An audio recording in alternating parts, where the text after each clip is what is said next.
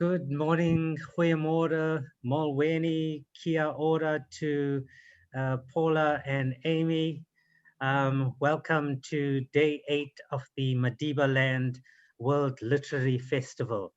If you sense a spring in my voice, it's because we've survived 8 days, one more day to go, and then it's feet up time for the rest of us, but I'll miss everyone nonetheless.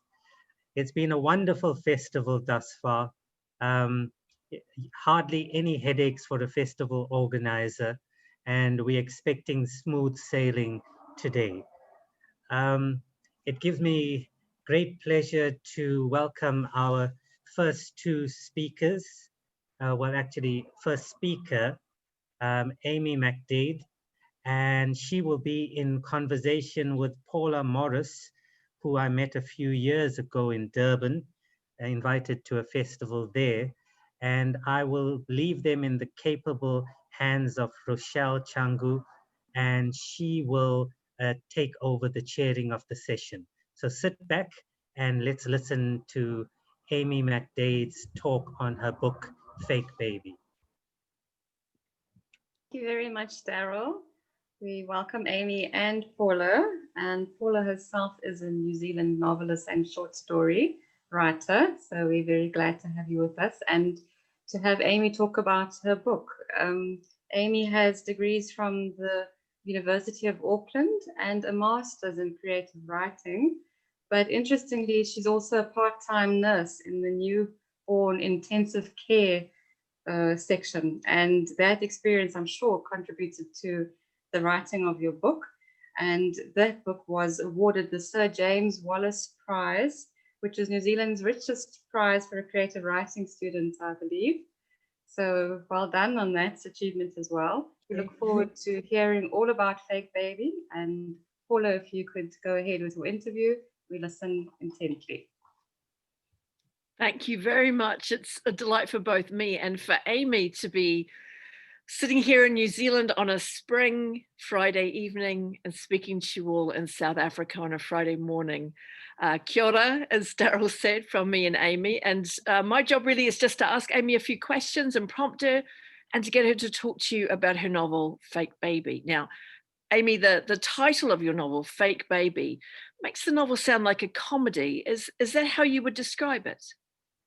In fact, I would actually, Paula. Fake Baby does deal with some really serious topics around grief and mental distress and loss, but ultimately it is a dark comedic novel. There are very light touches to it, I guess. I didn't want it to be an entirely bleak read. So yes, it has definitely got funny elements. Well, I think so anyway. Humor is very individual, of course, but I did go for funny elements. Now, the novel weaves together three stories of three different people living in Auckland, New Zealand, the largest city in New Zealand where both you and I live. So could you tell us a little bit about those three characters and the parts of Auckland they inhabit?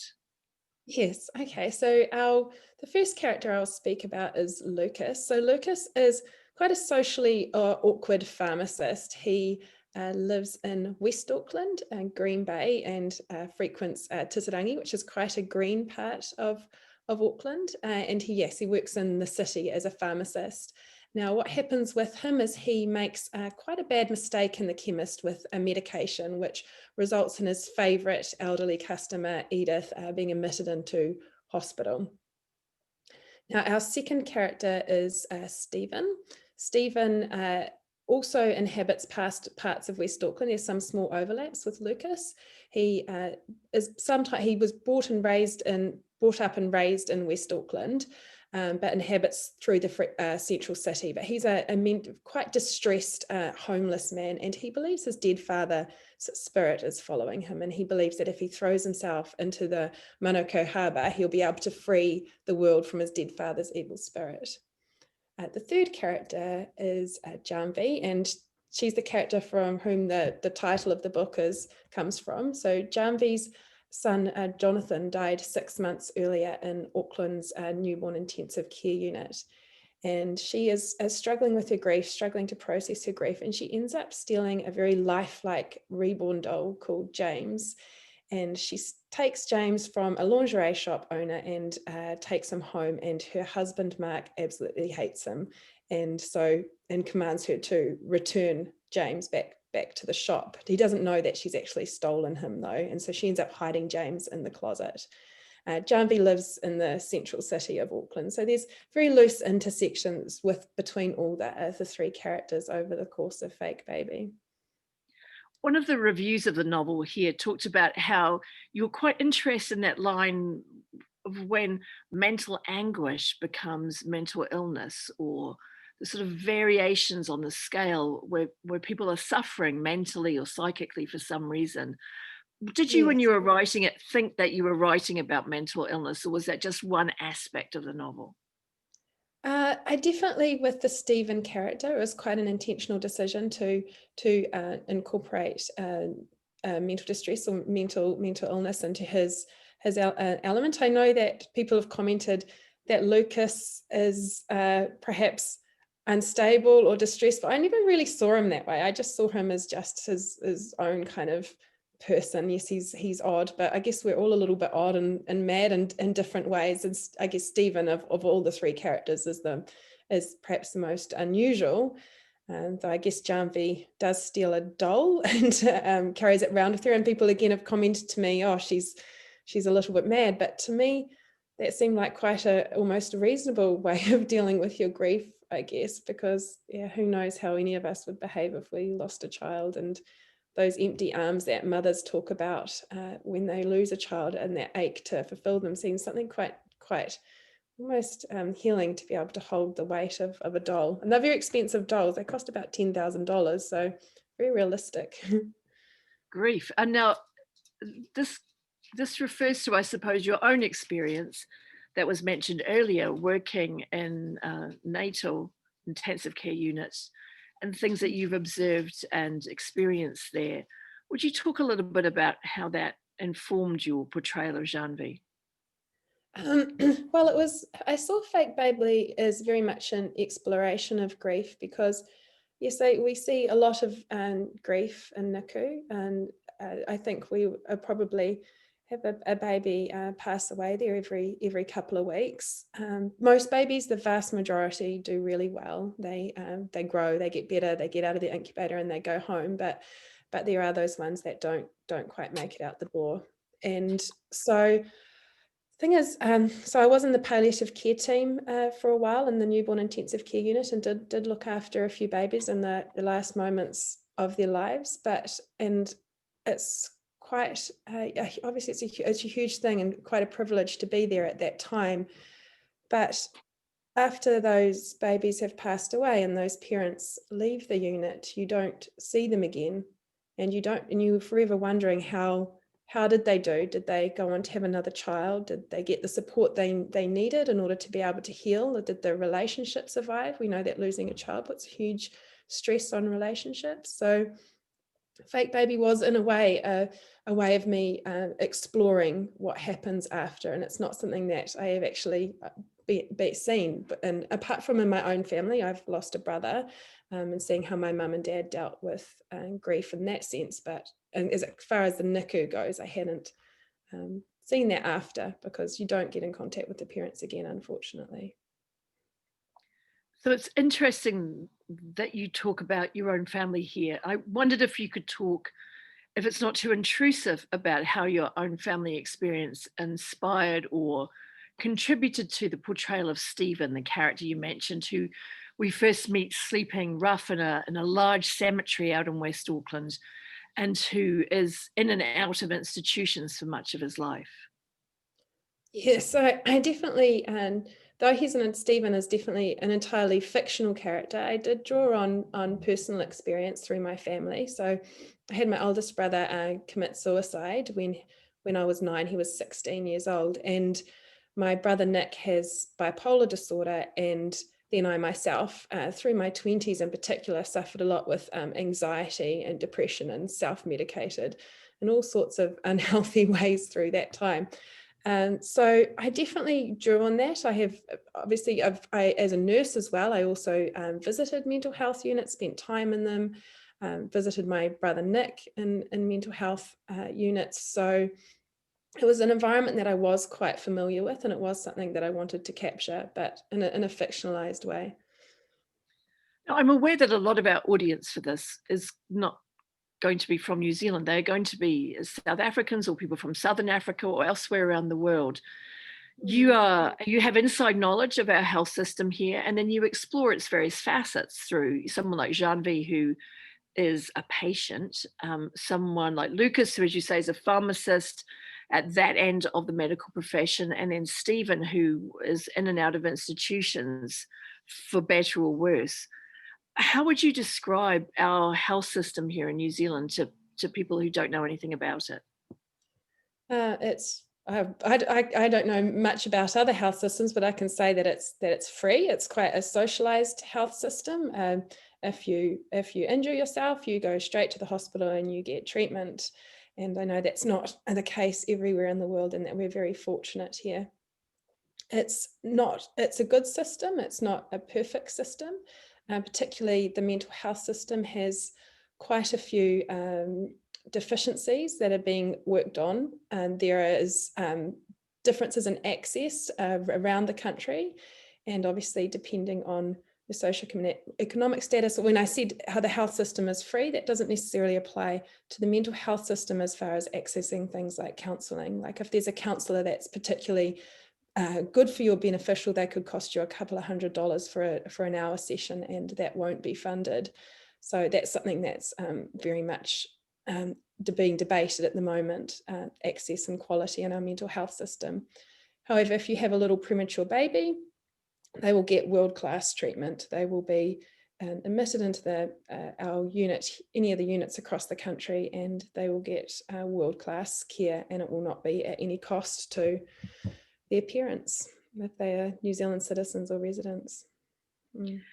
Now, you also talked earlier about how West Auckland as a place is quite important in the novel, and I'm also aware that to us, West Auckland has meaning. I myself am from West Auckland. Yes. It is a large part of Auckland that encompasses beaches and coastline, as you say, you mentioned Green Bay, the Manukau Harbour, our Western Harbour in Auckland. Some overseas people may be familiar with it from the film The Piano, who saw the scene with the piano on the beach, which is actually filmed at a West Coast beach in Auckland, not quite the remote location it was made out to be in the film. Do you want to talk at all as well about the character of West Auckland? I mean, you also live here.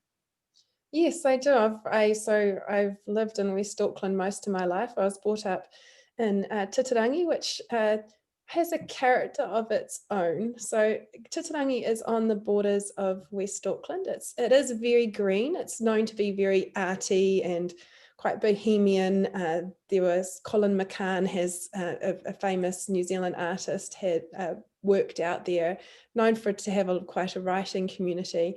But it's also, interestingly, a place of contrast. I mean, it comes across as quite liberal, but if you look at how we vote, we're rather much more conservative than what we pretend to be. Yeah, and it's just, again, it's a place of contrast. You've got Titirangi, which is probably a slightly higher socioeconomic, and then you've got Henderson and further out west, and it's a lot more proudly bogan. The West Auckland stereotype is ripped jeans and black singlet and a mullet. And one thing I did notice about moving from Central Auckland to West Auckland is the love of fireworks out here. It starts at Guy Fawkes and it continues on for the next 6 months. Why did you decide to set so much of the novel there? I mean, the novel's really about West Auckland and the central city.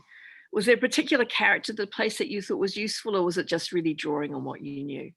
Admittedly, it was drawing on what I knew. I wanted to set the book somewhere familiar so that I didn't have to do a lot of research into setting, because I wanted to focus more on the characters and their development. But it did very much suit their personalities, I thought. You talked earlier about the book being dark comedy. And would you say there is a particular sense of humour in it that you feel is a New Zealand sense of humour? Or, I mean, do you think it's unusual in New Zealand? I mean, who do you think will find it funny? I don't know if I think humor is it is so individual, and I don't know, I can't comment whether I think it's particularly New Zealand sense of humor. I guess there are some things in there around setting where I'll, poke fun, for example, at Titirangi, but those kind of things are rather universal. I mean, I was just talking to someone today about the whole Auckland versus the rest of the country, and the situation that happens in New Zealand where the rest of the country's not so fond of us Aucklanders, and they were talking about, and they were French, and they were talking about how they were from Paris, and they have a similar scenario there where Parisians are not quite so liked or almost looked down upon in other parts of the country. So I think though it's individual, it can also be generalized to other parts of the world, the humor. Now, Janvi has an Indian name, but would you talk a little bit about her heritage and why she has that particular name? Oh gosh, so so Janvi has an Indian name, but she's actually Cook Islands Māori, so or part Cook Islands Māori, and her mother gave her an Indian name because she has quite a stereotypical view of Indians and thinks that they are hardworking, and so therefore her daughters must have Indian names as opposed to Cook Island names, because Cook Islanders are oh gosh, I don't know how to put this. I'm drawing on my own grandmother here, admittedly, who was probably a little bit racist against her own people, but stereotyped Cook Islanders as troublemakers, basically, which they are not. They are lovely people. I'm proudly one, but yes. So Janvi's mother named her two daughters Indian names to draw on, that kind of hardworking ethic for her daughters. And just for listeners, so they know, the Cook Islands, one of our Pacific neighbours. Many Cook Islanders in Auckland. Auckland is a very large Pacifica city with people from all over the South Pacific living there. And the Cook Islands is at about 4 hours flight away. Is that correct? Yeah, from about 4. Yeah, I think you're about right. 4 hours. And So one of the very interesting things is the people there are Cook Island Maori. They're very, very close to Maori people in New Zealand. It's the great kinship, isn't it, of the South Pacific, would you say, between those two countries? Well, and the residents of the Cook Islands are also by birth citizens of New Zealand, and the languages are very similar. New Zealand Māori and Cook Islands Māori is extremely similar. You have kia ora for New Zealand Māori, and for Cook Islands Māori it's kia ora nā. So very similar. My grandmother, my Rarotongan grandmother would listen to Māori television here in New Zealand and loved it and would understand it. And I have to tell our listeners that a little while ago here in New Zealand, there was talk of a bubble opening with the Cook Islands so that New Zealanders and Cook Islanders could go back and forth, and everyone was poised to get ready to go to the Cook Islands and have holidays. And unfortunately, then we had another COVID outbreak in Auckland, and that was the end of that.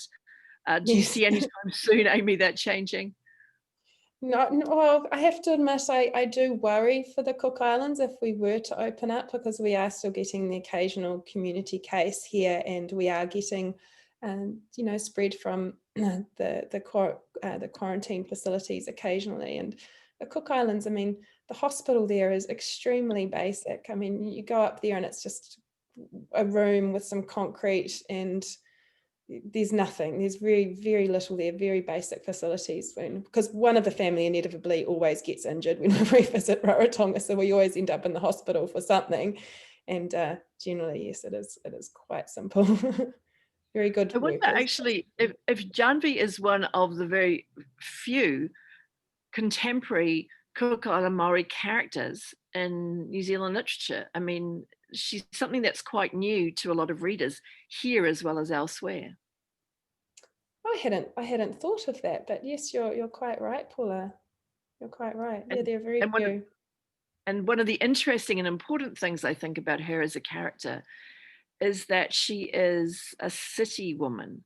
That she's presented as many, Pacific Islanders are in Auckland, leading professional lives, leading, busy professional lives with very few ties perhaps to the islands where their grandparents came from, or they stand in two places. So many of us here stand in two places. We belong in more than one place. Did you ever think about Jambi in those terms, that she stands in two places? I actually did, because that's very much how I sit. I stand in two places. As a child, I very much identified as a Cook Islander. I went to Titirangi Primary School, which was extremely white, and so always was asked, where are you from? Where are you from? And us kids just learnt to say, because we were brown, we just learnt to say, oh, we're from Rarotonga. And we'd born in New Zealand and we'd never been to Rarotonga, and we had very little to do with our Cook Island relatives, but we very strongly identified. And then I went from Titirangi Primary to Kelston Girls, which was 80% probably Pacifica, and suddenly I was the white girl. And that flipped around completely, and I felt I didn't belong once again. I felt it once again on the outside. And so, yeah, it's that straddling of cultures. I long to connect with my Cook Island culture, and I've spent more time over the last few years visiting the Cook Islands, but really delving inside the culture I've not found so easy, and connecting with family. So that's very much Jamvi's position, and she is quite a disconnected person, which is why perhaps she does so much struggle with the grief and her loss, the loss of her baby. She hasn't got that wide support network that a lot of Pacific families have. When did you first go there yourself, out of interest? Okay, so my first trip there was with my mum and my sister, and that would have been probably 2010, I think, 2009, 2010, so quite recently. It wasn't until I was in my late 20s. That's very strange then, to grow up knowing that that's part of who you are, part of your family, and yet not to go there until you were an adult. Did it live up to your expectations? Because often in New Zealand we have a very tourist brochure notion of some South Pacific islands, which is quite different from the reality of them. So for you, did it feel like home in some ways, or did you feel like you did at Kelston Girls, like you were the white face? I yes to both. I definitely felt like the white face, but I also just loved the culture. I loved everything about it, and the vibrancy of the people, and the joy, and catching the bus, and the bus just goes round and around the island once on the hour, and the bus driver shouting out the window a hello, and the truck going around with the boys on the back banging the drums, and the singing and the joy. I just really loved the culture. I went there obviously for beaches as well, but it was the culture that really caught me. But I was still very much there as a tourist, unfortunately. Is it like Samoa, by the way, where however many people are there get on the bus, so there's no concept of the bus being full, you just keep getting on? I can't say the bus is ever full in Rarotonga, or perhaps it is. I think people would just keep on loading on. Yes, I can't imagine that would be turned away. Otherwise, what happens is you wait at the bus stop, and eventually, if you're waiting for a while, someone driving past just picks you up. That's what you don't need to wait for the bus. That sounds quite idyllic, unlike Auckland. Amy, this is your first novel. How has the experience been for you, having the novel out in the world and read by people and discussed? Was it strange? Was it wonderful?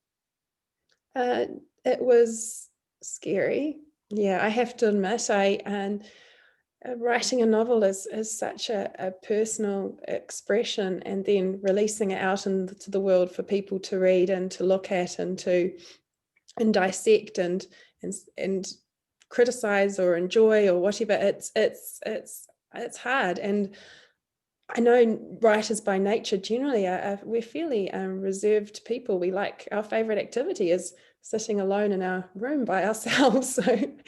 So yeah, it was scarier than I thought it would be, because I do straddle that introvert extrovert. I'm not entirely introverted. I do see myself as somewhat extroverted. I love a good party, but I still found it harder than I thought I would. And getting used to things like this, interviews, public speaking appearances, and it was different than what I anticipated. A lot of it's being done through Zoom, which was a learning curve. I like to see people's faces when I'm talking to them, so that's met with its own challenges. But overall, it has been exciting actually, and the book's done well. So, and it's been generally, well received. So I've been really happy with that.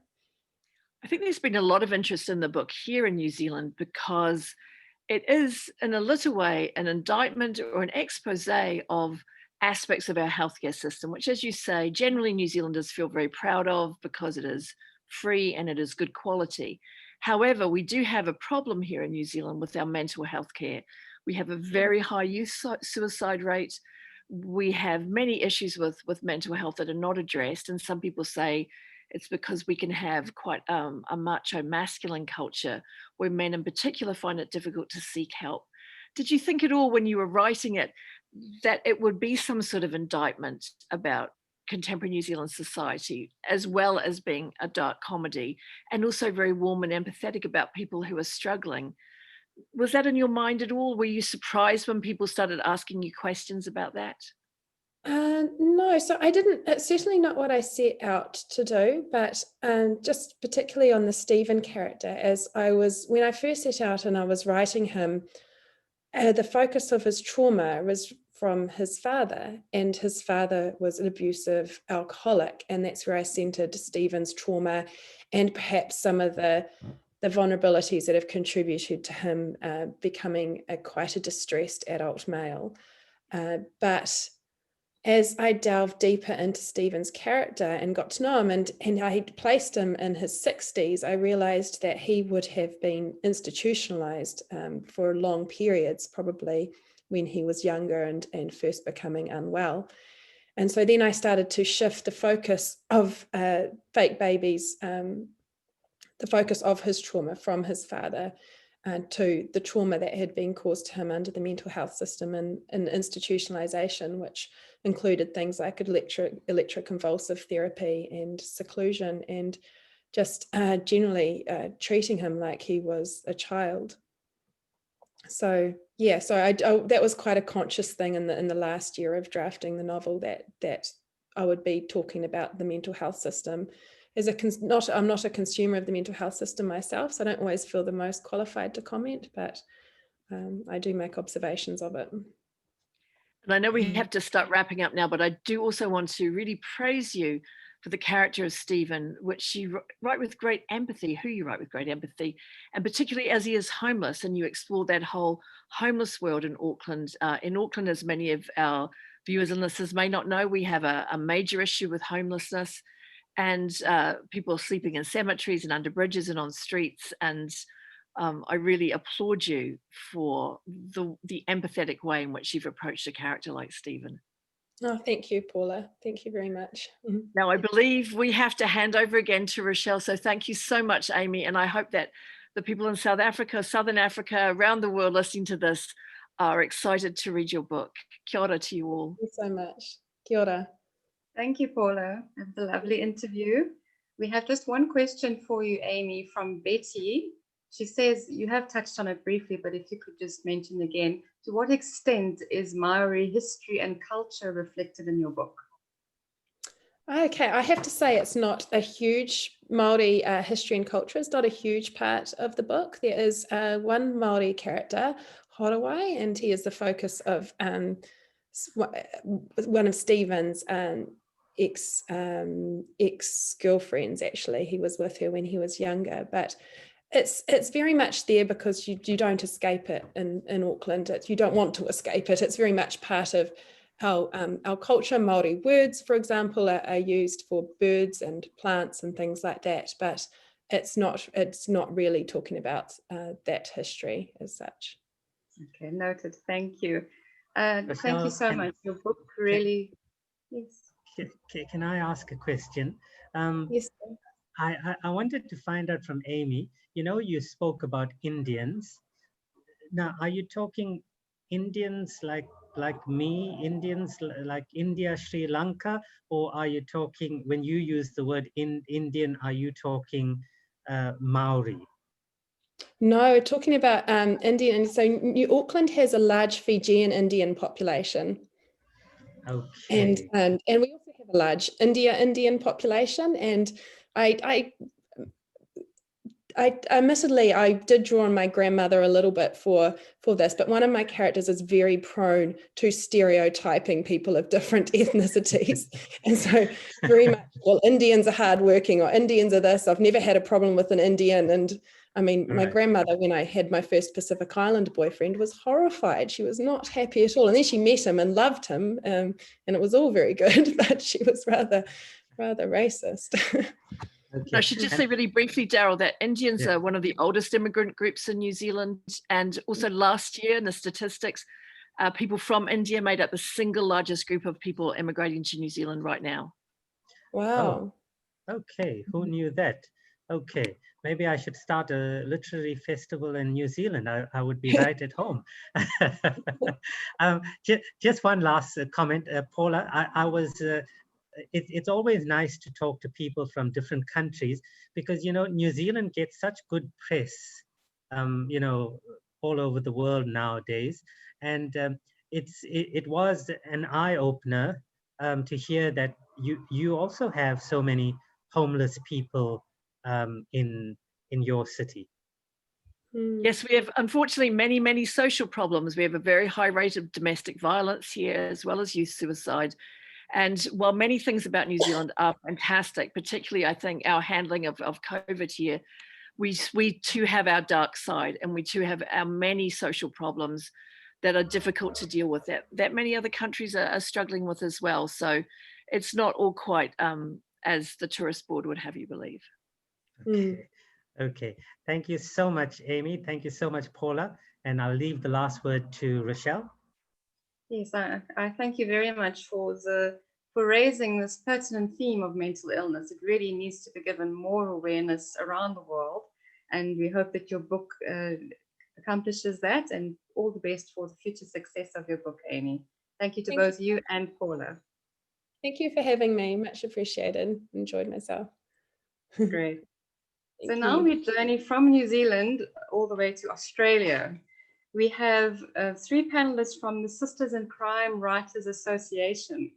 And first up will be Natalie Conyer, who's a former South African, now living in Australia. Her book, The Present Tense, is set in Cape Town. It's a police procedural, and it has won the Ned Kelly Crime Fiction Award for debut crime novel. Congratulations on that, Natalie. We're very glad to hear it for you. She'll be followed by Anna Downs, yes, who's a former UK resident and actor on several BBC TV shows, also now living in Australia, and the debut author of a major international book release, Safe Place. We look forward to hearing from you. And both joining us can you hear me? Yes.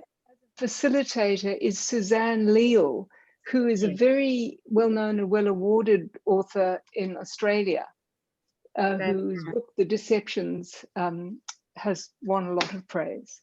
That's right. I also believe she's a lawyer, as well as the chair of the poetry panel for the Prime Minister's Literary Awards, and a regular presenter at literary events and festivals. So we're very privileged to have her on board as well. Susan, we hand over to you for the interview. Thank you so much, Rochelle. I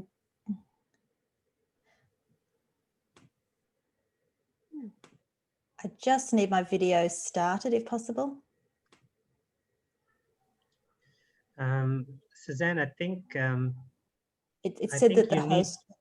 You need to maybe next to mute, there's a button there saying start video. If you click on it. It said the host has stopped it, so I was unable to start it. Oh, okay. Graham or Chadwin or Sean, if you could maybe have a look into that, please. Excellent.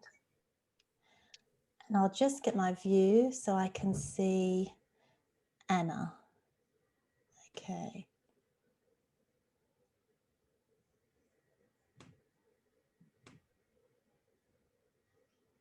Thank you.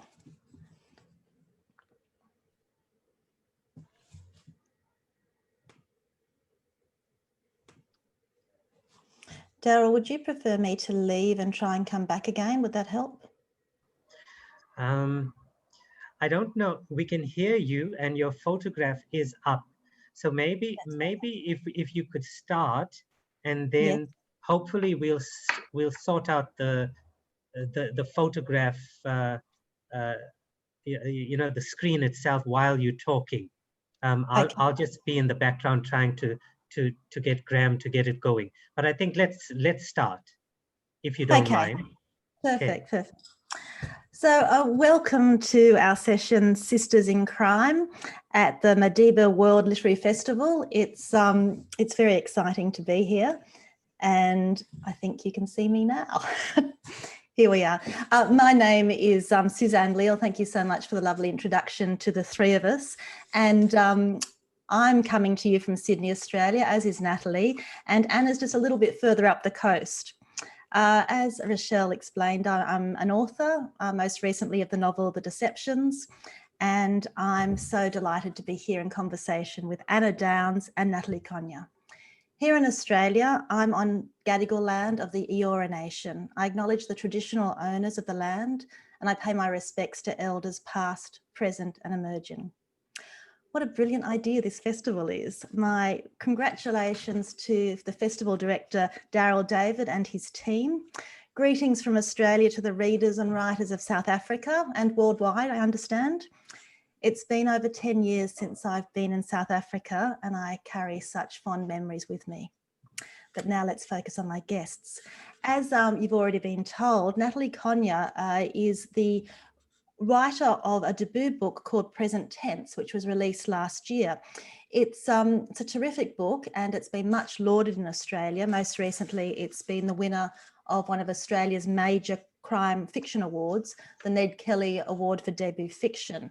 And I think you can see here, so that's Present Tense with the flame red cover. Anna Downs was born and raised in Sheffield in the UK and worked as an actress before turning her attention to writing, appearing as an actress in BBC TV shows, including EastEnders. Anna's debut book, a thriller called The Safe Place, was the subject of a frenzied international book auction. Welcome to you both. It's funny seeing you on screen. Last time, all our audience will be surprised to know, last time we were together earlier this month, we were actually on stage at a real live writers festival, were we not? Anna, how was that for you, coming on stage in front of people after this lockdown? Completely ridiculously exciting, joyful, like eating an ice cream on a cold day. It was amazing. I loved it. It was quite draining though afterwards, you know, after not having had much social interaction for quite some time, but I loved it. Did you find the same thing, Natalie? How did you find being on stage and actually interacting with people? It was my first live panel ever. So I was overawed and nervous and feeling like a proper author for the first time, really. Terrific. It was such a nice event, and it's terrific, I think, that we can pivot from in-person, we're lucky enough to do it in those countries where we're slowly coming out of this part of the virus, and then pivot back to Zoom, which has been so successful in uniting people from so many different areas. But today what we're going to do is talk about writing from afar or writing from abroad. Now, in Australia, we claim both Natalie and Anna as ours, but in fact, neither of you are Australian born. Natalie, I'm going to start with you. Where were you born? I was born in Cape Town and grew up there and went to university there and came to Sydney pretty much straight after university, and I've been here ever since. And I'm elderly, so it was a long time ago. And I left because when I left university, apartheid was still in full swing, and I just didn't want to be in South Africa at that time. So how long have you been out of South Africa for? How long have you not lived in South Africa? Over 40 years, really. So it's a long time. Isn't it? A lot of changes. It is. We'll come to that in the context. Yes. No, Please. Go on. Oh no, I was going to say I didn't. There you go. I might have lost you. Can you hear me? I'm here. I'm here. So I will continue. So we'll talk about your life in South Africa in the context of the novel. But before I Sure. turn to you, I'm going to turn back to Anna. Anna, you were born in the UK. Tell me a bit about your life there. So I was born in Sheffield, which is in Yorkshire, and I lived there till I was 18. I moved around quite a lot. I lived in Manchester and London and Bristol. I also did a little stint in the States, in Illinois. I've traveled a lot. I've lived for a couple of years in France, and now I live here in Australia. And why Australia? What brought you to Australia? Because while I was traveling, I met a tall, handsome Australian, fell in love. I moved here for love. Yeah, so live here now with my husband and our 2 children. Excellent, excellent. Each of you brings your knowledge of other countries to your writing, and each of these 2 novels, The Safe Place and Present Tense, vibrates with a very strong sense of place. For Natalie, it's South Africa, and for Anna, it's the south of France. We haven't got a lot of time, but I thought we've got enough time to whet everybody's appetite with just a short reading from each novel. Natalie, could you just read briefly from the beginning of Present Tense, please? Okay, so this is how the book starts. Monday. Skulk Lawrence got out his phone and started filming, something Peterson taught him years ago. Keep a record. Do it yourself, Boykie, every time. That way you can be sure. Cover your ass. Don't trust any of them. Skulk began with Peterson himself, what was left of him. On his back, fists curled up and in like a prize fighter, his head and shoulders shiny grey and featureless, his mouth a wide black O. Bits of the tires still there, Dunlop, from when it was forced over his head, doused with petrol and set alight. What was left stank of rubber and brine. Skulk stepped away from the worst of it. He breathed out and, lifting his phone again, turned slowly, panning a circle into a rich man's death. Peterson's body lay on tarmac in front of a low gabled building, probably the original slave quarters. Next to it stood a modern copy, a garage holding a Merc and a Jeep, both black. Between them a gap. Across the tarmac, a timber deck and a pool, the kind where water comes to the edge, and a tennis court. When did Pete Peterson, strictly Vors and beer, ever play tennis? Behind Skulk, the back of the farmhouse, Cape Dutch, the real things, thatched roof and all. The 4th side of the square was open. Grapevines, gnarled and thick, marched in strict ranks to the foothills of the Hottentots Holland Mountains, whose peaks spiked sharp as knives against the sky on this golden summer morning. Skulk squinted up at them. He remembered Sunday drives in the Franschhoek Valley, their battered white Valiant cruising into the village before fighting its way up the pass in 2nd gear. They'd stop at the lookout, he and his parents, his father still with them then, stand and gaze at the heart of the Cape, at centuries of winemaking and civilized living. Not the place for a necklace. Not the first necklace Skulk had ever seen, not by a long shot, just the first white one. In South Africa, necklaces were black people's justice. During apartheid, necklaces were punishment for collaboration, and Skulk remembered one in particular, a man in his prime, shirtless and muscles glistening, the center of a tight circle of onlookers learning what would happen if they betrayed the struggle. The man was too scared or too confused to beg for mercy. Unresisting, he let them tie his hands behind him. He showed no expression as they forced him to his knees. When they put the tire over his head, he buckled and sank to the ground. Then petrol, flames. Apartheid was a quarter century gone, but necklaces lived on. Now they were used for revenge or money or community punishment. So, Skulk asked himself, what's this one all about? Thank you, Natalie. What a shocking beginning to a gripping book. Let's go back a little bit to set the scene for our viewers today. This is modern day Cape Town. It's a police procedural drama, and our hero is Detective Skulk Lawrence. Give us a picture of Skulk Lawrence. Okay, Skulk is half English, half Afrikaans. He's old enough to have been a cop during apartheid and after apartheid. And he's old enough to be a bit lost in the new society. He's seeing people promoted above him.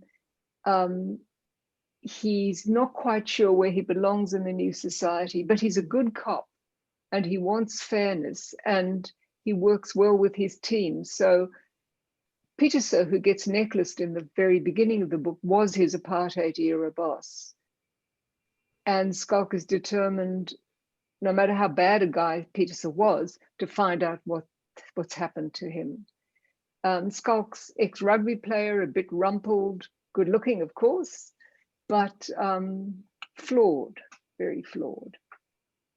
Not being South African, the name Skulk Lawrence took a bit of pronouncing for me, and I was curious about it. Where does that name come from? As the South Africans listening will know, Skulk Lawrence is the main character of a series of short stories by a guy called Herman Charles Bosman. They were written in the 40s and 50s, and he's a ostensibly very simple farmer who sort of watches the world go by and comments on it. But the stories are quite ironic and very sort of pointed. And there's something about Bosman's own life. Bosman actually shot and killed his stepbrother and was sent to jail and had this really incredibly violent life. And also he was very cosmopolitan. At Skulk Lawrence, he'd written about this country farmer in the Mariko. And it's that sort of contradiction in South Africa that I wanted to get. And so I called my guy Skulk Lawrence to tie him to that very strange history that South Africa has. Thank you very much. So We'll come really, back to that in a moment. Anna, I'd love to hear from you. I think you've got a reading from The Safe Place. Where are you reading from? I think you might be on mute, Anna. I think you might have been muted. All good. All right, so this is from the prologue, and just to set the scene, my protagonist Emily has just been flown to the south of France on a private jet. She's picked up from the airport and driven to her new place of employment. And her place of employment is this stunning estate. Now, in the car, she's enjoying looking out the window at the beautiful scenery, but she quite quickly starts to question her driver. She's not quite sure who she is. She's starting to regret having jumped in the car without actually verifying his identity. Her breath became shallow. She watched the man who called himself Eve. His eyes were locked on the road, his jaw clenched tight as he navigated the potholes. Furtively, she checked her phone. No service. It became dark in the car as the canopy grew thicker and daylight gave up trying to break through. Emily wondered how much farther they would or could drive. Surely they would hit the ocean at some point. She twisted in her seat to search for signs of civilization, but the view through the back window was even less reassuring than the one in front. The land looked as if it had never seen a fence, let alone roads or buildings. They were in the middle of nowhere. Finally, just as she began to weigh up the pros and cons of throwing herself from a moving vehicle, they began to slow. Peering through the windshield, Emily spotted rods of black iron up ahead. A gate. As they came closer, she could make out letters in the design. Querencia, she read aloud. They pulled up next to a gleaming security panel, and Eve opened his window, reaching through to punch buttons on a small keypad. Voilà, he said, startling Emily so much that she jumped. We have arrived. There was a buzz and a clank, and as the gate slowly parted, Emily's mouth fell open, all thoughts of escape melting away. A wonderland of colour and sweet floral smells seemed to spill through the gap like paint. Purple petals, emerald leaves, pink blossoms, orange butterflies, all pouring out of a pure blue sky. Even the lights seemed different to any she'd seen before. The SUV lumbered onto a sandy driveway. Rolling down her own window, Emily stuck her head out, eager to absorb as much as possible.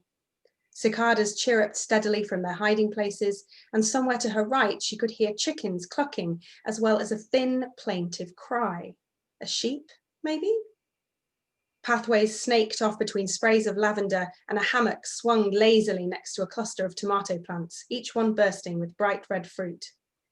Ahead, through the branches and foliage, she glimpsed the sparkle of a pool, and beyond that, yet more water, darker and flecked with white. And then 2 houses rose out of the flora, one on either side of a sprawling circular lawn, 2 huge whitewashed castles standing sentinel over a fairy kingdom. Thank you, Anna. Now, of course, I've read it, and when you read it again, or it's when you read it to me, it gives me shivers up my back. Of course, that would be a surprise to our viewers because it seems idyllic, this estate. Who lives in this estate? Who does Emily find once she arrives there? So once she arrives there, Emily finds a woman called Nina, who is the wife of her boss. Her boss, Scott, has employed her. She's been working for him as a temp in his hedge fund company. And he's decided to offer her a different role. He says he sees potential in her, and he asks her if she would like to work, do a role living with and working for his family in their very remote and very beautiful property on the west coast of France. So, as I say, when she arrives, she finds his wife, Nina, and their daughter, Aurelia, who's 7.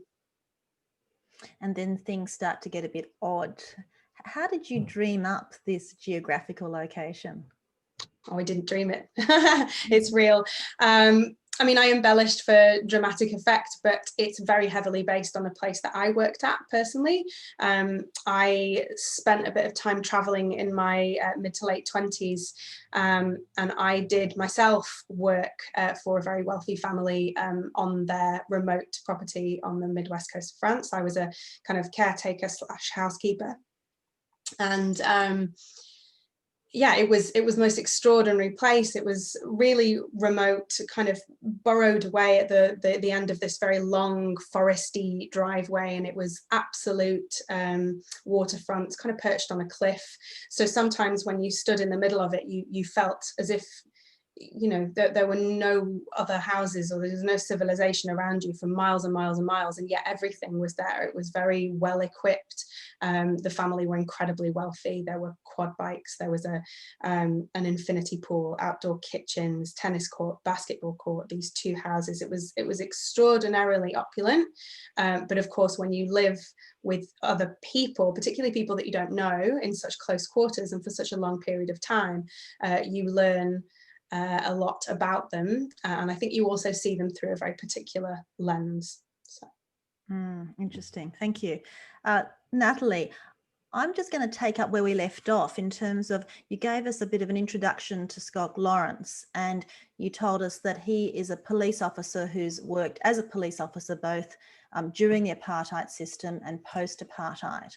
Now, I suppose my question is, were you reluctant or were you a bit nervous about writing about South Africa for starters and contemporary South Africa secondly? Yeah, I was.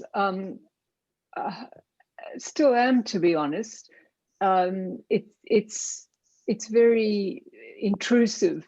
I haven't lived there for a while.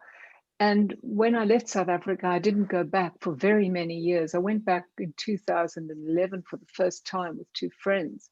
And after that, I went back for the book 4 times, and I was very lucky. I had somebody who was at school with me who was a policeman during and after apartheid, and he got me entry into Cape Town, Cullinan Square, Cape Town Central Police Station. And I wanted to think through some things about South Africa, and to do that, I needed to make it as real as possible. And that's kind of how I got over my nervousness at writing respectfully and honestly about a country that had been part of me, but hadn't been part of me for a very long time. So yes, I was nervous, and I tried to overcome it by doing as much research as I could. people say that you need distance before you write, distance in time and sometimes distance in location. Do you think you could have written this book had you remained in South Africa and not got some distance from the country? No, I don't think so. What I wrote in this book was what I had seen in my recent visits to South Africa and what I'd heard talking to people there. And it's much easier in a sense to write from a distance because in terms of place, you see things afresh. My current book is set in Sydney, and I know the places so well that, you know, I don't think there's any need to describe them. Whereas in Cape Town, I was seeing it from afar and telling people what I saw. So it's a kind of newness to how you see things when you write from afar. And turning to you, Anna, as well, this estate, Carencia, is idyllic, but it could be anywhere. It could have been potentially in Australia, it could have been in the UK, could have been in Spain, it could have been in South Africa. Why specifically France? Was there a reason for that, and why the south of France? Well, I guess two reasons. One is that, as I say, it was based on a very real job that I did and a very real experience that I had that left a mark on me. When I worked there, I, like Emily, was completely enchanted by the place and by the people. And I found myself talking about it for years afterwards. You know, like people couldn't believe the job, and it couldn't, you know, the photographs are just incredible. And it stirred up some really strong emotions in me. But also France is very dear to me. I grew up holidaying in France constantly. I speak French, and you know, I did many kind of French exchanges, you know, the school exchanges, like as a teenager. And so for me, France has some real connotations of, you know, sort of coming of age, self-discovery, nostalgia, real nostalgia for kind of summers, heady, beautiful, hot times in the sunshine. And I just feel like what I was mining when I was writing was a real feeling of affection and love for a particular place and a particular time in my life, but also a sense of self-realization, self-actualization, of kind of growth, and of thinking of myself, you know, how I used to be and how I am now. Interesting. I'm mindful of the time. I've just got one quick question for each of you, the same question, and I'm hoping for a quick tweet-like answer. In my writing, for example, I find to keep motivated, I need to have a question to keep exploring. In my recent novel, The Deceptions, the question was this: how does life go on in the aftermath of a great betrayal? Natalie, what was the question that motivated you, or the thought that motivated you to write present tense?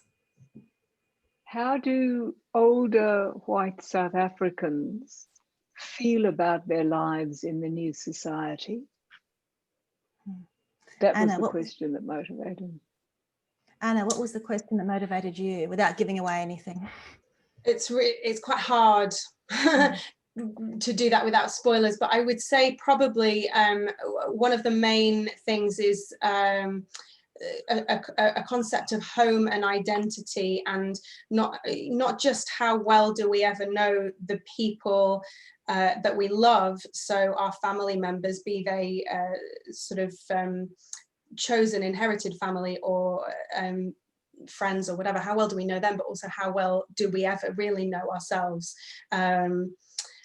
And yeah, I'll leave it at that. It's really hard to answer without spoilers, but definitely identity, and how far reaching do our experiences go? How long do we live with the things that happen to us? Very different books, Present Tense and The Safe Place, but both of them thrilling, both of them captivating, and both of them extremely unexpected, can I say? So can I recommend them to you? And because we're coming from Australia and this is a worldwide festival, we can't recommend our local bookshops, but you can easily find all our books on Book Depository, Amazon and Audible. And I note that Anna actually reads The Safe Place on Audible. So can I commend these books to you? And again, thank you very much to Daryl and to Rochelle for the organisation. Thank you, ladies. That was a delightful conversation to listen to, and the readings too were so enjoyable. We could let you go on and on and on if we could. We really enjoyed that. I just had one question. Why do you think that even in a country with high crime rates like South Africa, people still enjoy reading crime fiction? What is the appeal, in your opinion? Natalie, did you want to answer that?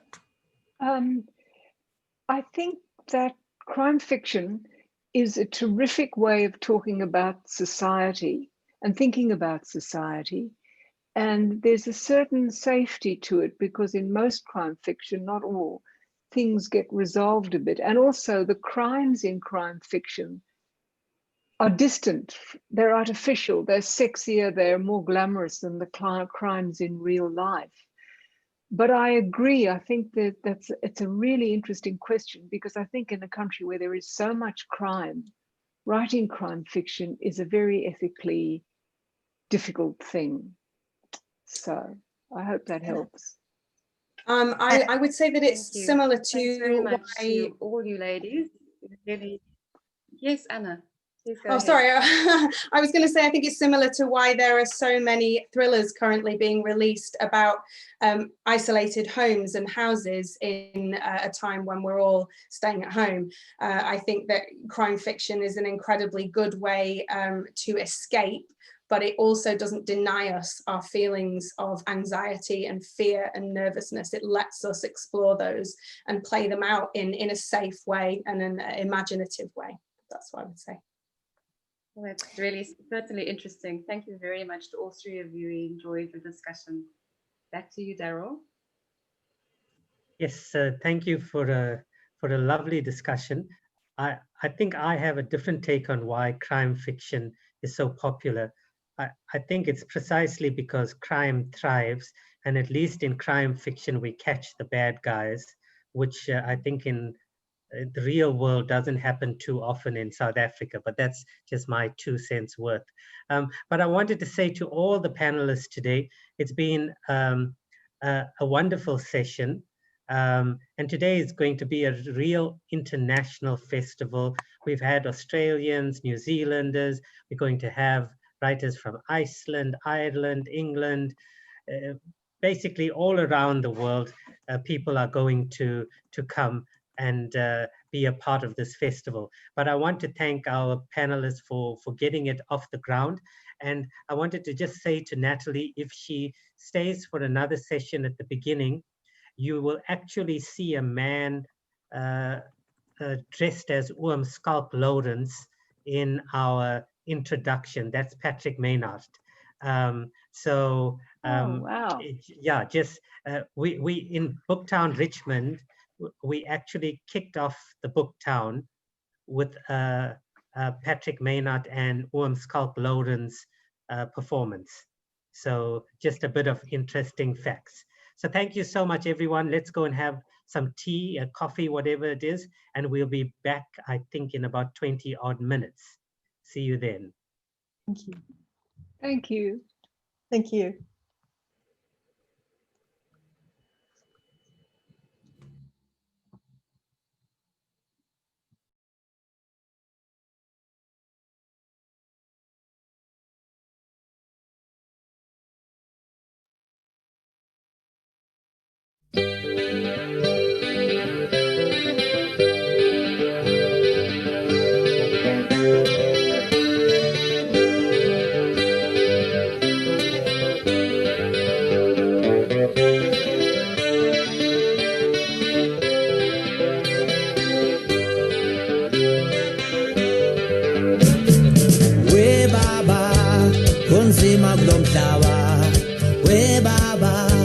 Lo msebenzi upokile we baba nemali ayingeni engathi lele fikile ngaphela we baba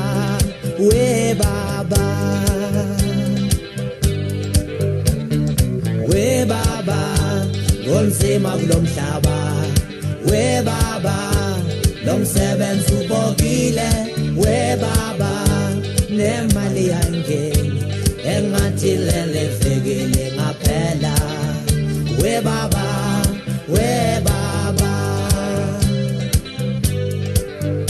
it was a Friday my darling was a Friday umsebenzi ubokile was a Friday my sweetie was a Friday ilanga linkomile wena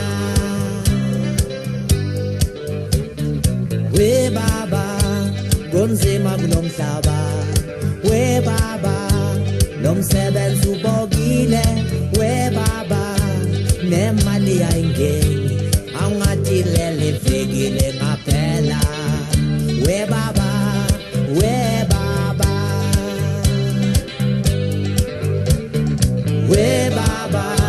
ngonzima kulomhlaba we baba lomsebenzi ubokile we baba nemali ayingeni sengathi lele fikile ngaphela we baba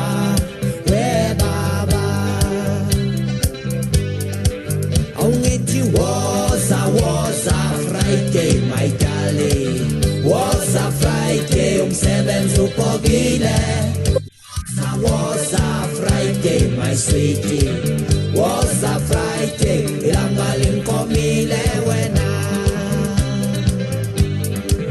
awungithi was a Friday my darling was a Friday umsebenzi ubokile was a Friday my sweetie was a Friday ilanga linkomile wena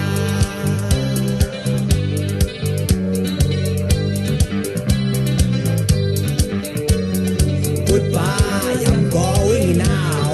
I'm going. Goodbye, I'm going now. I'm going. Goodbye, I'm going now. I'm going. Goodbye, I'm going now.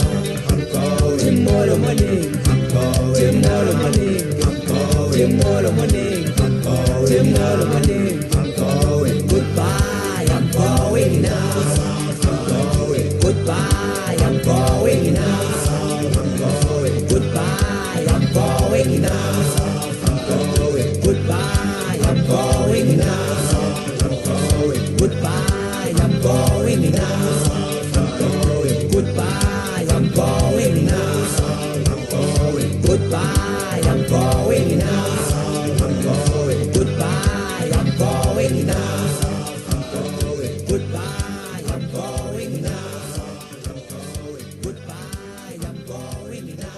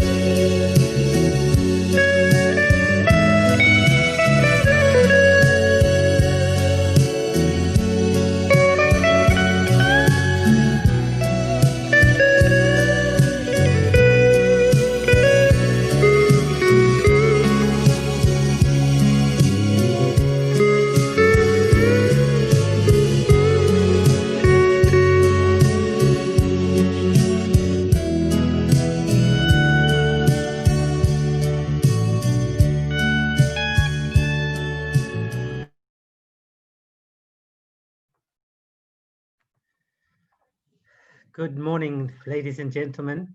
Welcome to day 8 of the Madibaland World Literary Festival, session 2. And it's been a lovely morning thus far. Sun is out. Where I come from, we used to sunshine. The Cape and its rain depresses me, but today is a beautiful day. And I hope in your part of the world, the sun is shining as well. Next up, we have Professor Ramesh Bharatram, who is Professor Emeritus in Physics at the University of the Western Cape. And he is going to be speaking on a new book that has just been published on the University of the Western Cape to celebrate its 60th anniversary, called From Hope to Action Through Knowledge.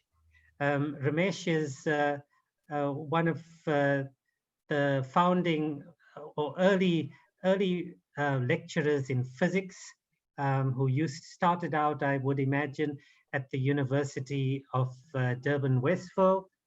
He's been head of department, he's been deputy vice chancellor academic.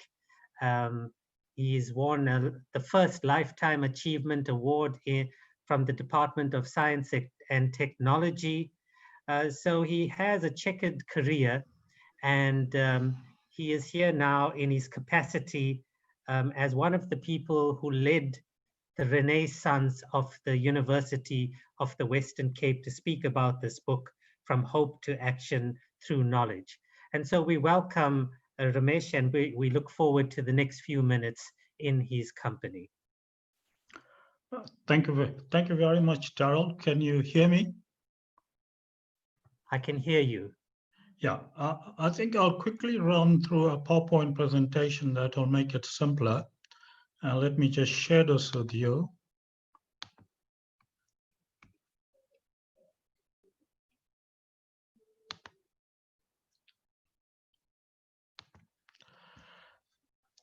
This book, From Hope to Action to Knowledge, actually captures the remarkable achievement of a university over a period extending from 2001 and 2014. Sorry, Prof. You're not sharing Yes. yet. You're not sharing. Oh, sorry.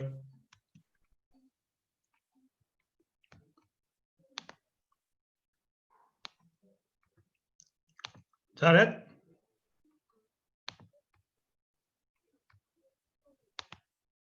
Graham, are we okay? Yes, there we go. Thank you, Prof. Thank you very much. Apologies, colleagues. This book is about the remarkable turnaround of an organization. It's more than just a university, of an organization over a period from 2001 to 2014. When the new chief executive officer joined the institution, it literally didn't have a future. Financially bankrupt, disillusioned, staff recovered from retrenchments, student population dropped by less than a third, and with the call by many in government levels as a basket case institution without much of a future. If you fast forward to 2014, when the CEO retires, he leaves behind a financially sound institution with a flourishing academic project, enriching the lives of more than 20,000 students, and widely acknowledged as a research-led university. So what we are speaking about is how the vision and leadership of one individual galvanizes an entire institution on the basic principle that your past doesn't determine your future, and believing steadfastly that if we work together, we can achieve the impossible. So let me quickly relate the context that met the Vice Chancellor. 2001, financial debt, excess of R1 million, one-third student loan, low staff morale, future looked bleak. But such was the confidence of the CEO that 4 months after taking office, in his inaugural address, in assuming the vice chancellorship, he wrote, he made a declaration to write the next chapter of the university in glory. But this is interesting. 3 months later, in South Africa, we had a restructuring of higher education in South Africa to overcome the ills of apartheid. And the working group there recommended that this university, the University of Western Cape, will not survive on its own and has to be merged with the neighboring University of Technology. Brian O'Connell did not march to Parliament, but he presented an intellectual argument of why UWC on its own had an important contribution to make to South Africa. His vision was endorsed, the merger was averted. He then presented his first challenge 6 months later. As part of the restructuring, the School of Oral Health at a historically white university, University of Stellenbosch, was to be incorporated in the Faculty of Dentistry at the University of Western Cape, which historically, under apartheid, was set aside for the so-called colored citizens of our country. O'Connell saw this as a new beginning. And he said to government, this is not going to be an incorporation because I want all South African stakeholders to be involved in this exercise. So we're going to treat it as a merger and incorporation. It turned out to be a success. And in January 2004, the new dental faculty was opened. In accepting his vision and endorsing his vision, government said to him, before we fund you, we need to look at your business plan for the next 5 years. This was soon endorsed. The confidence in the university grew, and government decided that they will assist the university by paying off some of its debts. O'Connell now had to rebuild the university. Slowly but surely, he started to stabilize the university, to stabilize its finances, and strengthen the academic project. Research niche areas were starting to emerge, some of them mentioned here. A new platform was created for teaching and learning. And by 2006, he was ready to move towards his ultimate vision, that when he retires, his university must be doing good science, and the word science being used very broadly here to cover humanities, social sciences, and natural and medical sciences, and must be competing among the best in the world. At this point, I quickly take you to the book, From Hope to Action Through Knowledge. This is an account of leadership and collective effort to purposefully reinvent an organization. It has 4 sections. The foreword is written by our National Minister of International Relations and Cooperation, not because of that portfolio, but because she was previously the Minister of Higher Education and Training and served also as a Minister of Science and Technology. And quite importantly, when Professor O'Connell selected her to write the foreword, the reason for it that she embraced his vision and endorsed it, but more than that, walked the entire journey with him. The introduction is written by myself and Mr. Larry Pokpus, who apologizes for not being with us today. Larry has been and still is the institutional strategic planner. And then we move on to section 8. This speaks about transforming the institutional executive management and culture.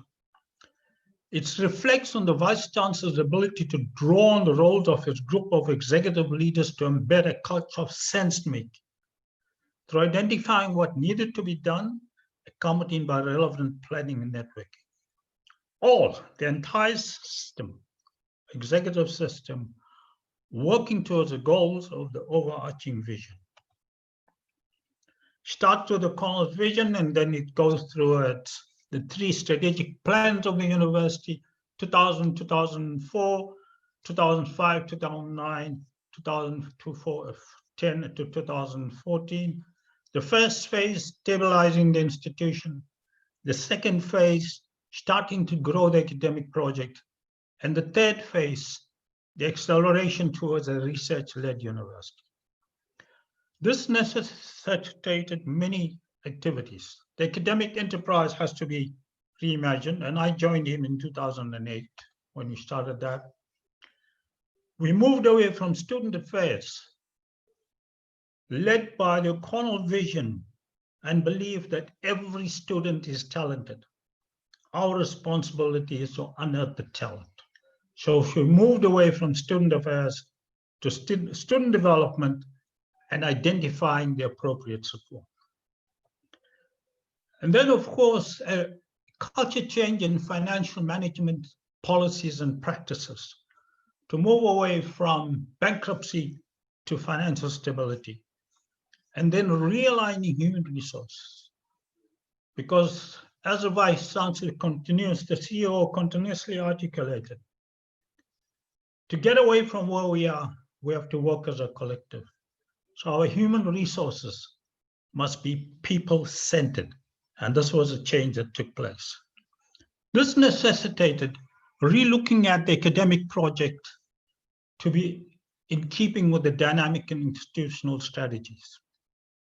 So we relooked at the goals, the structures, the policies, the practice, and realigned on the synergy of effort across all areas of academic enterprise, all of them underpinned by excellence, impact, and accountability.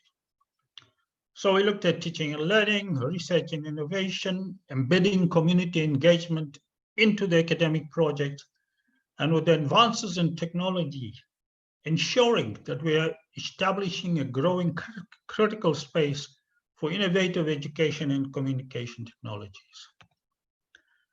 Then, of course, the bulk of the book is focused on that which defines the character and standing of an institution. And that is a level of scholarship that the institution is generating. Scholarship that is both locally relevant and at the same time has a global impact to compete alongside the best and engage with alongside the best. So I will not take you in details, but we start from the Faculty of Humanities on the advancement of the Center for Humanities Research, taking the academia and connecting it to its publics, increase a strength, growing a niche area in women and gender studies, and creating different niche, sub-niche areas in there. And the way scholarship in religion and theology advanced, leading to establishment of what is today the Desmond Tutu Center for Religion and Social Justice. For those of you who do not know, the Archbishop Desmond Tutu was the Chancellor of the University of Western Cape for 23 years.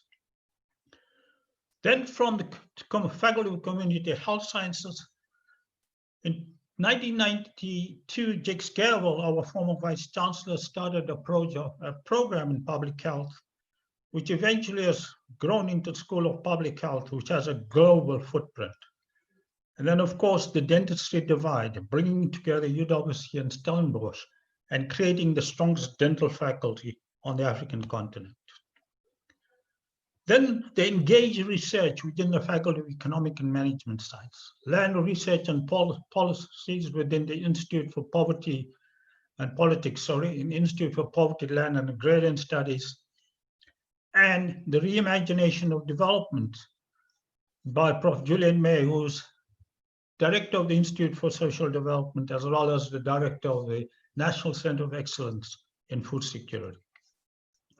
Within Faculty of Education, we focus on how post-school education has evolved, and as well as the impact of visionary leadership on producing some of the first PhDs in science and maths education among scholars who come from the different parts of the African continent. The Faculty of Law, for those of you who do not know, UWC has a strong legacy in the fight against apartheid. And one of its strong points then was a community law center, which has now evolved into the Dullah Institute. The importance of this is that because of the Stratford roll against apartheid, South Africa's first constitution was drafted on our campus in the Community Law Center. Then we moved to the Faculty of Science in biological sciences, microbial biotechnology and metagenomics, and then to how, under the visionary leadership of Brian O'Connell, bioinformatics, which evolved to great heights at UWC, was expanded to build capacity across the African continent. Then leading innovation in the country with the support of the Department of Science and Innovation on producing different forms of energy, as well as research on energy storage. And then advances in material and nuclear sciences and astronomy and astrophysics, and the creation of a competitive science culture in chemistry in particular. The last two areas are very important, as we'll find shortly. So the question is, when you reinvent an organization, how successful? And it is important to examine what Brian O'Connell left when he retired in 2014. Very strong teaching and learning platform. One of the first institutions first to ask itself, what are the attributes of the graduate we would like to produce? And having established this charter, then use the charter to determine the strategic plan for teaching and learning. Promoting scholarship and teaching and learning right alongside research as a core activity. And then community engagement being continuously embedded across the project with the necessary support structures. This is a graph of the history of the research output of the university as measured by our Department of Higher Education and Training. The units are determined by one's publications and graduating master's and doctoral students. And you'll see the rise from a total of just over 200 units in 2002 to more than 1,000 in 2014, more than a fourfold increase. But what is very important to point out is that trajectory is consistent with the three strategic plans. From 2000 to 2004, keeping the university stable and moving it forward, and then beginning to increase it. And by 2008, we're ready to move towards a research-led university, and then you see the significant rise in the output. For those of you within the South African context, you'll understand this in terms of being a research-led university. In South Africa, we have the appointments of prestigious research positions of South African research chairs, from 1 in 2008 to 13 in 2015. The first so-called historically disadvantaged universities for our international guests.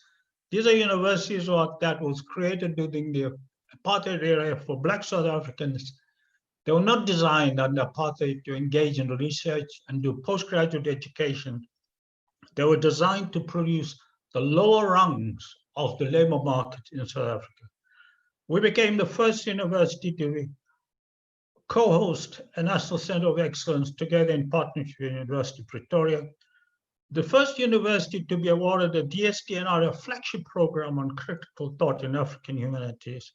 And something that took us by surprise was in the 2015 Times Higher Education ranking of African universities.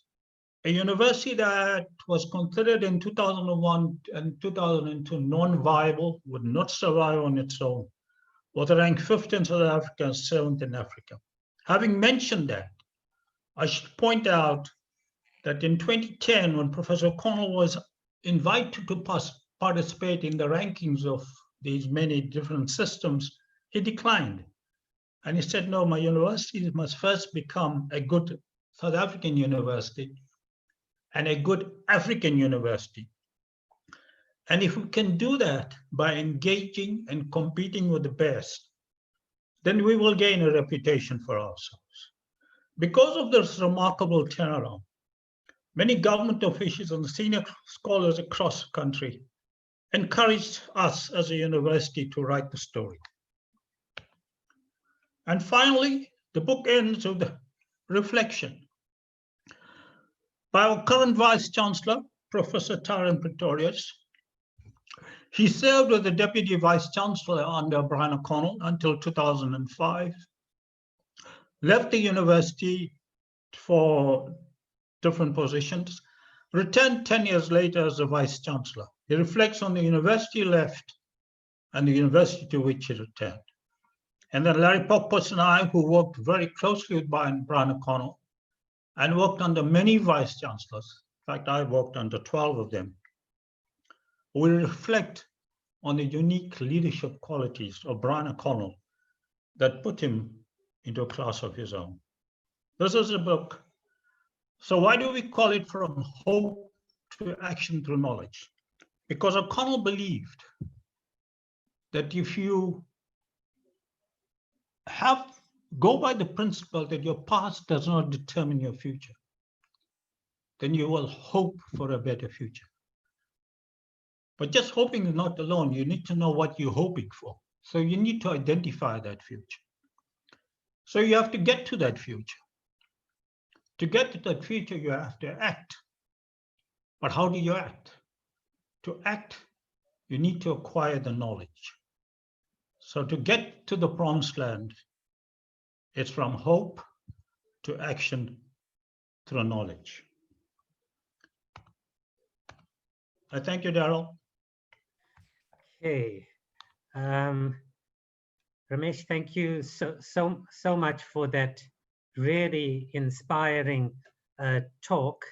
And before I open the floor to questions and read some comments, I do want to let everyone know, I think I may have sat in on Prof. Bharatram's physics lectures at UDW. My wife, my girlfriend, then used to do physics first year BSc on the way to optometry, and I used to sit in on these lectures. So maybe he can claim some credit for the way I turned out. Okay, I'm just reading some comments. Umesh says, wonderful narration of the leadership of Rector Professor Brian O'Connell and Prof. Bharatram, who was Deputy Vice Chancellor, and that of academic and Prof. Ramesh Bharatram, vision personified. Betty says, excellent institutional biography, a great contribution to global intellectual work, a wonderful post-apartheid narrative, a good example of how progressive transformational managerial work occurs in tandem with organic intellectual work. Okay. I do want to ask or maybe make a comment that Ramesh maybe didn't mention in the book or in the talk. And whenever you speak to people, many people have remarked, and it's too often to not be true, about what a wonderful nurturing space UWC is, the University of Western Cape. And so many people from so many institutions come to this University of the Western Cape. And I think we would be remiss not to mention that, because it is a wonderful space to be a lecturer, to work at, wonderful students. And as a new person, I could feel it myself. And I don't know, Ramesh, if you would like to comment on that. Have you ever heard such comments? Absolutely, Daryl. You know, you mentioned many years ago, you attended my classes. You know, I worked in the South African higher education system for just over 50 years at 5 different institutions, including 2 historically white universities, Wits University, where I was Dean of Science for just 2 years before Prof. O'Connell flew to Johannesburg and convinced me to join him and try and assist him to get to where he wants to take the university. That's the beauty of UWC, and there's an important reason for that, is that prior to Brian O'Connell, of course, one of the most famous vice chancellor was Professor Jake Scavel. And those of you know Jake Scowell, he was the one who built the legacy of the fight against apartheid. And in 1994, when President Mandela formed his government, UWC lost 1/3 of the senior academic staff members. Jake Scowell, as Vice Chancellor, left to become Chief of Staff in Mandela's office. Minister Kader Asmal left to become Minister of, then it was Water Affairs. And Professor Dullah Omar left to become Minister of Justice, and many others went into leadership position in government. And it was Jakes that created the community. One thing that's within UWC's DNA is that it's an engaged university. It's rooted in its community. When it fought the struggles, it's fought the struggles with the community. And it hasn't given up on that partnership. And this is why the caring aspect comes up, the collegiality comes up, the readiness of people to assist. So for Brian O'Connell and his executive, it was a fantastic experience working with the colleagues. But the scene was set by O'Connell. And if you read the book and you read his chapter on his vision, or how he was able to convince, and this is not very easy, the strong union, the how, he was able to convince them that if this university is going to make it on its own, they need to understand that they cannot march to his office and ask for salary increases which other institutions are giving. So there were at times when staff would not take a salary increase. And there were times they would take a much lower percentage salary increase than the rest of the country, because there was a vice chancellor who refused to take a salary increase. And until just before his retirement, was the lowest paid vice chancellor in the country. So we have that kind of leadership.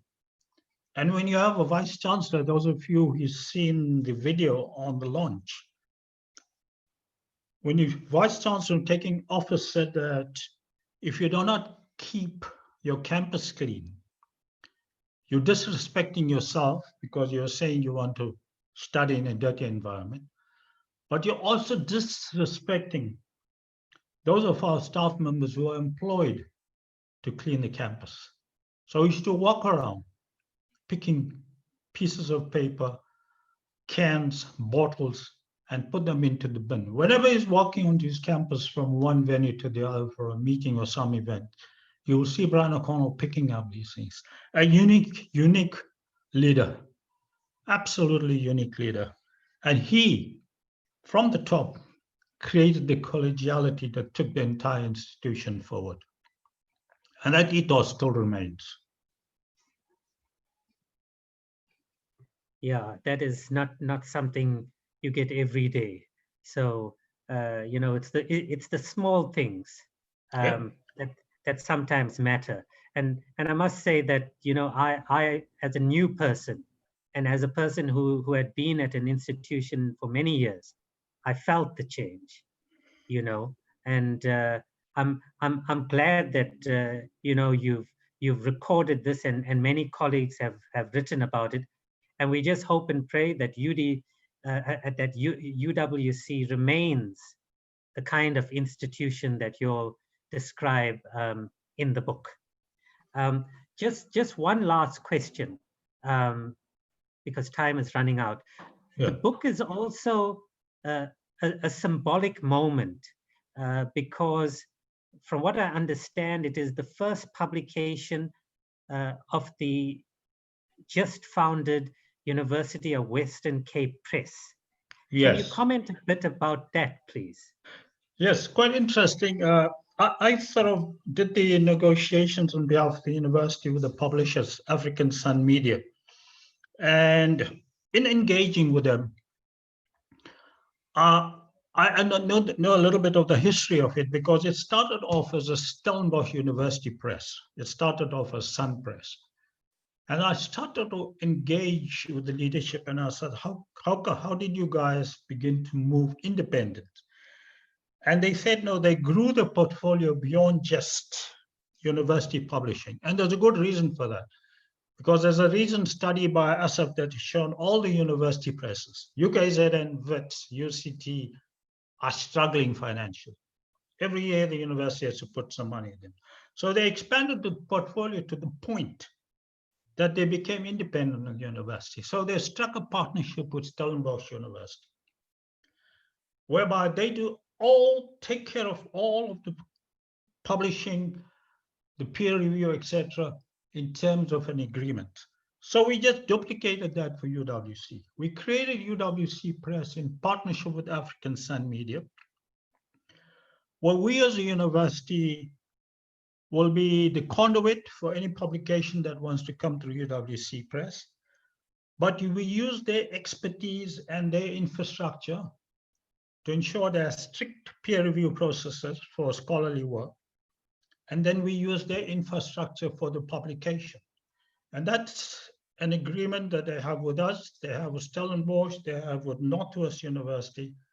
And if you read the ASAP report, that any university who wants to create a press of its own today will not be able to do it on their own, should go into partnership with some agency. So we don't pay for the staff who are involved in the printing and the editing, etc. That's all part of African Sun Media. We have an agreement with them where you pay an annual premium for, and then they help us. And we set up within UWC a UWC Press project management team.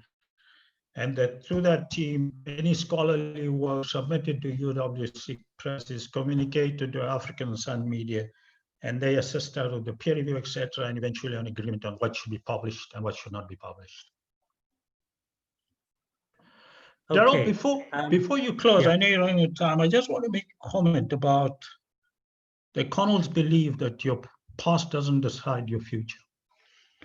If he had looked at the data that is continuously generated in our country, there's an organization called CREST, the Stellenbosch University. There's another organization called CHET. If he had read their data, and if I had read their data as well in 2007 when he came to Joburg to tell me this is where we want to take the university, he would have taken the job in 2001 because the data would have said there's no hope for his institution. And I would have told him, your vision is a bridge too far because the data shows your university is never going to get there. And the reason for it is that government departments, quite wrongly, look at this data and work on the false assumption that your past will determine your future and make decisions on that. This is why in 2002, the working committee said, no, UWC will not survive on its own because the data shows so. That data is generated behind closed doors. It doesn't take context into consideration. Neither it takes a very important human element into consideration. And those things are absolutely essential in determining the future of an organization. So this book, according to the reviewers, is not only for the higher education sector, but anybody who's managing an organization. This is a book worth reading to reinvent your organization. Thanks, Daryl. Okay, thank you so much. And we hope that, you know, the University of Western Cape Press would also be a home for all creative writers at the university. And of course, the one criticism of the book is that Prof. Bharatram and Larry did not include the Madibaland World Literary Festival, but we'll forgive them for that since we came late to the party. But we hope that it will become one of the flagship projects at the university, and it will, in its own way, put the name of the university on the international map. Prof. Bharatram, thank you so much, and thank you for that talk and for taking the time and effort to put such a book together. Thank you very much. Okay, thank you so much.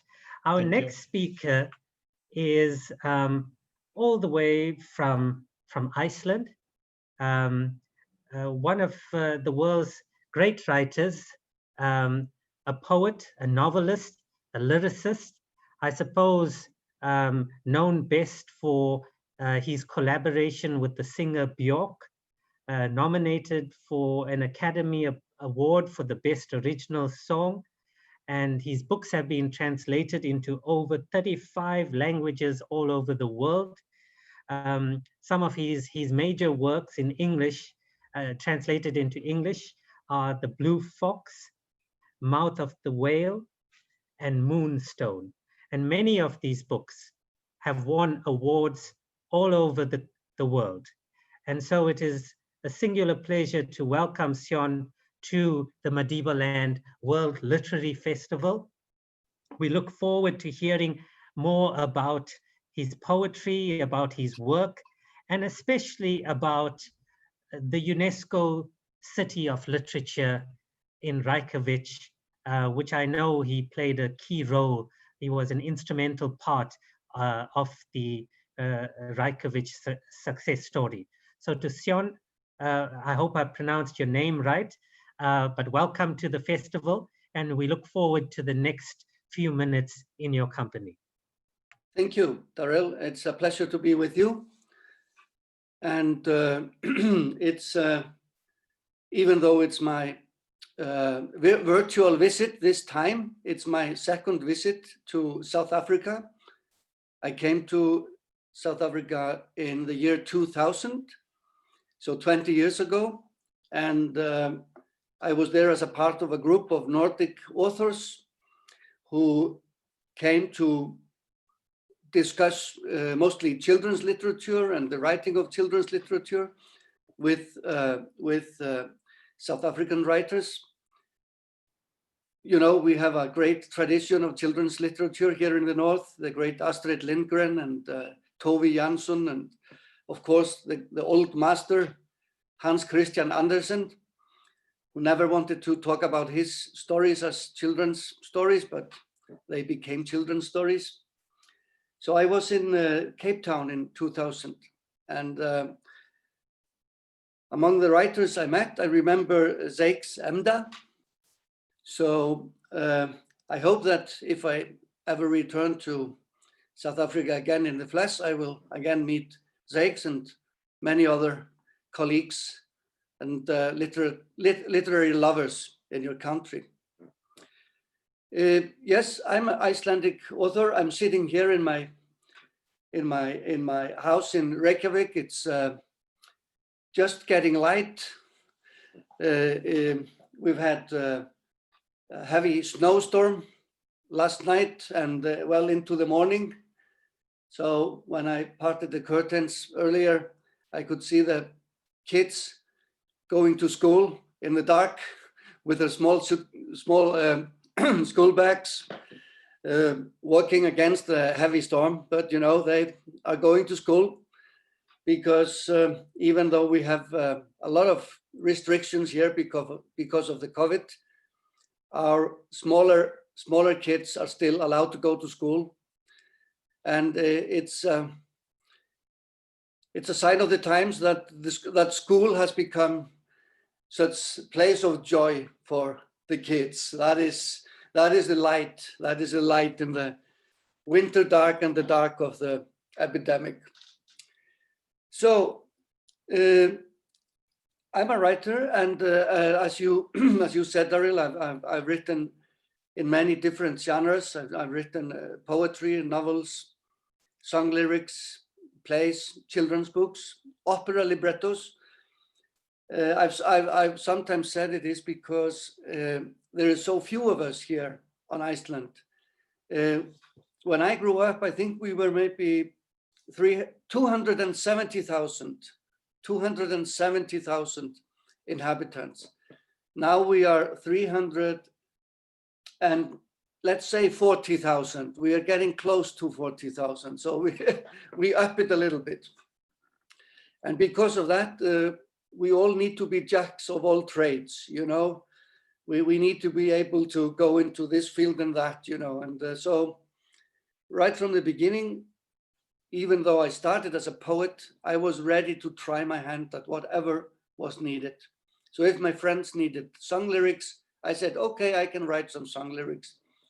If somebody needed a text to accompany an exhibition or a press release for an event, I said I can do that too. So we really believe that we can do everything here. My literature is on one hand very much rooted in the Icelandic tradition. That means the folk tradition, which of course came down orally through the centuries and was mostly recorded in the late 19th century, let's say from the mid 19th century to the end of the 19th century. That was the time of the great folk story collecting. But then, of course, on the other hand, we have written literature, very old written literature, which is the medieval saga literature. And those are narratives, stories written in the Icelandic language as it was in the, let's say, 13th, 14th century. And the Icelandic language, because of our relative isolation or absolute isolation here up in the North Atlantic, the language hasn't changed that much, let's say, in the last 1,000 years. At least the written language is still open to us. So the Icelandic sagas, they became, let's say, our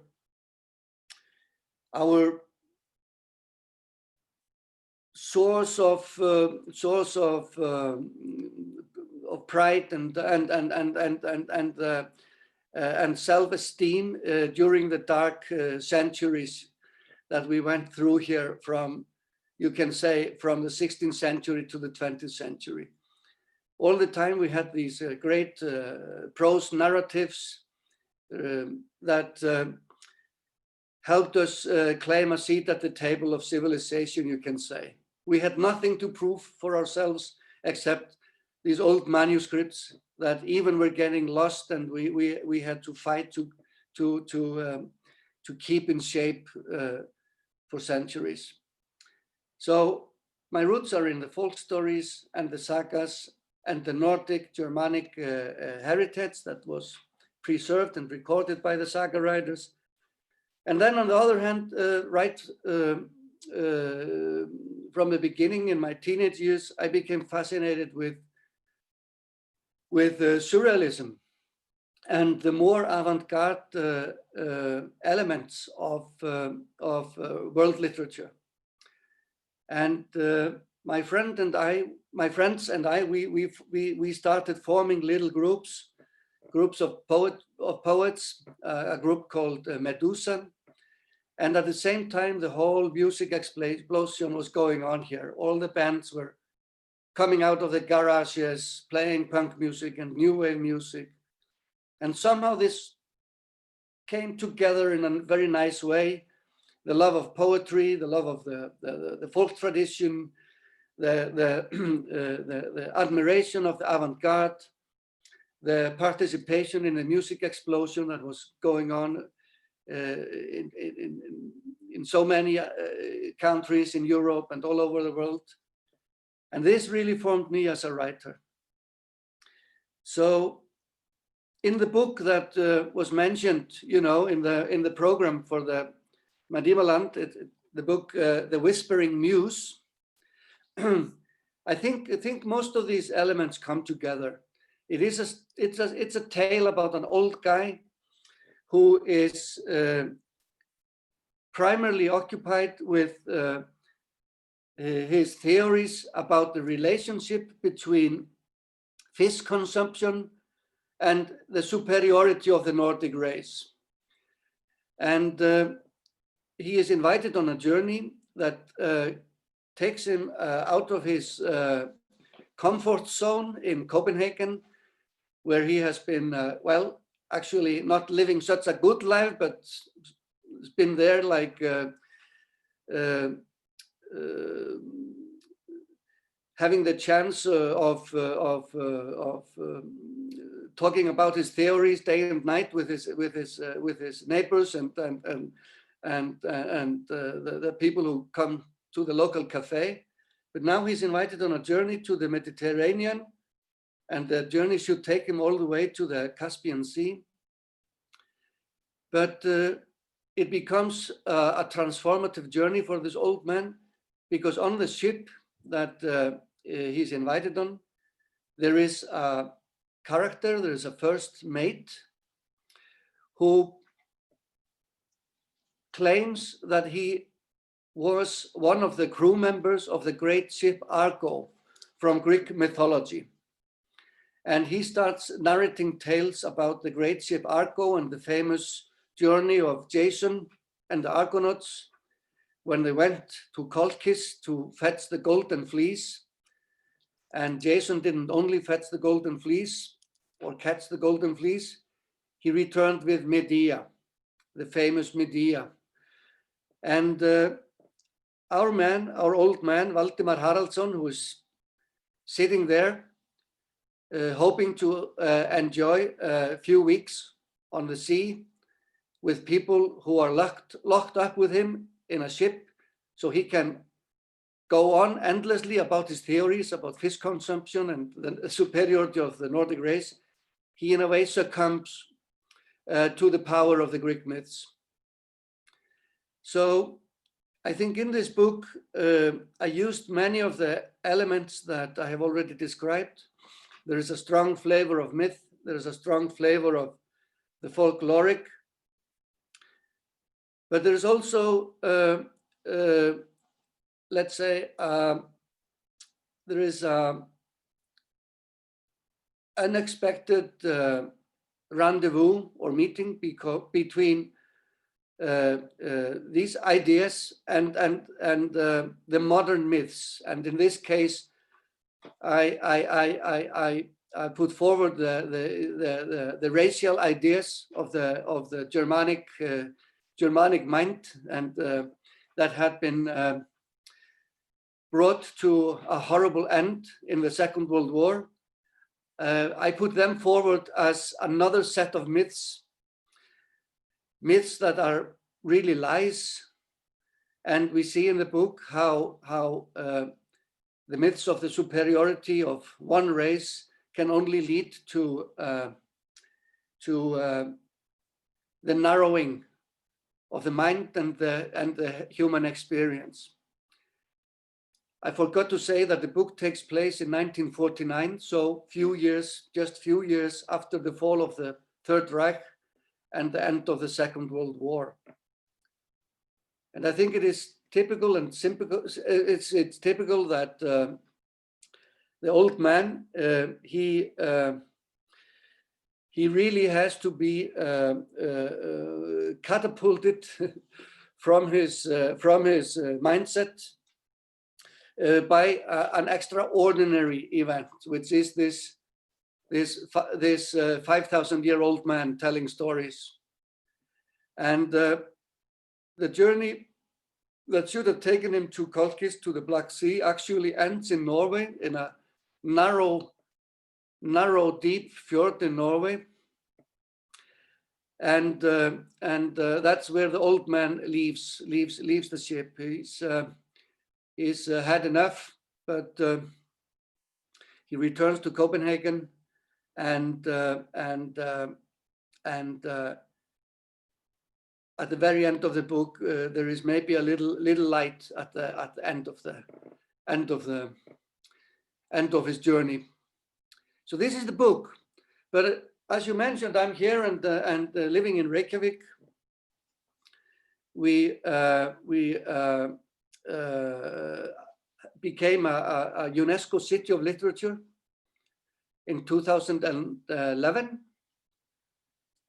and our claim to the title and was that we are a literary nation, we are a literary city, even though we are so few. There are so few of us. I said that there is maybe 340,000 people in the country. There's maybe 180,000 people in Reykjavik, and the whole let's say, metropolitan area to make it sound bigger. And you know, we applied for this title, and we had to prove our worth, and we could show that literature had been written here. Literature is alive here. We have a thriving publishing scene. We have now, like, I think 4 generations of active writers. And then, of course, Reykjavik is the birthplace of a Nobel Prize winner. Halldór Laxness, the Nobel Prize winner, was born here in 1902. So that is another example of how literature is born, not from a big culture, but from a place. And as we all know, literature starts with an author, a poet, a singer, serving his community. And that is really the story of Icelandic literature. It's always been something that is serving a small community, and by being true to that community, it has hopefully reached the status of speaking universally. We really believe in that. So here we have a small house in the center of town where a Nobel Prize winner was born. And that means literature is possible for everyone, because we're all born with language and the possibility of telling our stories in our language, from our community and to our community. And then the rest of the world can listen in on it. Can I just ask, sorry, you know, the festival overwhelmed me, and I loved the title, The Whispering Muse, but I didn't mean to pin you down to just that. But I wanted to find out, you know, because it's a world festival, I like to hear different languages, and I wanted to find out if you've got any poetry close by that is in your mother tongue, and if you've got anything that's in your mother tongue plus translated into English to give us a sense of what it sounds like in each. Yes. Now I have to, yeah, let's see. Sorry to worry you. Yeah, let's see. What do I have here? I'm searching here in my computer. Okay. Okay, so let's see. Yes, it needs to be in Icelandic as well, of course.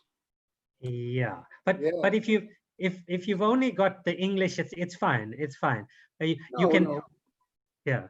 Let's see. Let's see. Let's see.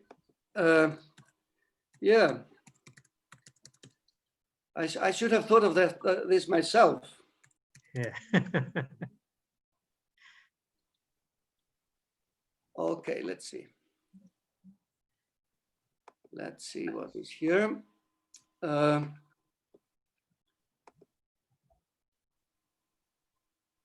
have something here. I have a poem. There's a poem here called Næturverk, Night Work. And it's about traveling and the coming together of cultures in the mind of the poet. Næturverk. Þegar komið var inn yfir Persaflóa, fékk tunglið sér far með flugvélinni. Þaðan sem ég sat í gluggasætinu, sá ég það speglast í hvítum vængnum. Augnabliki síðar var ljós bletturinn horfinn og punktaður málmurinn með. Þessi saga er ein af 1001 sem mér liggur á að skrásetja, áður en ég sjálfur hverf inn í nótt, þar sem slokknað tunglsljós og hvítur vængur bíða mín. Night work. As we flew over the Persian Gulf, the moon hitched a lift with the plane. From my window seat, I saw it reflected in the white wing. A moment later, its shine had vanished and the welded metal too. This story is one out of 1,001, which I must hasten to record before I myself disappear into a night where vanished moonlight and white wing await me. Okay, thank you so much. We've got another question here from Dina Padiachi. He says, many South African writers are forced to self-publish since many of the publishers are from the former privileged class. What is it like in Iceland? Well, we have a small but strong publishing community here. But because we are a small country, it is always struggle to publish and to be published. And the situation is here is that quite a big number of young writers self-publish and start by self-publishing. I myself, I started self-publishing, and I think I published maybe the first 3-4 of my poetry collections myself before I became involved with a publisher. And it is still like that. It's still the first opportunity for a young writer is to self-publish, either by himself or as a part of a small poets collective or a small group of writers who come together to support each other in self-publishing. And luckily here, because of our size and history, self-publishing is respected as a way of presenting oneself as a writer. You know, even Halldór Laxness, our Nobel Prize winner, he started by self-publishing. There you go. So we always say, if it was good enough for him, it's good enough for the rest of us. You know? Yeah.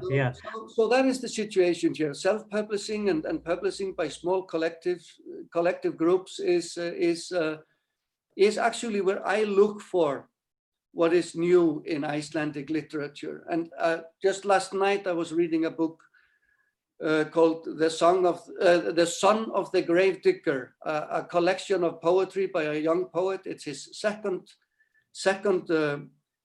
book, and it's a big discovery for me. I think I'm discovering there a great new talent in Icelandic poetry, and this is something I picked up on the table, you know, on the table in the bookstore 2 days ago, you know.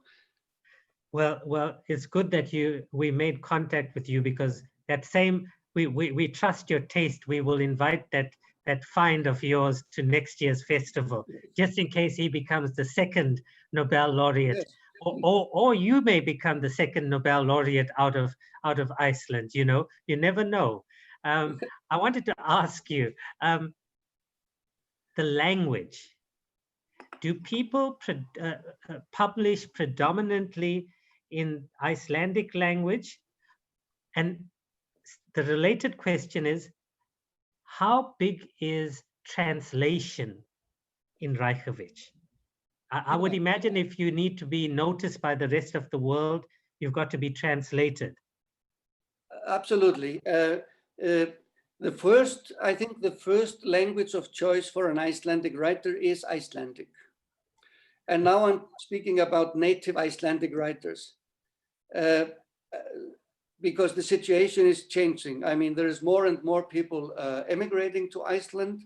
So, for example, now we have a growing Polish community, for example, a Filipino community, and I cannot speak for them, but I know that some of them arrive here as writer, and of course they keep writing in their mother tongues. But Icelandic is the first choice for someone like me who is born into the Icelandic language. And And I think because of the heritage of the Icelandic sagas, we see it as a language that is fit not only for speaking within the community, but to the rest of the world, because the journey of the Icelandic sagas from this small island here in the 13th century to the rest of the world is one of the miracles of world literature. Okay. But of course, you know, if we want to speak to a bigger audience, English is the language that everybody dreams about being published in. Mm-hmm. You know, that is the situation, and we have a strong, very strong cultural relationship with the Nordic countries. We are part of the Nordic Council, which is Denmark, Sweden, Norway, Finland, the Faroe Islands, the Sami lands, and some of the smaller self-ruling communities. So usually you are published first in Danish or Swedish. From there you could be published in German, and then you hope to be published in English like the rest of the world. Right, okay. But about translation, I'll just say we have always relied very much on translating, and right. And the relationship and the dialogue between Icelandic literature and translated literature has really been one of the main factors in keeping Icelandic literature and Icelandic literary mind alive, and helped us renew our literature. Okay, one of the listeners has said, Elmarie Fillion says, I found this quote from Halldór Laxness from Under the Glacier: whoever doesn't live in poetry cannot survive here on earth. So, you know, I think it's a wonderful quote. I just wanted to ask about Reykjavik, and because I created in South Africa a UNESCO City of Literature here, and when I was researching, to me, your small city, your metropolitan city, is one of the great success stories. I mean, what you have achieved is quite remarkable. For instance, that project of yours, recordings of poetry or literature throughout the city. I mean, that is a great idea. I think people would find it fascinating what you guys did. So maybe as a way of closing, if you can maybe promote your city a bit. Well, thank you, Darrell, for your kind words about our City of Literature, and I really look forward to come to your City of Literature. Yes, and yes, and I think it's so fitting that this is Cities of Literature, because cities can have a dialogue that crosses national borders and politics. You know, Cities of Literature remind us that literature is born of places. What can I say about our City of Literature? It is, yes, I mean, I think it has been a very successful program, and it's really been successful in what do you say? Can you say in enlisting the people who live in the city as participants in the City of Literature, because there is no City of Literature without its readers, without the listeners, and the little projects like the recorded poetry that you can listen to all over the city is just one part of it. Another part is the libraries, how active the libraries have been, and then as I mentioned, there is an emerging literary community here of people who are moving to Iceland, writing in different languages, bringing new elements to our culture. And the City of Literature has really been at the forefront of giving a platform to these new Icelandic authors. Okay, okay. No, it's may all of you go from strength to strength, because that's next on my list of places to visit, because I really think that what you guys have achieved out there is nothing short of remarkable. And now I hope that all the listeners will go out and get your English translation. Maybe some of my colleagues may be motivated to translate you into another language here, Afrikaans. So let's see what Yes. comes of this exchange. And it's been a pleasure speaking to you. I was going to ask you to sing, but since it's 7 in the morning, I Yeah, think that yeah. would be a bit unfair on you. So Sion, thank you so much Thank you. for waking up so early. I know it must be cold there, but maybe it's warm according to your skin. But thank you so much. It's Thank been you, lovely and chatting to you. thank you, and let's all live in poetry.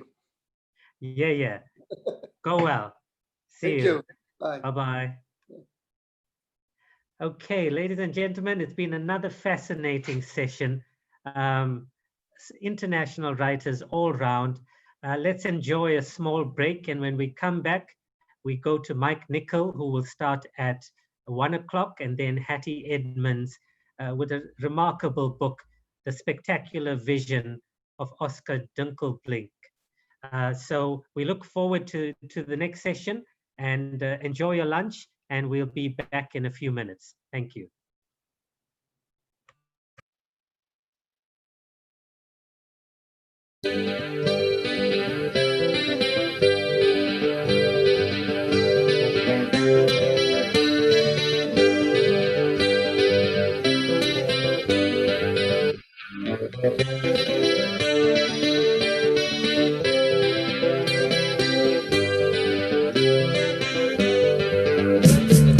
We baba kunzima kulomhlaba, we baba lomsebenzi upokile, we baba nemali ayingeni engathi lele fikile ngaphela, we baba, we baba,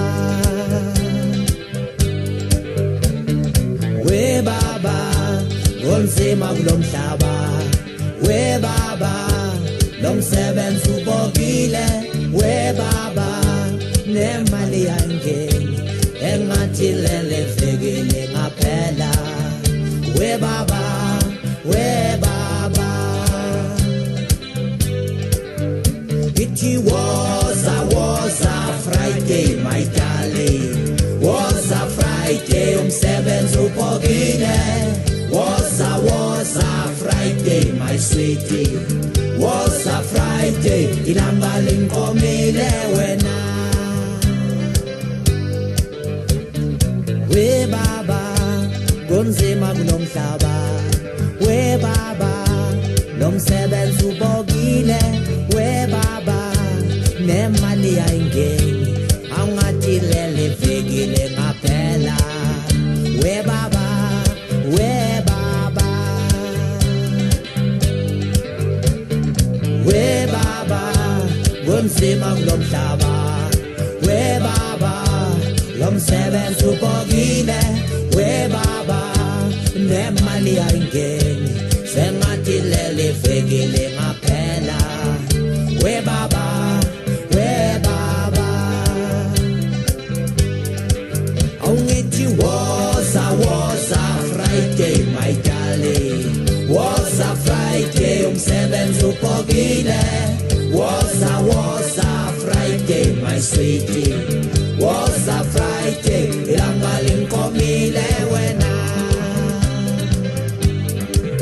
Ongithi was a Friday, my darling, was a Friday, umsebenzi ubokile, was a Friday, my sweetie, was a Friday, ilanga linkomile wena.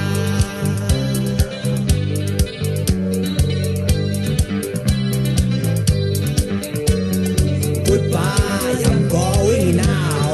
I'm going. Goodbye, I'm going now. I'm going. Goodbye, I'm going now.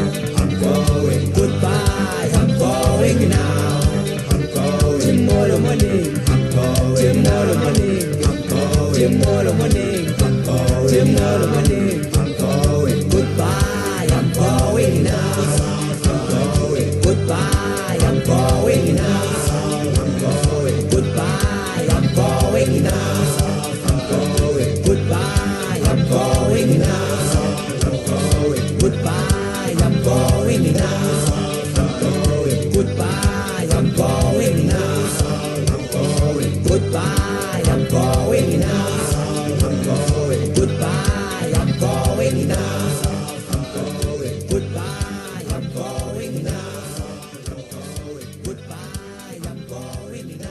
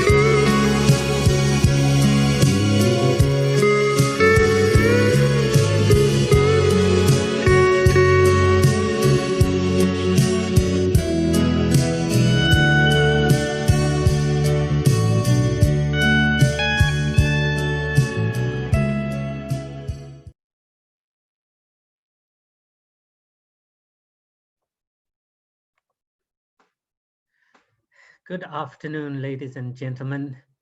I hope you had a good lunch. I fed the dogs, so we're ready for another session. It's been a wonderful morning thus far.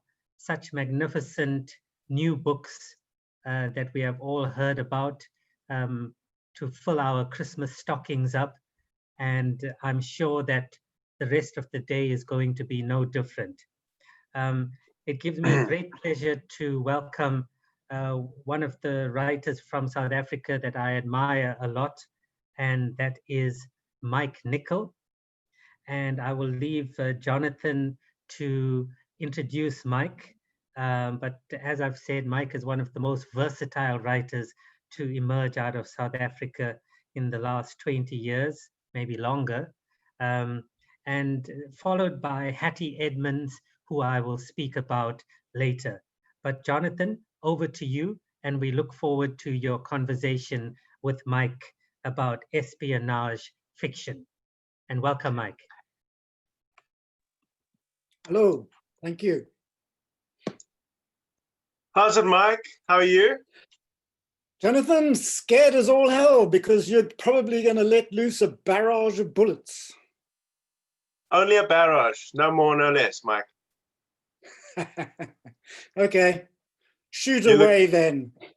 You're looking very relaxed. How's the lockdown been treating you? The lockdown has been fine. I've bought a huge amount of wine in anticipation of lockdown number 2. So I'm feeling very secure. Yes. Let's fire away with these bullets then. Before we get to the espionage part of the conversation, you've certainly not always been a crime writer. let's dial it back a bit. And for a few minutes, just tell the prospective readers a little bit more about your work before you got into the dirty business of writing crime. When I was clean, you mean? The clean skin. Well, it started off writing poetry because poetry doesn't take that long to write, a couple of days and it's all done. But it was a very useful experience because it taught me how to put words together, to listen to the sounds of lines, and that sort of thing. I then went into, more or less at the same time, into journalism. So I got a solid kick about how the nonfiction world works. I'd always had a feeling that one had to be at least 30 years old before you wrote a novel. Anyway, I got as far as 27 when I couldn't resist it anymore, and started the first of what were to be 5 books that all ended up in some rubbish tip somewhere in the outer reaches of South Africa.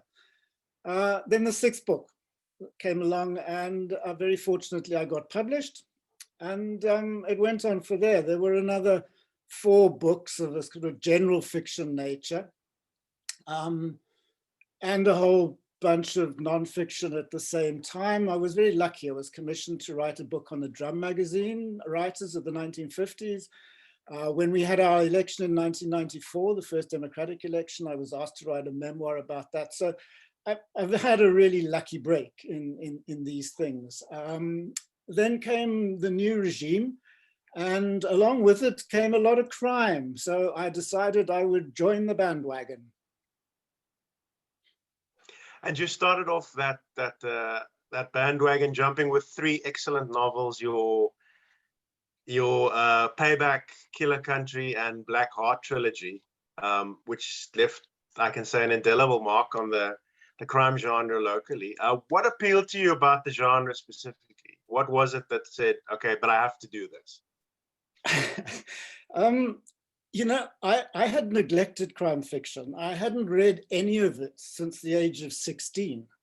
And my partner, Jill, said to me, you know, you really should pay attention to this stuff. It's not what you think it is.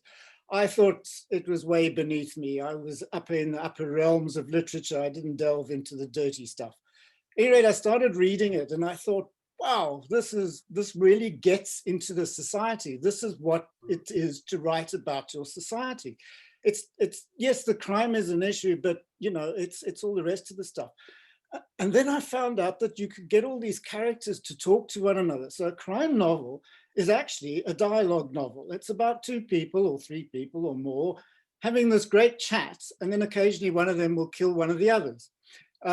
But that's really seemed to me to be what a crime novel was all about. And I was really excited about that, about being able to deal with South African issues, and probably, well, I hoped, bring a little humor into it as well, because crime novels border on that edge where it becomes pastiche if you go just one measure more.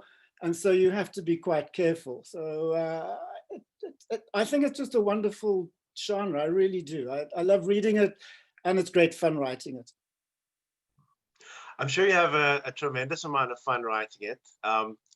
I quickly want to ask you about a few of your favorite characters that you've enjoyed the most writing before we get into the espionage side. In your trilogy, you have a variety of characters. You have an incredible character called Shamina February. You have Palambuso. You have Mace Bishop, and a variety of other somewhat off-color characters. What about these sort of delinquent characters, these characters that work in the shadows? What about them appeals to you? I don't know. Mace Bishop came along many years ago. I think in about 1983, I got the name. And then he sat in the back of my mind waiting for a book.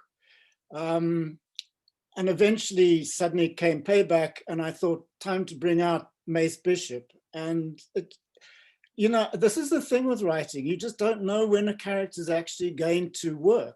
You get these names and they hang around in notebooks, and then one day suddenly there it is.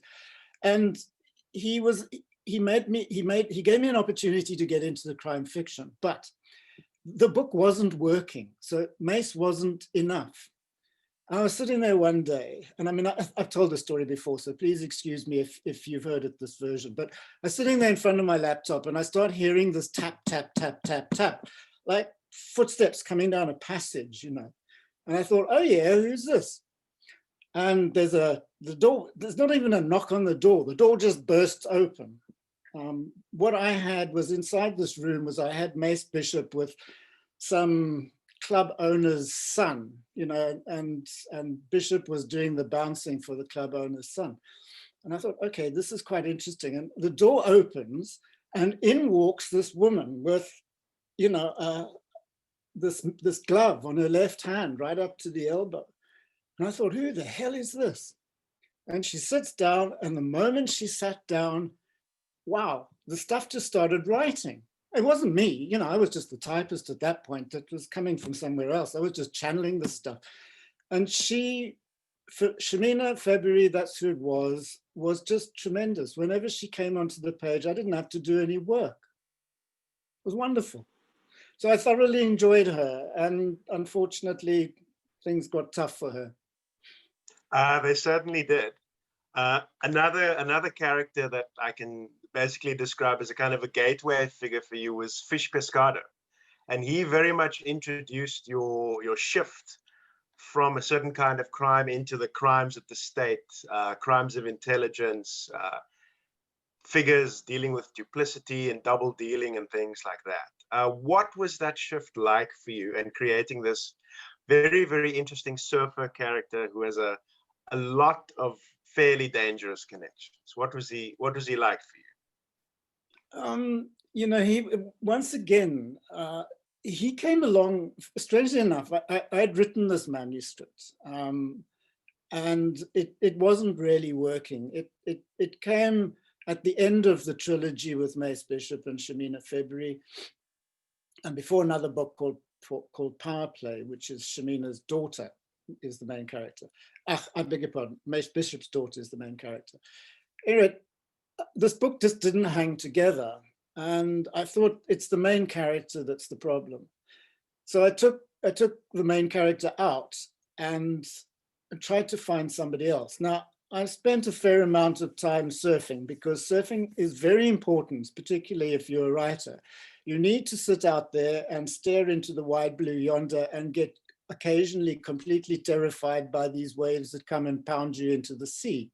So I've always held that, you know, if you're going to be a writer, you need to surf as often and as long as possible.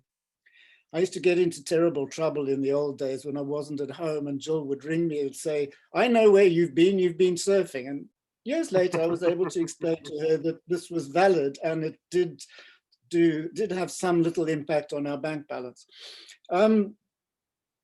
So I thought, you know, surfing's not really used. Private investigators, which is how Fish started out, you know, they all have their boxers or they golfers or they do something. And I decided that Fish, what he would do was he would surf.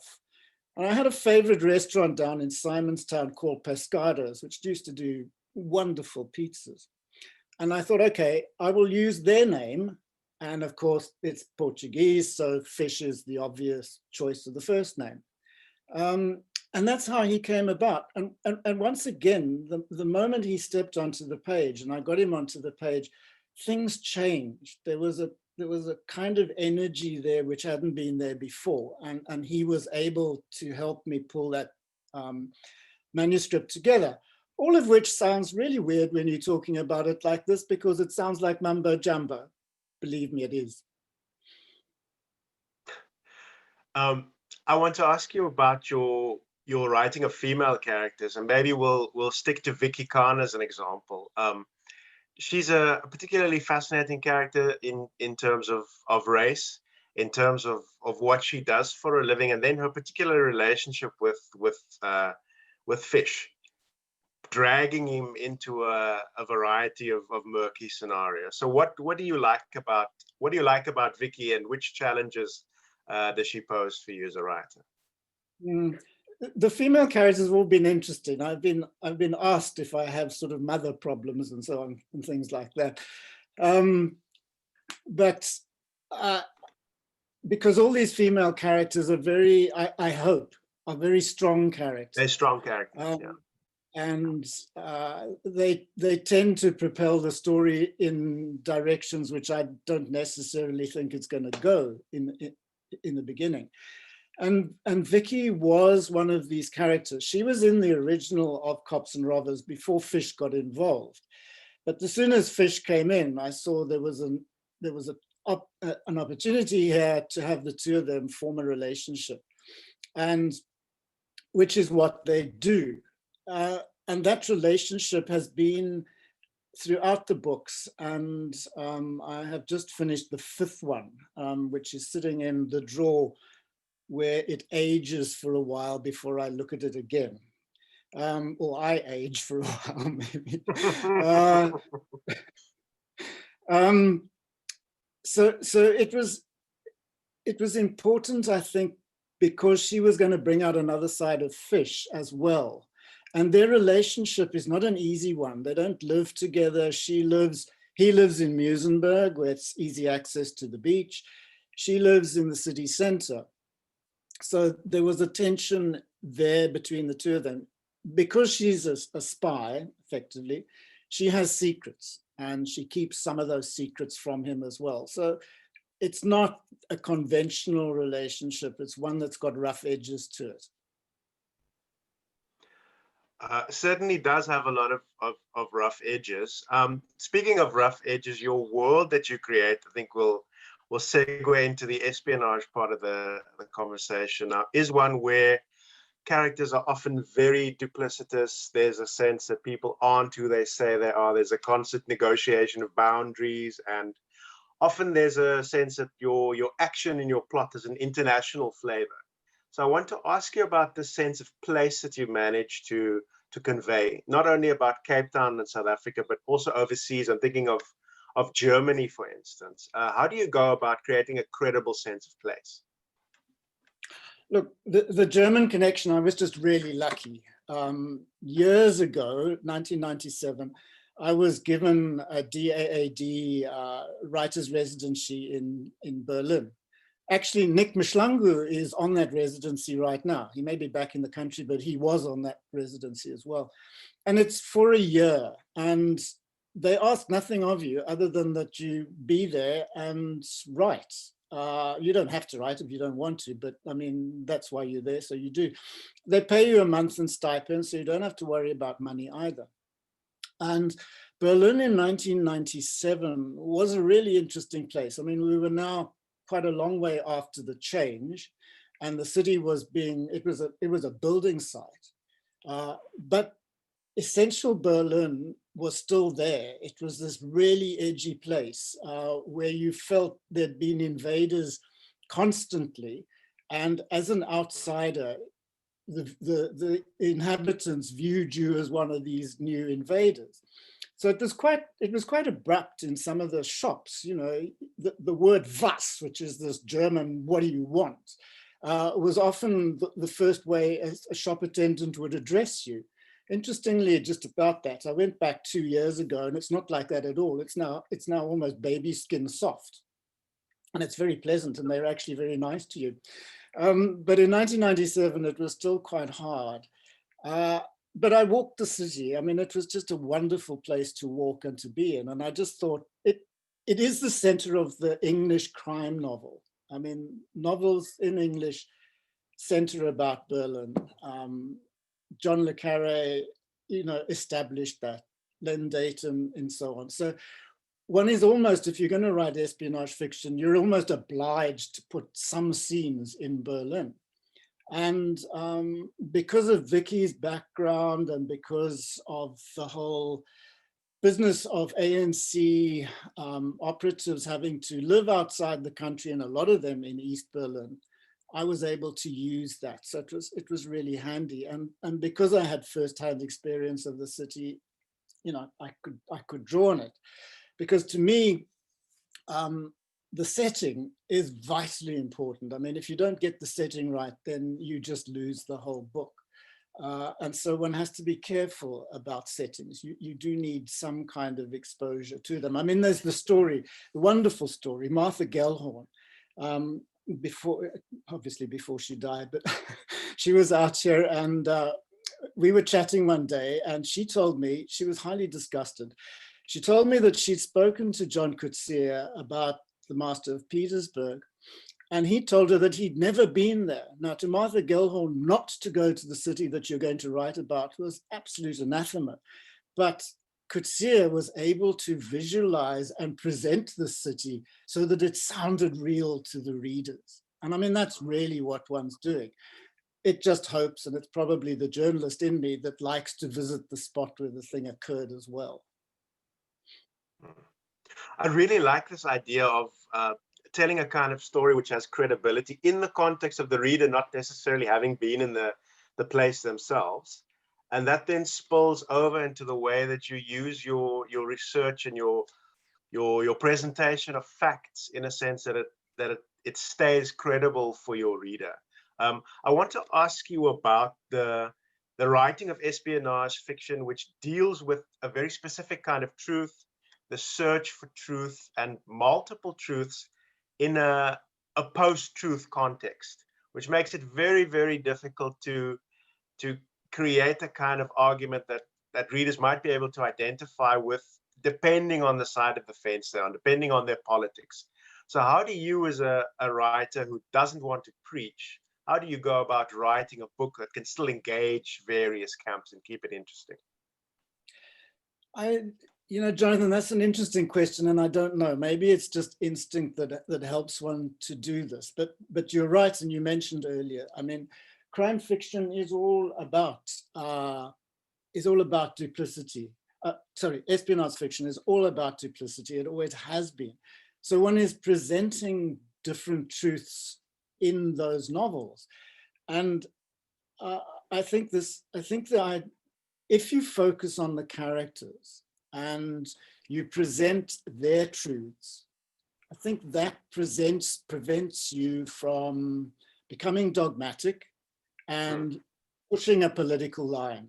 And it's that thing that I have to, I mean, that's the thing I try and tell students all the time is, you know, it's the characters that are the important thing. It's not you, the writer. Your political worldview is going to come through the presentation of all those characters. And so with espionage fiction, it is particularly difficult because one is dealing with these dark shades all the time, and everybody has their perspective. But I mean, we know that this is the postmodern age. We know that everybody has their own truth. So it has been a battle. I mean, I think it's one of the interesting sides of writing these books is coming to grips with how you present the political philosophy in the book. Yeah.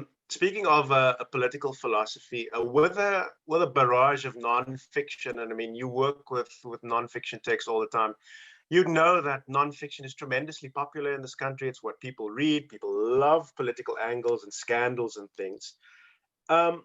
With this context of people being invested in political narratives, reading nonfiction quite a lot, where does that leave fiction in terms of telling its own story and bringing something to the table that nonfiction narratives can't?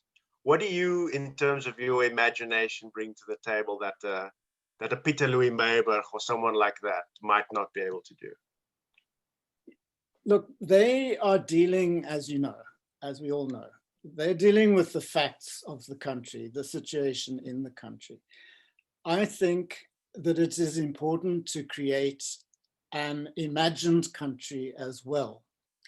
If we don't have this imagined country, our culture starts to become empty and thin. And so part of what novelists do, and I think this is why they're important, is that they create and reimagine the country for us. One of the things that didn't happen during the apartheid years was we never really got to grips with imagining our cities. And I think that was a huge problem. But I think since then, there's been this huge effort put into creating life in our cities through our imaginations. And to me, this is what the novelists in this country are bringing to the country. In my case, yes, I'm dealing with the same kind of topics as the corruption stuff. But the characters are all, they're not real characters, they're all created characters. And all I'm trying to do, I think, is present this material in a way that is entertaining, but also carries a truth with it. The truth is kind of, if you like, and if one might be so presumptuous, a greater truth than the truth that is available in the nonfiction books. I think that's an endlessly fascinating topic, and I think you could easily have a couple of seminars on that. If we move from the serious stuff and heavy things like truth and the nature of truth and a kind of a forensic investigation that you end up doing in your books, and move across to the side of humor and your absolute irreverence that you manage to manifest in your books, you've got a bunch of absolutely incredible marginal characters. And I don't want to give too much away for those that haven't read the books, but do you want to say something about this role of your marginal characters, the ones that aren't necessarily in the spotlight all the time, but that are on the fringe, but do manage to say something in your books? Is that where you have your fun, when you're not trying to? It is indeed where the fun comes in, but to me, the minor characters, the marginal characters, are the characters that make or break a book. Yes, the major characters are important, but if the writer hasn't paid attention to the minor characters, then for me, the book collapses. It's worthless. Those minor characters who may come on for only 5 pages in the course of 300 pages have to come on fully formed, fully expressive, and the reader has to be able to identify with them very quickly. This is one of the challenges of crime fiction and espionage fiction, is that you have to be able to encapsulate a character very, very briefly. There's none of this literary stuff where, you know, you can have 5 pages to put it all together and describe everything, including the breakfast eggs. You've got to get to the character very quickly. And in those marginal characters, that's where I have my fun. I mean, in Sleeper, there was Bill and Ben, 2 kiddies book characters, and because I had a grandchild at the time who was reading those books, and I just thought, wow, I must take these 2 characters and use them. So, you know, which brings you to another point, I suppose, is that these marginal characters come out of everywhere. I mean, I can see people walking down the street or on the beachfront or something, and I think, gosh, that's going to be a wonderful character to use. So, I mean, you just don't know when they're going to pitch up. Somebody's going to say a name and the character walks in straight away. They are the important ones, and they are the ones where you can have fun and discuss completely mad topics, because they're doing things like driving from one place to another, and you've got to get them there so they can discuss pubic massages or whatever you want to have. On this topic of pubic massages, let's try and keep it above the belt. And I want to ask you specifically about your style. This is something that's been commented on throughout the years, and I actually think it's an extremely literary mode of writing, in the sense that you've very, very deliberately gone about creating these almost machine gun-like sentences that are very, very short. They're very clipped, but they convey a tremendous amount of meaning. And in that meaning that you're conveying, I want to focus on your use of irony particularly. And you have a way of presenting facts to the reader, presenting character sketches to the reader, and often the very utmost opposite thing that you would expect, or that the character would expect, would end up happening. How do you manage to create that? You know, I mean, it must be quite a lot of work. You read it on the page and you think, oh, this is great. This is so funny and hilarious and entertaining. But what kind of thought goes into the actual craft of your sentences and your narratives as a whole? you have to remember that I moved out of magic realism, as you would know. And the sentences there were long. I can remember writing sentences that were sometimes 8 or 10 pages long. So when I went to crime fiction, I mean, partly because crime fiction is about violence, so one has to do a certain amount of violence to the language, which brought the sentences down into these short little units. But you can't do that, and because otherwise for the reader, it's going to be impossible to read these damn things. So you've got to still keep these short units sounding as if they're longer sentences. And the way to do that, and this is where the poetry came in really helpful in the early training, was to create a rhythm between these units. And that rhythm would then sustain the reader. So visually, you're seeing short units, but orally, you're hearing a rhythm that is much longer. Because I don't take the world terribly seriously, tend to have a very ironic version of it. It's led me into lots of trouble because people expect seriousness, and when people get really serious, I just tend to see it as being very funny. And this disturbs some people, thankfully. But it's important, I think, that one is being subversive all the time, and that's what irony is. It's so wonderfully subversive, and it's a tool of the English language. I mean, to me, the English language is kind of built on irony. It's what it does, and because of this, one can use it in this way all the time. The cousin is sarcasm, but sarcasm doesn't work. It's too kind of blunt an instrument. Irony is a much more subtle thing, and it occurs in retrospect. So you read the thing and then suddenly do you realize it was ironic. But by that stage, you know, you've been had. And trying to, you know, put the wool over people's eyes is what espionage fiction is all about anyhow. So one's trying to trick everybody all the time. I mean, why not?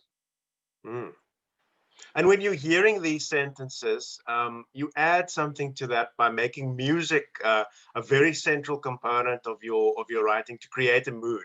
Do you want to say something about your most recent employment of music? I'm thinking of the way that you used country music, for instance, or the kind of ways that you employed very specific singers. I'm thinking of Diana Krall, singers like that in your work. How does music go about playing a role in your stories? Music was incredibly important. I mean, the country rock music became the basis for the trilogy, the Mace Bishop trilogy. I mean, without that music, I don't know, those books wouldn't have worked in the same way. I was greatly resistant to that music when I first heard it. My friend who'd introduced me to it, she insisted I listen to it. She put a gun to my head and said, "You'll sit down here and listen to it." And I had no option. I just listened to it. And it began to work. And from that moment onwards, I realized that there was a great role that music could play in the fiction. I mean, it plays it. We all live our lives to a soundtrack anyhow. So it seemed to me to be a good thing that the characters in the book should do that too. And that's why I've used it constantly. And I've gone out with each book to try and find different groups, different bands to hold that book together. And because music is a way, when a character sort of sings half a line of a lyric, there's characterization being expressed. So one can use that music for characterization. And it's part of those shortcuts that I was talking about earlier, which you need to do with the genre. I really wish we could have. Yeah, I really wish we could have a whole bunch more questions, but I see Daryl has said that we need to wrap up. But so yeah, it's already past. I think you'll take a couple of questions from the audience, though. Thanks, Mike. Thank you. Daryl, we can have those questions from the audience if you don't mind. Okay. Yeah, Carmen asks, you were a surfer and so is fish. Are there bits of yourself, your personality or experiences that any of your characters reflect? After talking about that massage, I would think very carefully about your answer, Mike.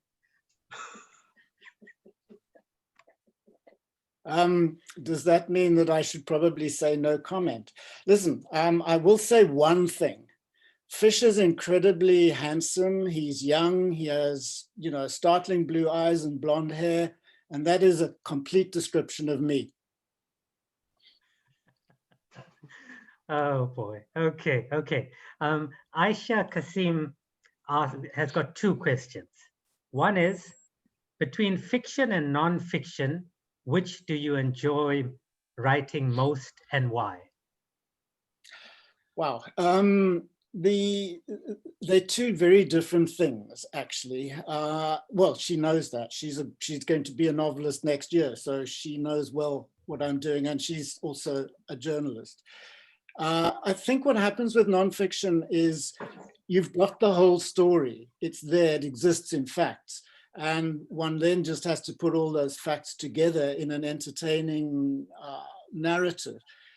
With the fiction, of course, one is creating this entire universe, and that in itself is a challenge and rewarding. So I think the type of books do two different things, and I enjoy both. I really do. Okay. And then her second question is, if there was one book you wish you had written, which book would it be? Payback was quite good. I quite enjoyed that. Mm-hmm. But somebody else wrote it. Jamina February, I think, in that instance. Okay. And I'm just trying to see if there's anything else. Just a comment by Keshni. I love that wisdom about the rhythm of sentences. And Evelyn Holzhausen says, but no Bob Dylan. Evelyn Holzhausen would always make a statement like that. And I would always say, no, there is no Bob Dylan. Okay. Jonathan, I'll leave you to wrap it up then. Thanks, Mike. Entertaining as always, and hopefully we can do this again at next year's festival. It was fun, Jonathan. Thank you very much for all the questions. I thoroughly enjoyed it. Thank you. Thanks a lot, Mike. Ciao. Cheers.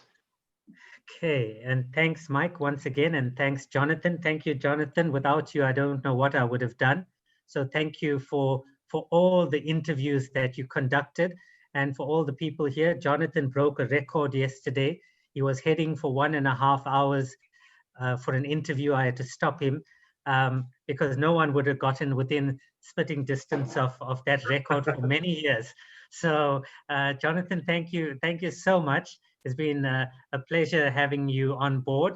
And next year, you must break your record. Maybe go for about 7, 8 books, I would say. That would help me out immensely. Okay, thank you so much. Thank you, Daryl. Thank you. Daryl, thank you too. Thank you, Mike. Next up, we have Hattie Edmonds. And I'm not quite sure where Hattie lives, but Hattie has had quite a background, worked in a florist. I owned a florist shop, by the way, at one stage, worked in an ice cream shop, was a second-rate waitress. So she's held down some strange jobs, and we all dream about it. And Hattie Edmonds did it. She self-published, and it became a blockbuster. But I'll leave you to tell her that. But I tell you, this book, The Spectacular Vision of Oscar Dinkelblick, is in my mind one of the books that I'm going to order a good few copies for my university library, because it has no equal. My wife is an optometrist. I was initially drawn to it. I saw the word vision. And I'm always looking at books about blindness and people losing sight, but never have I come across a book with a character suffering from chronic conjunctivitis. So on that note, Hattie, welcome, and we look forward to your talk on this marvelous book that you wrote. So please tell the people all about it. Oh, Thank you, Daryl. That's a beautiful introduction. Can everyone hear me all right? Yes, we all can. Sorry, only I can respond. Sorry. That's absolutely fine. A beautiful introduction. And that's so interesting that your wife's an optometrist, because I've been fascinated by vision for such a long time. And it was that which caused me to write the book, really, because as we all know, we all see the world completely differently according to our sort of beliefs and judgments. So I had the book that Daryl's talking about is this one, The Spectacular Vision of Oscar Dunkelblick. And I got the idea from Heisenberg, who is a physicist, whose famous quote was, when we change the way we see the world we see will change. And I started to look into that, and I interviewed quite a few physicists and some sort of Buddhists and some Sufis with the idea, how can we change our vision and what would then change? So for the book, I wanted Oscar, who is a 17-year-old super cynical aspiring artist who paints the misery of mankind. And he basically hears about a little village in South Germany, and he goes there hearing that it has the highest rate of alcoholism, the highest rate of mortality. And on day 3 of being in this village, which is called Keine Freude, which, as Mike will probably know, it means no joy in German, he goes into a little spectacle shop where he has an eye test. And when the little lenses are slotted into the glasses, for a brief moment, he sees the world as if there was no, he sees the world through no judgment of his own, no prior conditioning, no expectations. So he sees a world made anew, and it's absolutely beautiful. So the story starts there, really, with his idea that maybe there's a different way to see the world. Maybe I've been looking at it through kind of slanted, tainted lenses, which he has. And that is what, that's the crux of the idea that if we change the way we see the world will change. And along the way, I started to do various different meditations, working with some sort of spiritual coaches and the physicists as well from Imperial College, seeing how I could change, how I would view certain situations. And it could be anything. So for example, I took Trump, somebody who I had great difficulty with, I would judge a great deal. And I thought, how about if I try and just see him through the lenses of love? What would then happen if I try and put my judgments, preconceptions, conditioning, prejudices aside? And I found a different picture. I would look at his picture, say in the paper, or hear him on the radio, and I found that I was softening towards him, and towards other people. He wasn't my only example. And that began a process of understanding that it all started with me. Now, this all sounds super worthy, which I'm not particularly worthy, and I do like humor. So Oscar has a very dark humor. And I thought, if it's all right, I'm going to read a sort of opening section to give you an idea. Yes, that would be wonderful. That sounds good. Okay. So here goes. Living the dream, Oscar sniggered whilst gazing down from the window of his new lodgings. His dark eyes swept over the scene before him, raking over the rotting timbers of the village houses, the barricaded shops, and the cracked cobbled pavements. In the distance were the ruins of the 12th century church, now a dumping ground for old fridges, empty schnapps bottles, and a cack-brown corduroy sofa. A lone figure hunched against the harsh October twins staggered along by a sidewall, eyes blinking fearfully from behind a pair of thick black glasses. Oscar withdrew from the window and did a little sock dance to celebrate. Of course, he'd had high hopes when he'd read about the village of Kaiserfreude back home in Berlin 2 months before. Highest levels of alcoholism per capita in Europe, rocketing rate of heart disease, 0 birth rate. A trawl through some travel reviews had further fueled his excitement. Oscar's favourite description being a truly grim little village set in the bleak shadows of the Black Forest with absolutely nothing to offer except for relief at one's exit. Oscar had only been in Kaiserfreude for 3 days, and already he'd seen the small acts of daily spite, the sly bickering and rampant greed rife amongst the villagers. A punch-up in the butcher's over a piece of pork was not uncommon. He'd gleefully noted their addiction to cheap daytime TV and cut-price alcohol. And to his delight, he discovered that almost everyone's eyesight was rapidly deteriorating due to the lack of fresh fruit and vegetables following the suicide of the grocer. All in all, Oscar was having a whale of a time. So that's the opening section. And from there, it's, oh, thank you for that lovely comment. And from there, it's Oscar's journey, because of course he's, after he's had this eye test, and he suddenly has a different view of this village and of the people. And he struggles against it because he's addicted to that suffering and seeing the misery around him, but he's seen a different vision.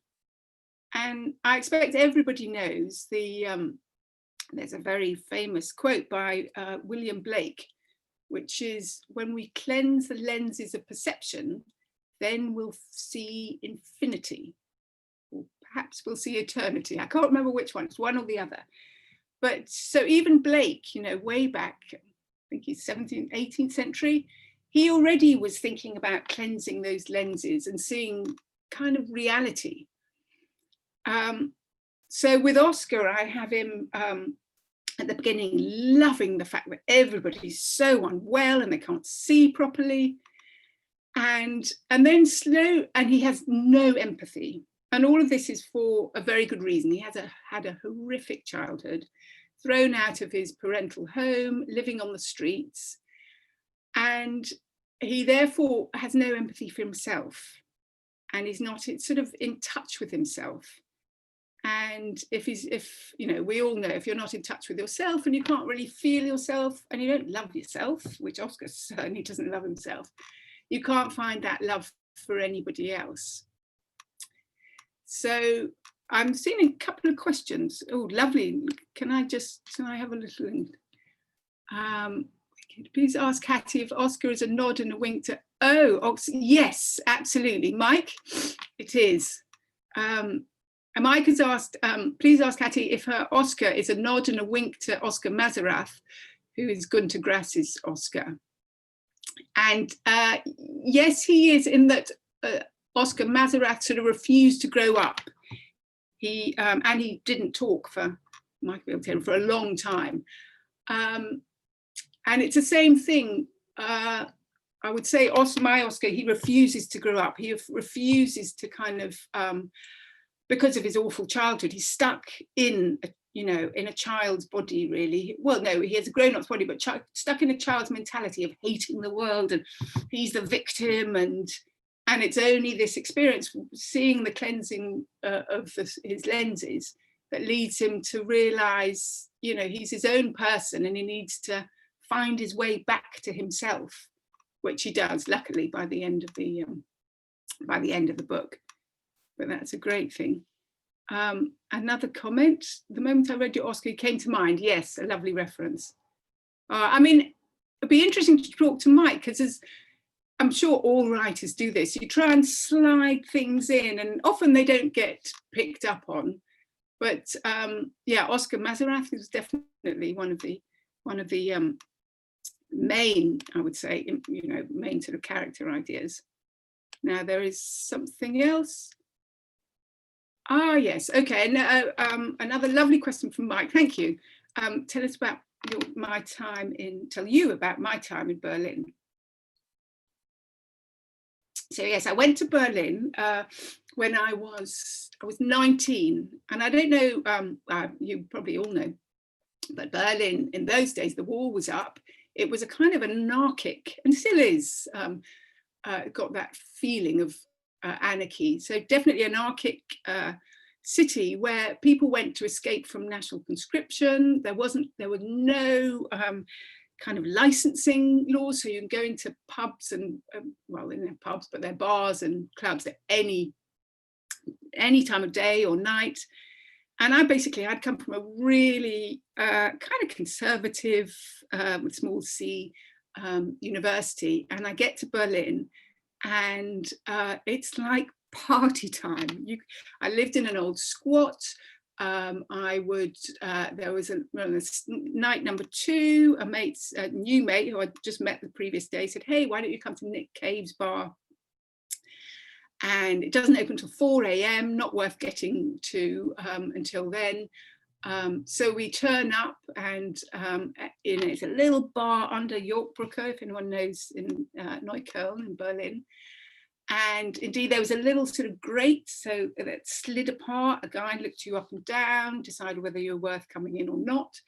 We get in, and there's sort of sawdust, or literally dust and sawdust all over the floor. It's old beer crates everywhere. And Nick Cave is behind the bar, showing everybody photos for some reason. And I ended up staying there for about 24 hours. And that was my initiation to Berlin. And from there, I did all sorts of things. I drummed in a band, and I took part in all the riots, because that's what you did. And there sort of really cemented my love of Berlin. And it has such a feeling of rebellion. And I wanted to say to Mike, actually, quickly, one of the reasons I went to Berlin was because my dad knew John le Carré, or David Cornwell, very well. And he used to come and stay a lot. And he used to talk about Berlin and this certain bridge where they used to exchange spies from East Berlin to West Berlin. And that got me super interested in this city that just sounded so amazing and had all the music going, as Mike would know, with David Bowie, Iggy Pop, Lou Reed. So I had 3 years of fun and anarchy, and yeah, so sort of it changed me for life, definitely.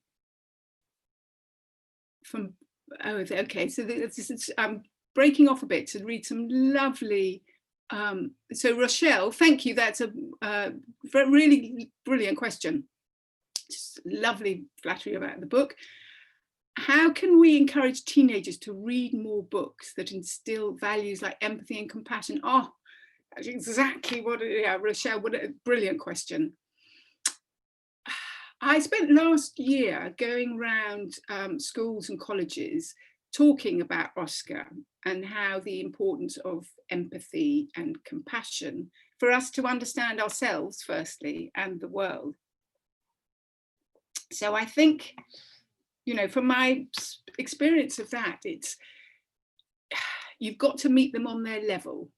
You've got to provide entertainment first. So hopefully Oscar entertains, and hopefully reading books like Oscar, and there's many, many others like that who do encourage empathy and compassion.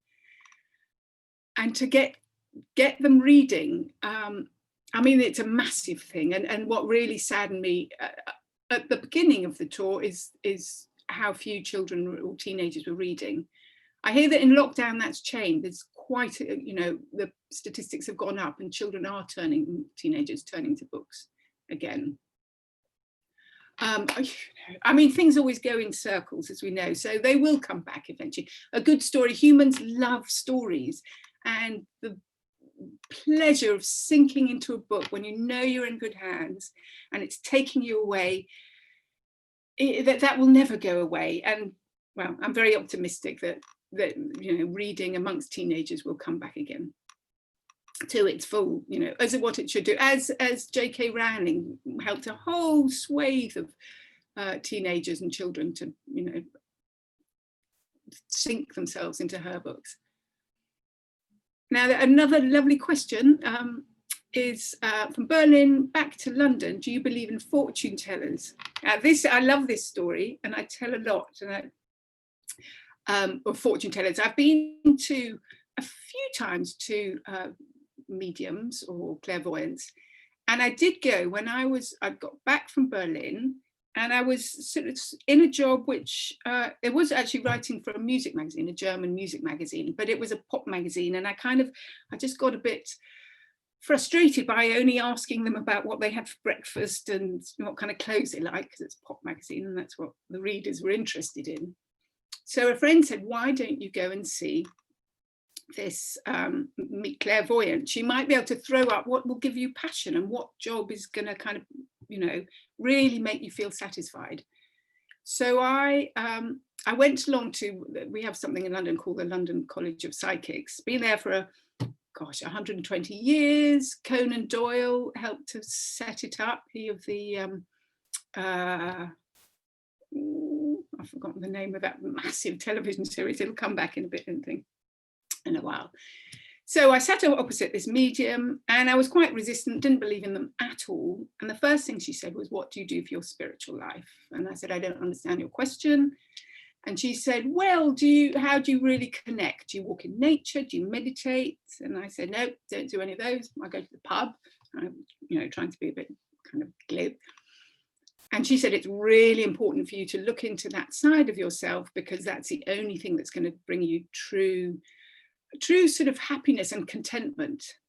And I said, and then in the next sentence, she said, and that what will bring you contentment will be writing books.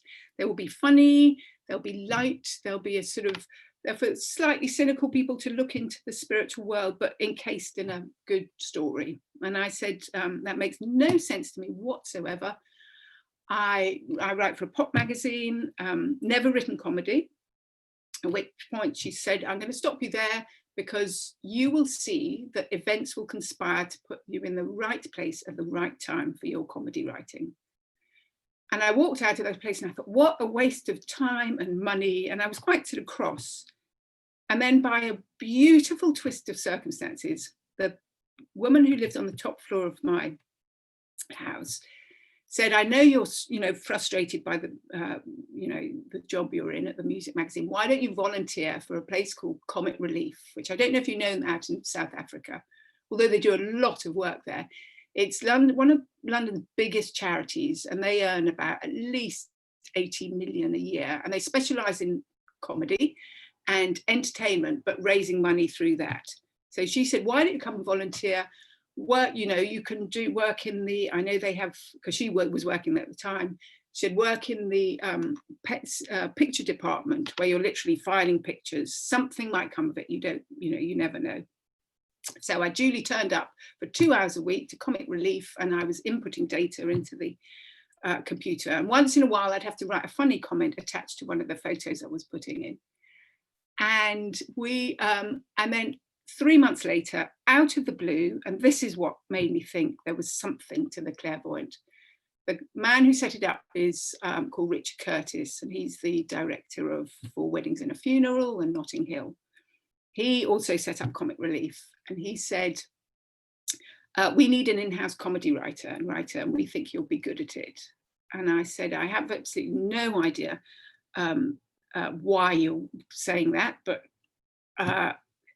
I'll give it a go, basically.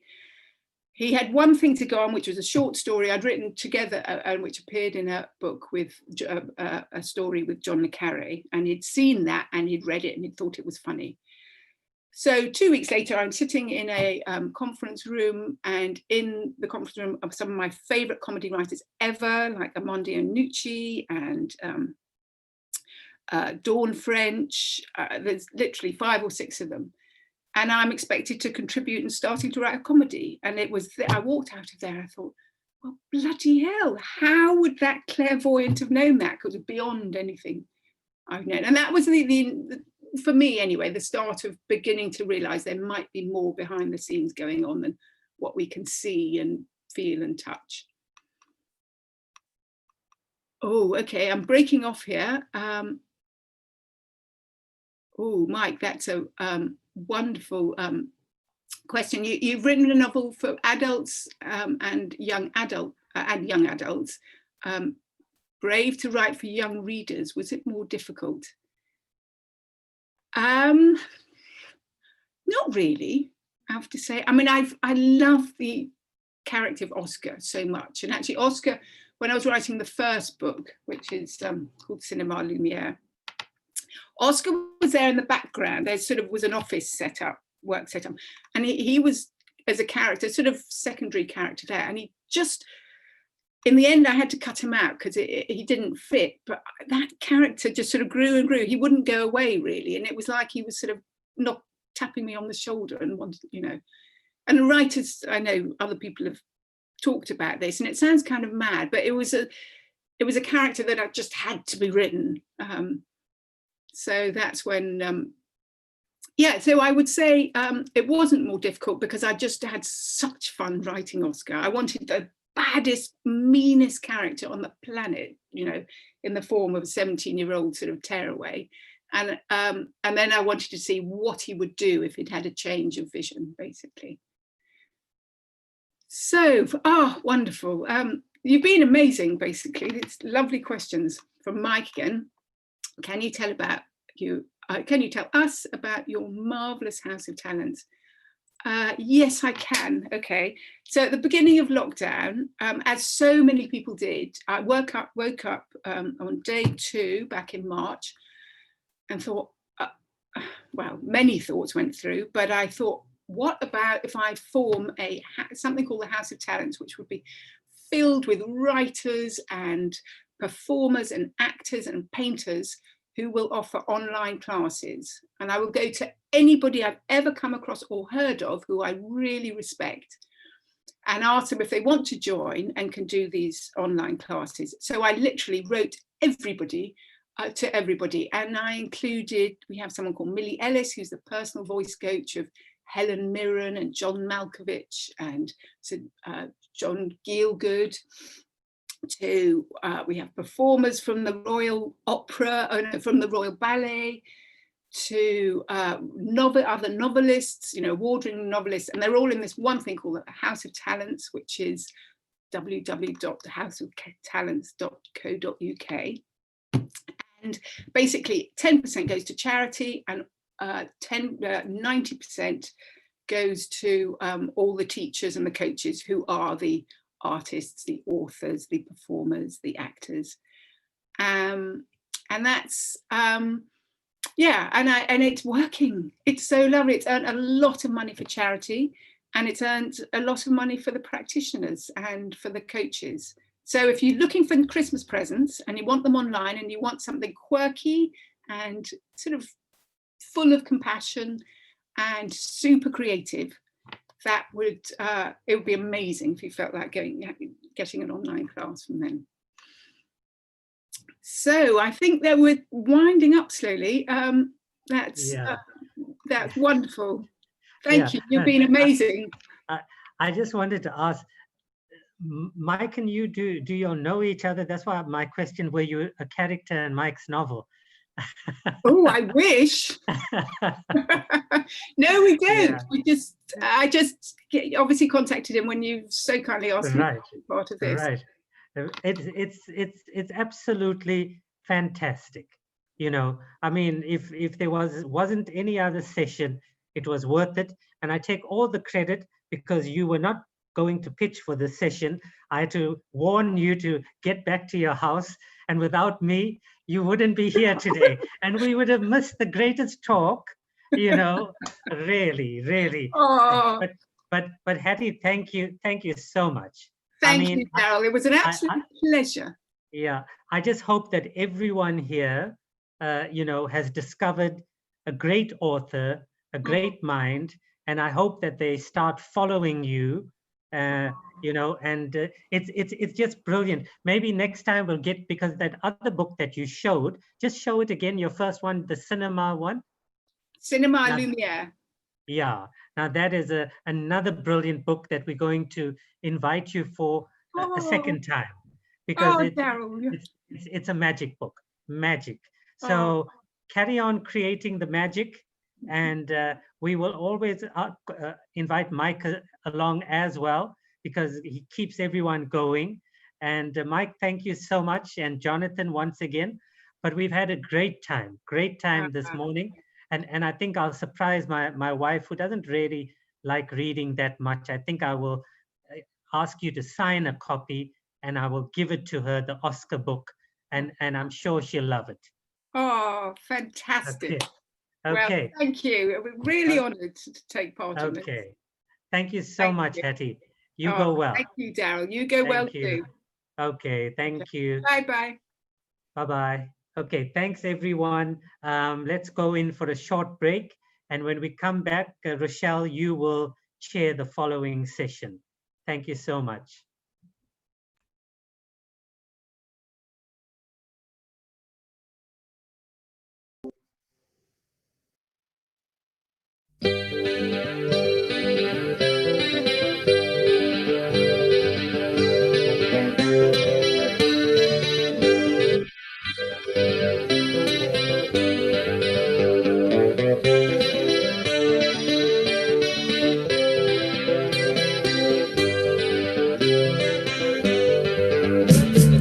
We baba kunzima kulomhlaba, we baba lomsebenzi upokile, we baba nemali ayingeni engathi lele fikile ngaphela, we baba, we baba,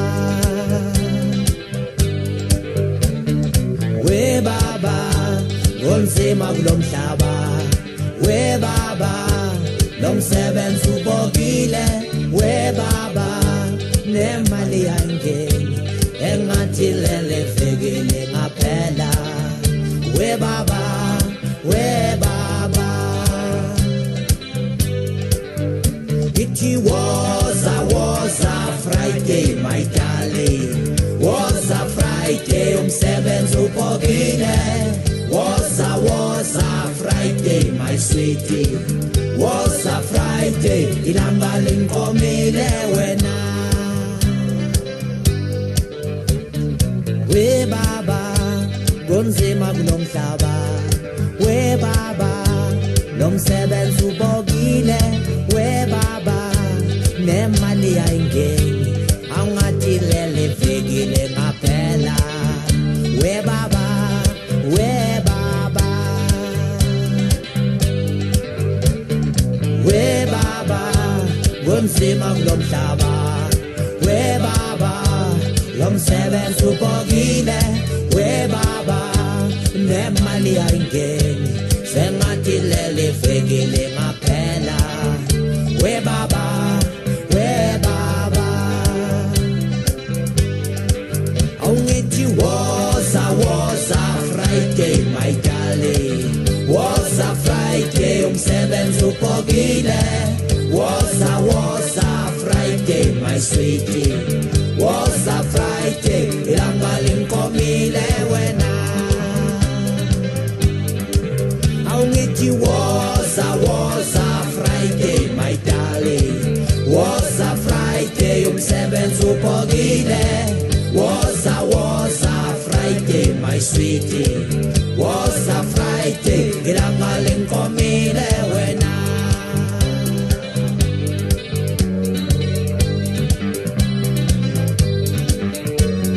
Goodbye, I'm going now. I'm going. Goodbye, I'm going now. I'm going. Goodbye, I'm going now. I'm going. Goodbye, I'm going now. I'm going. Tomorrow morning, I'm going. Tomorrow morning, I'm going. Tomorrow morning, I'm going.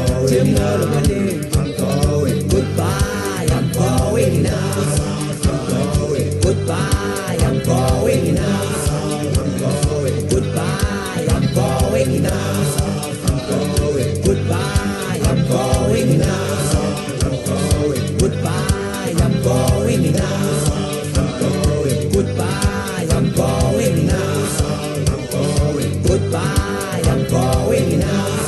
I'm going. Goodbye, I'm going now. I'm going. Goodbye, I'm going now. I'm going. Goodbye, I'm going now.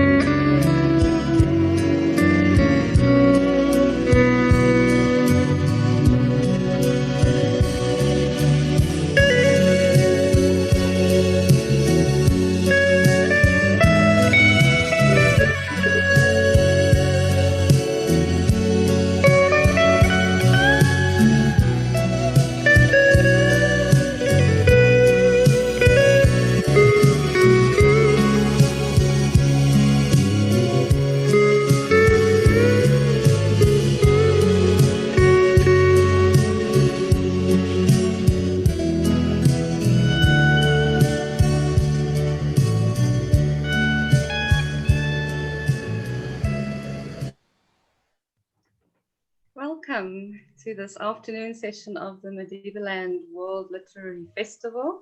We're very happy to have in our company Lynn Joff and Ken Barris. And I feel quite privileged to introduce Lynn because she's enjoyed a wonderful career in the creative arts, including cabaret writing and performance, script writing for radio and TV, publishing of a children's book, and it's also her debut novel that I've been hearing the most exciting things about. The Gospel According to Wonder has been published by Mujaji Books, and it's been hugely successful. So congratulations on that. It's also gained the attention of eminent UK author, actor, and comedian Stephen Fry. And if I may, I'd like to share his comments about the book. He said, "It's just what the world needs right now. A fizzling, fulsome, fiercely funny heroine, worlds away from the anemic, lifeless puppets that populate fiction today. A novel charged with music, energy, bounce, juice, and joy. That is glorious praise indeed."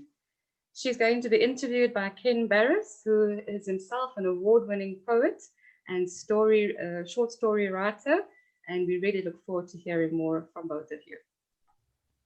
Thank you so much. Great stuff. Thank you. Lynn, I'm very happy to be talking to you. And hello, everybody. I'm glad you're listening to us. Thank you very much. Lynn, I don't think all our audience will have necessarily read the book. Could you tell us something about it? Let's assume you're explaining it to somebody who's never read it. So you want the 3-minute elevator pitch? Is that what you're asking me for? 90 seconds. Okay. What if the wandering Jew was a woman? And not just any woman, a foul-mouthed, freewheeling musician who wanders through history at the behest of the muses of antiquity in her quest to become the 10th muse. It's 2,000 years of an autobiographical fiction work by a character that came out of my brain and my mind, my imagination and my work, and took over the story and insisted on being told this way. And it happens over a 2,000-year period of history in 11 chapters, and the interstitial moments where she returns spoiler alert, she's cursed with immortality by accident. And that's how I review her experience of Jewish history, of musical history, and of satirical writing through the ages. How's that? Well, that was beautifully clear. Now, this is a trick question. You don't have to answer it. How much of you is in Wanda? You know, it's funny you say that, because Jeremy Clark, who was with me in the MA course, said to me, "You misspelt memoir." And he was taking the piss. But Yes. if I weren't, and I mean, look at me, I'm a woman of a certain age, I believe we call it. I'm a sexy sextenarian. I've had 60 years of life behind me. So I couldn't have written this book as a younger woman or as a younger person had I not been through a lot of life experience and writing experience. So how much of it started off as me, Ken, and she took it over. So in a way, she's my doppelganger, as I would call her. She's my screen through which I write, yet she is larger. I'm a little bit larger than life, I've been told, but this is now because of the permission to fictionalize a lot of my life experience as a musician. If you've ever been a girl in an all-boy band, you'll all know what I'm talking about. If you've ever been in a band. So a lot of my life experience is in it, but it's transformed into fiction, and it still has to tell the story of Wanda's story, not mine.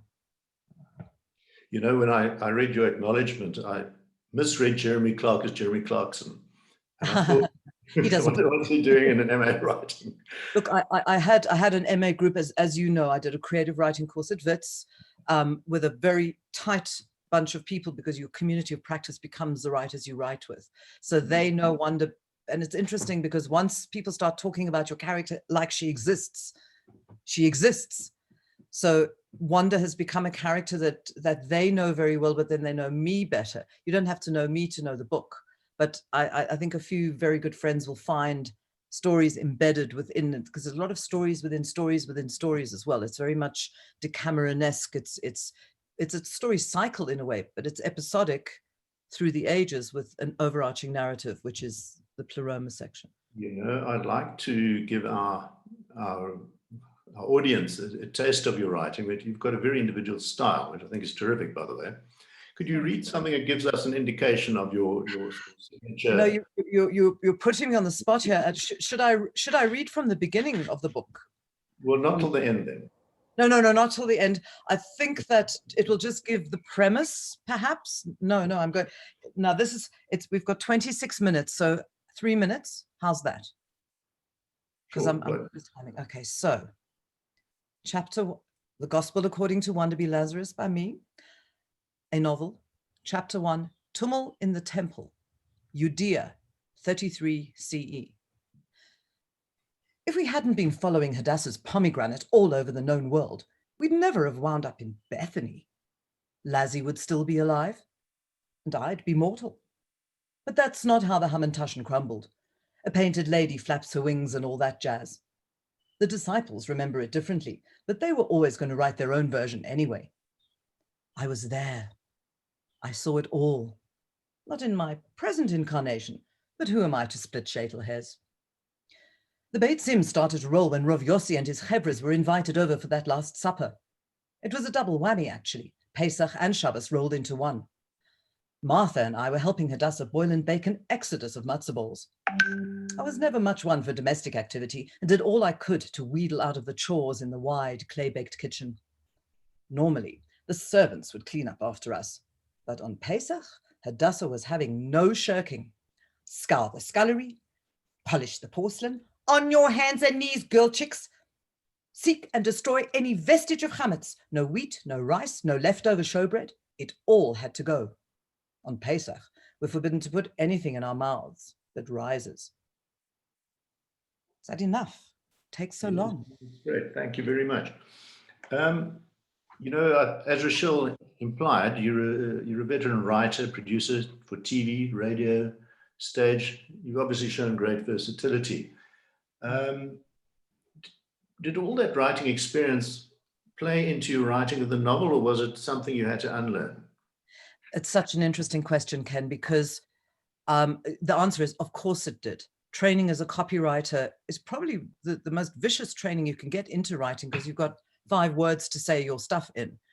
But what I had to unlearn was the brief from the client that I experimented. I was free for 2 years to experiment wherever my creativity took me.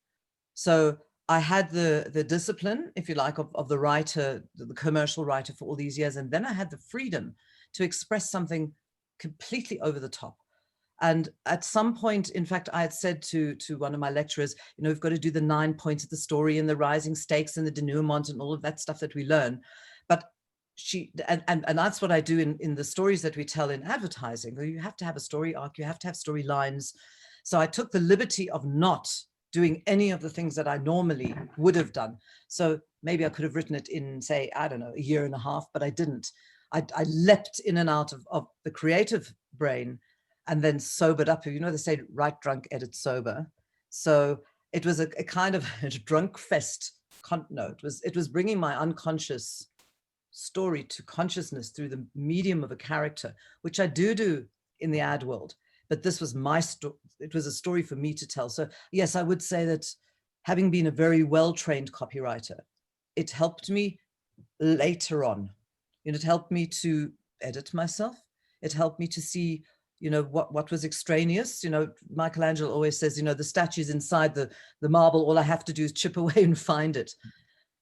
So yeah, in answer, I think, and I hadn't fictioned in all my childhood. You know, we talk about women in the breeding ages, even though I didn't have children between 15 and 50, when you're supposed to be raising babies, having children, running a business, having a marriage. I did all of that, but it was actually postmenopausally that this creative urge took me, and a very good friend who had died at 55. And I just thought, I have to do this now. I'm compelled, I'm driven. I was driven, Ken. So there are a great many things playing into it. You're also a jazz musician. What instrument do you play, or instruments? I play this baby here. I'm not going to play it for you now because I've got a nerve injury. I've played the guitar since I was 8 years old because my mother was a musician, no resemblance to the character. And when I was 40, and I always played a kind of 3-chord choppy wonder. I can remember every song I've ever known, every jingle I've ever heard. It's a curse.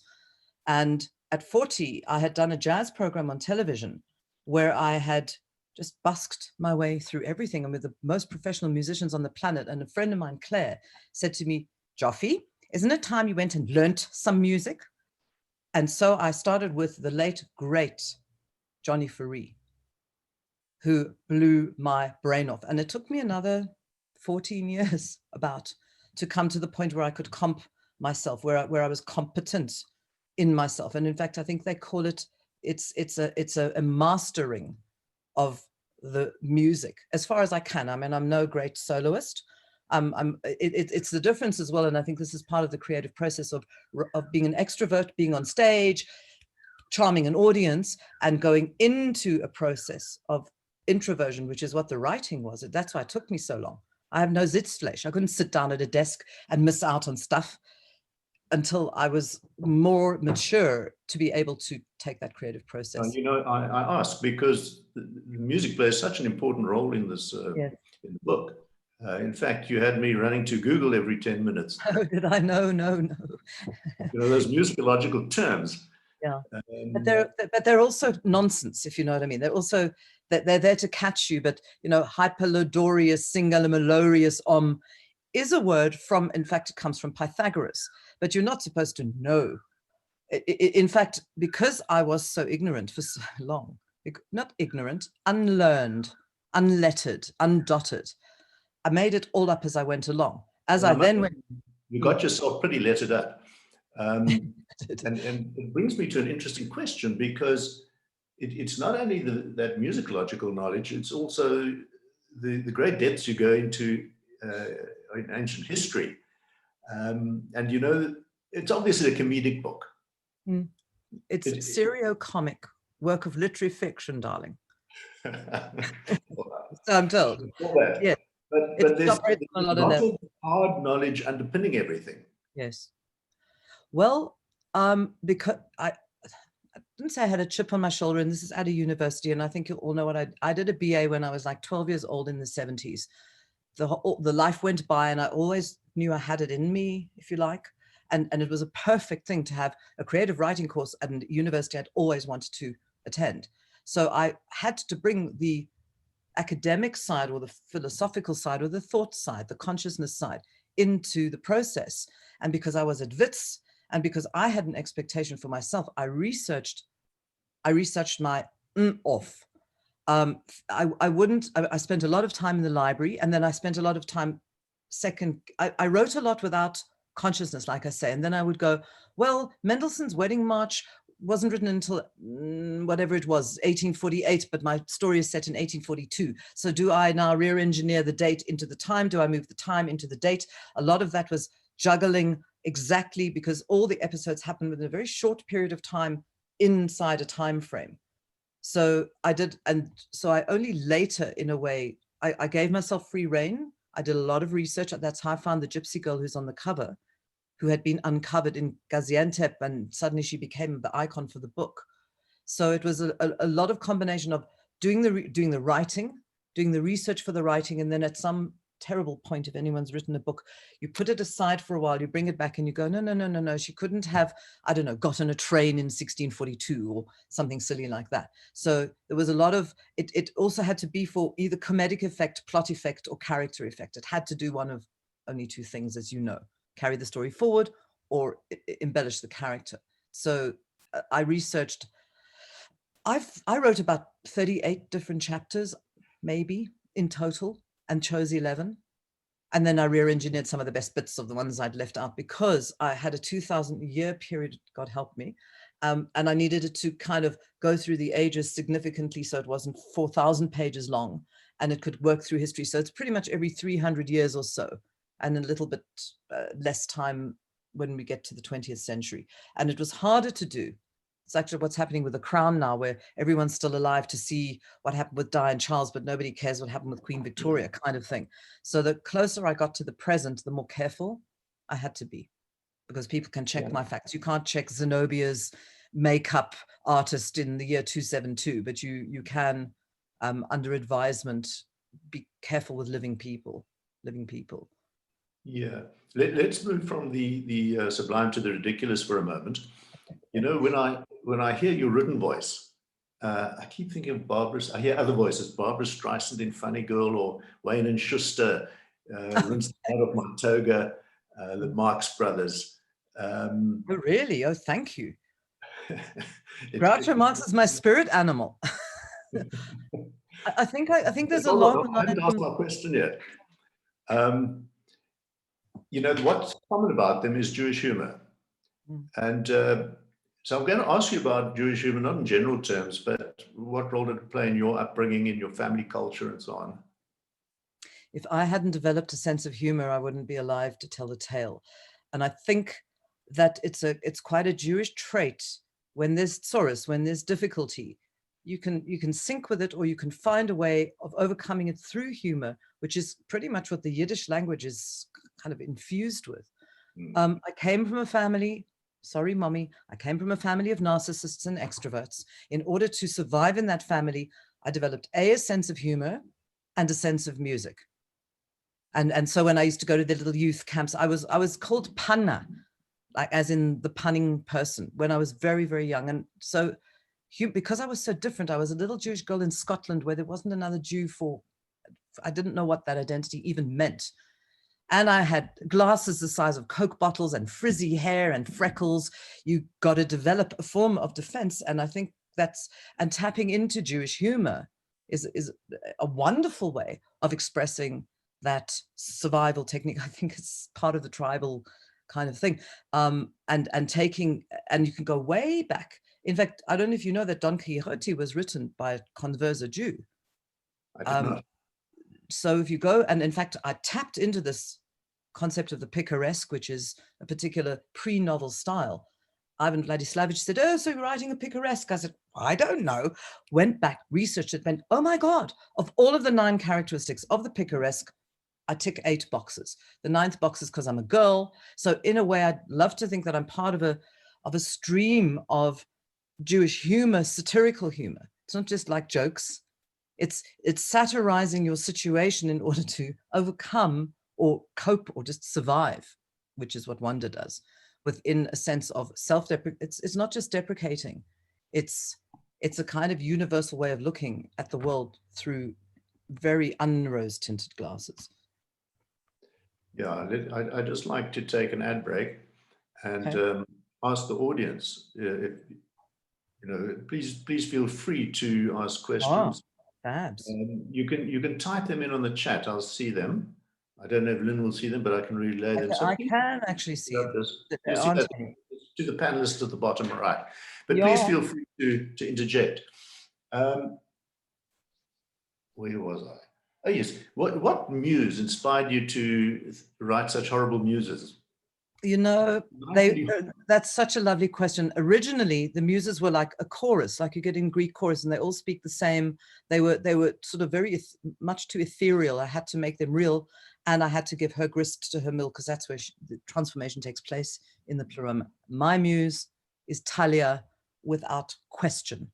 And in fact, I've written an ode to Talia that I begged my editor, my publisher, everyone to put into the book, because it's this beautiful, came out perfectly formed ode to Talia. So, and Talia is a muse of comedy. Hello. And of all the mean muses in the pleroma, of which there are 9, of which none of them had an identity. Well, you just got lost in the Greek hero myth. She is, and you'll see that in the book, because I think there were none who had empathy with her. They just wanted to get rid of her. They were the mean girls. She was either a threat to them or a nonsense to them. And so as the book progresses to its episodic end, there's tiny moments of transformation, although a lot of things happen over and over again. And the last thing she does is, I can't tell you, but she asks Talia to join her in the end, and Talia can't, because she's trapped in what you could call the patriarchy, or just the dominant culture that doesn't allow that individuality. It's not fun being so individual. So I was exploring the individual and the group, and they are controlled, or they are overpowered in the hierarchy by an Apollo figure. And because the Me Too era was happening while I was writing, and I was getting so angry about the stuff that was going on, and it had gone on for me as well. So there's no Trump in the story. It's a universal story, but those aspects of the masculine and the patriarchal are sewn in, are embroidered in, and a lot of healing as well, because not every masculine is that. I deviated from that. I did feel that, there was a feminist argument, even though it is very much a comedic novel. That beneath the patter and the punning, there was a certain amount of anger there, I think. Good one. I think one is motivated. I have a very good friend who had this beautiful childhood, and her mommy was always there, and her daddy was always. I never had any of that. I was never, even in my family, I wasn't part of the group, I suppose. And once you start any kind of therapy, the stuff that you always thought was wonderful. I had a boyfriend when I was 15 and he was 30, for example. Did you know? Were you not underage? Is that actually not called statutory rape from the position of 2016? So one rethinks it, and then it's like, oh my God, I got taken in. I was groomed, darling. And so the anger would be, if I were a Me Too girl, I would out his name, his address, what he did, were there any others, all of the Me Too stuff, but I can fictionalize it. So in a way, I wonder if, to your point, if comedy is a kind of a transformed anger, because I could be very angry. Well, I suppose so. There was a film called Funny Bones, superb, Funny Bones, and it's all about the pain embedded in comedy. Yes. In fact, Stephen Fry said to me, the success of British comedians is it's always about failure, because the British, if you look at the British humor, nobody ever succeeds. Tony Hancock is a character from my very distant past that Stephen and I have been connecting about, because he was this brilliant 50s comedian who lived with us in Australia, etc. But he was a morose, lugubrious, unhappy asshole, and he brought joy to millions. So, and I'm not a morose, ugly asshole anymore. But if you look at the history of what the Wandering Jew was, if you just look at it in history, it was disgusting. It was revolting. But Wanda actually disguises herself as that character at some point in the novel. So this it's been put to me, perhaps there's a bit of self-loathing in it, and it isn't. It's actually a self-claiming. I am angry, but my anger is wrought in the fire of humor. To be able to come across, I wanted the lightest possible touch. So you kind of, I think that's what humor is in a way, is telling the truth in such a way that you don't see it coming, perhaps. Are there any writers you regard as formative?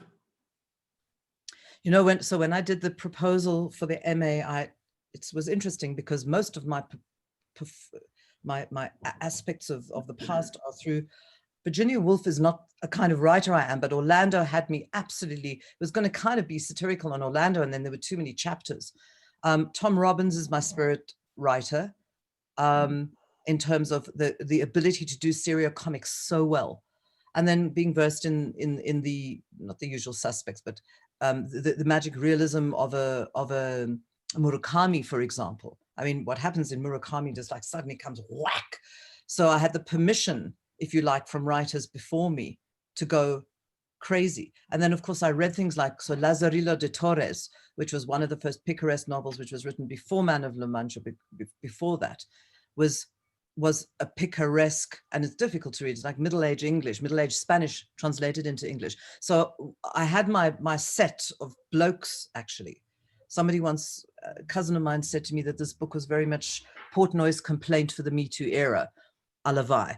I wouldn't put it quite that way, but also growing up, if I think about it, most of the authors I read were male authors until I got to 101 at UNISA, and I was given the feminist dystopians to read, and that was like, not "Oh, women can do it too." I don't really mean it that way, but the canon was very male for a very long time. So yeah, the serial comic writers of depth, Douglas Adams of blessed memory too. Oh, I can't stand it. That's beside the point. I'd like to look at the architecture of your novel. You know, it's very clearly designed. There's a very clear structure.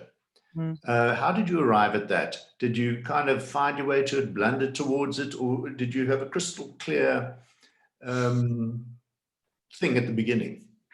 I didn't have anything crystal clear. As I said to you, I spent the first year doing character, really getting the voice right, and then I would submit, not scattershot, but I would write as my creativity showed me, and then because of the canon of people around, especially Ivan, and I have to shout out to Ivan saying, you know, this is happening here, this is happening here. Your reader is going to be so confused because it's such a ride.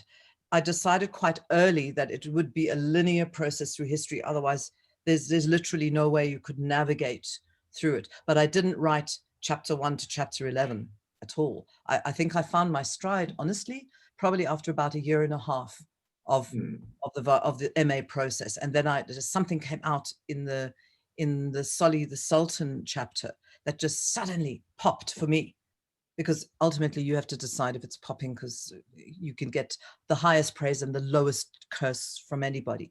So because I was in the structured and disciplined environment, eventually I came up with something structured and disciplined, but along the way it was insanity. But it's now very clear. It goes from 33 AD to 2020 CE. I think you've got a good, solid, stable skeleton with a lot of chaotic flesh, and it works. Talking of confused readers, would you just tell everybody what a pleroma is? I don't know if everybody knows. Well, it's not my name. It's a Jungian name, and it kind of pertains to you could call it an afterworld or an underworld or an in-between world. I'm very interested in the sort of interstitial aspects of identity. And when I found it, it's a very uncommon name. It was originally going to be some sort of cyberspace that I was going to have, you know, things known to only the reader kind of thing. But the pleroma at some point, let me just find it. When Wanda is caught in the pleroma for the first time and she realizes she's dead. Let me see if I can quickly find it. She asks the muses where she is, and they say, I'm just having a look because it would actually be quoting myself, which is extremely pretentious, but let me look. Here we are. Sorry, I should have had this prepared for us. Sorry. Here we go. No, I have it. So she identifies the muses, la, la, la, la. And we say, so Nu, I say, facing the celestial congregation. How did I do? Which is identifying the girls. Beginner's luck, Urania pronounces. Normally, we are indistinguishable to mere mortals, but out here in the afterlife, our individual influences are unmistakable. Wait a secunda, I say. Afterlife? Are you telling me I've snuffed it? Am I dead? Not dead, says Talia, adjusting her hat. Think of it more like an everlasting dream. Where the fig am I? We call it pleroma, says Calliope, although there are many more terms you can use. Limbo, Sheol, Dreamtime, your own wishful thinking. So to me, it's an in-between place, which could be, I mean, if there were sequels and stuff, it could be her own imagination. It could be something that could be such a thing as eternal life. And it's very interesting about the Jewish take on reincarnation, because we actually kind of do believe in it, but you can't really find it anywhere. So I put it into her, it is in a sense, in a Jungian way, her wishful thinking, but her wishful thinking is also perverted. But So isn't that where the muse lives? You know, somewhere between an objective space and something inside your own head. We're a bit short of time, but has the writing bug bit you? It always, I've written all my life, really all my life. The discipline and structure was wonderful to have, because you would have deadlines, and I've spent so long editing this book. Let me put it, has the novel bug bitten you? Yes. The novel bug has bitten me. It's in the ass, honey. Because memoir, well, that's memoir, and I don't knock memoir. I think it's a beautiful thing, but that's, so the Tony Hancock tale, which I was telling you about, which was a trauma of my youth, that I call it the comedian who killed my family, which is as a result of, my father died the day I got my edit back in February. And I went to England and I found a whole lot of papers about this dead comedian. And I'm writing, but I'm not, I know it will turn into fiction at some point. So there's, one mustn't be scared of one's own story, but I'm not going, when I was 8, we went to Australia. In fact, I'm so over the one, because Wanda is an autobiographical work. So she always has to have her perspective, which was hard. You can have hearsay, but she can't overhear a conversation unless she's in the room. Everything came from her point of view. So I'm loving experimenting with different points of view at last, so that I can tell a story from multiple perspectives. So I think that's where we're going next. But can I just have 1 week off? Just a week. Great stuff. How are we doing, Rochelle? Thank you very much. It was certainly a lively conversation. We enjoyed very much. Thank you both. I just had one question for Lynn. There's been a recent surge in popularity in late onset female writers, such as Alka Joshi of the henna artists. And I just want to know, is it, in your opinion, is it because you're more comfortable with your identity as you get older, or is it that you're just more impervious to criticism? All of the above. But I would also say there's a huge ageism as well in our society, that you go over a certain age and you're washed up. I've built a business, I've built a marriage, I've built a network, whatever. I'm 60. I could not have had the structure and discipline to go back. So the fact that there are other women of a certain age is a lovely sort of angle. But I think you can see, I could not have written this book as an immature human. So yes, impervious to criticism, it's the book that's being criticized. And I think that's what the MA taught me. They would talk about the writer in the sessions. I mean, you would never, and I think Philippa Yardevilles and I once had a fisticuff, but in a sense, you learn to become objective to your work. And that's maybe the work of these last 60 years, to become objective and to put her out into the world with me as her mommy. Wonderful. So if Wanda is anything like your larger-than-life personality, she must be dazzling. Thank you so much. We really enjoyed this interview. Thank you, Ken Barris. We'll be in touch. Thank you, Daryl. Thank you. Thank you. Can I stay here with the mic off? Absolutely. And thanks to all for listening. Thank you, Ken, very much. Our next speaker is Cobus Smallman. I'm quite happy to introduce him. I'm not sure if he's here though. Can you see him, Daryl?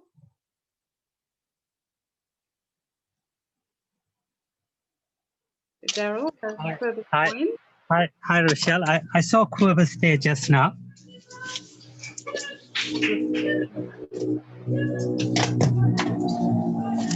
Let me just look. Sorry, I've got the dogs here. Just hold on 1 second. Let me look.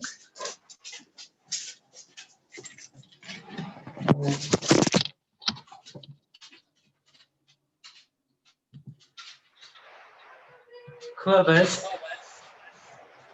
There we go.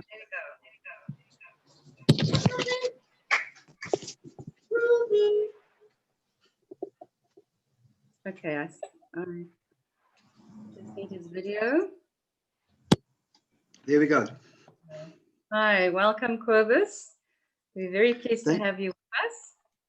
Thank you very much, Rochelle. For our audience, I'd just like to give a brief intro to you. Cobus is an eminent South African poet, playwright, editor, and professor of creative writing.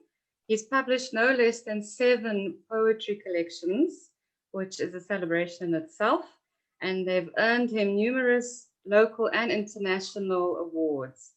Although I did learn that in your younger years, you wanted to be a game ranger. So I think there are many poetry lovers around the world who are grateful that you chose a creative career path.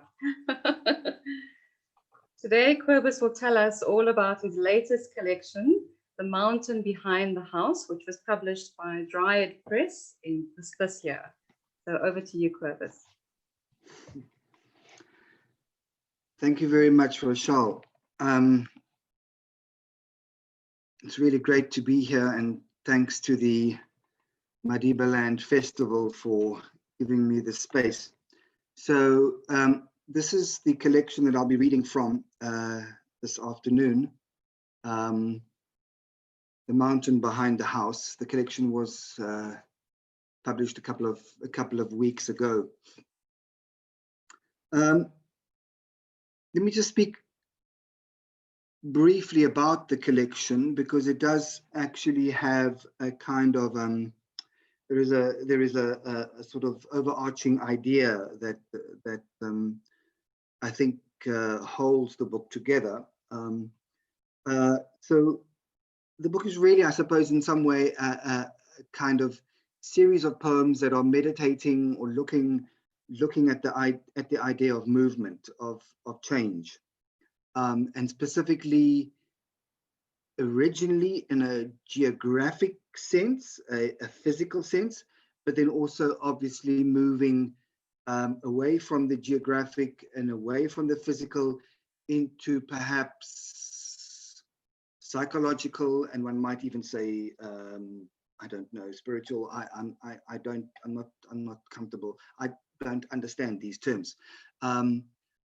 So spatially, on a sort of physical level, the book is about moving to the Cape. I'd spent 3/4 of my life living in KwaZulu-Natal, being raised there, educated there, working there, and then in the middle of, in 2016, the middle of 2016, I moved to the Cape, and we live in a small village called Riebeekwes, and I teach at the University of the Western Cape in the English department. And so the book is about moving from one space, one physical space, to another physical space, and trying to understand this second space. But then at the same time as the book does that, it's also going down, and it's trying to understand the changes that take place in a human being as he, in my particular case, as he gets older, as he ages, and as he tries to comes to terms with what happens to the self as it ages, and as the self starts thinking about who it is, those kinds of things. So The first poem I'll read is called New House.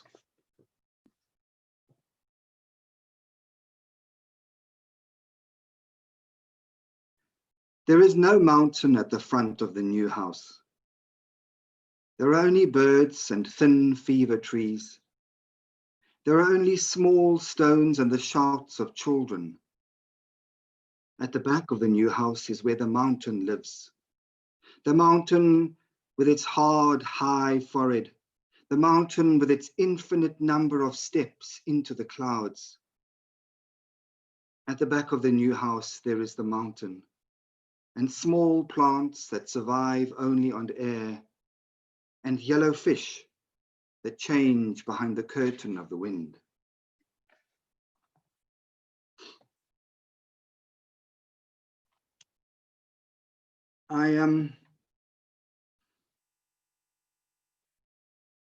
I suppose for a long, I don't know how to say this, I have a strange relationship with stones. That came out really oddly, but that's the truth. My very first book that I ever published, my first book of poetry, was entitled Time Like Stone. And stones have featured quite dramatically in my thinking. My thinking of, I suppose in a certain sense, my thinking even of who I am. I think of myself as a stone.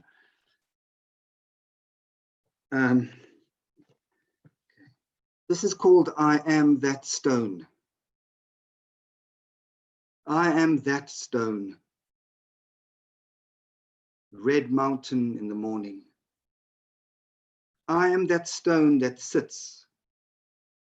Sharp static of cicadas.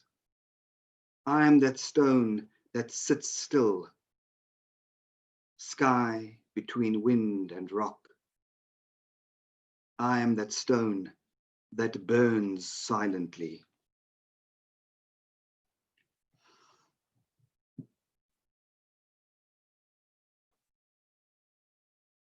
In some of the poems, I will perhaps have something to say, and in some of the poems, I will have nothing to say about them apart from simply reading them to you. This is one of those that I will just simply read. Blue Door. All is still. Sky bangs a blue door in the face of burning rock. Barely birds move. Small, high stones through air dry as sunlight. I am shadow, sheltered in the stoop of a small tree.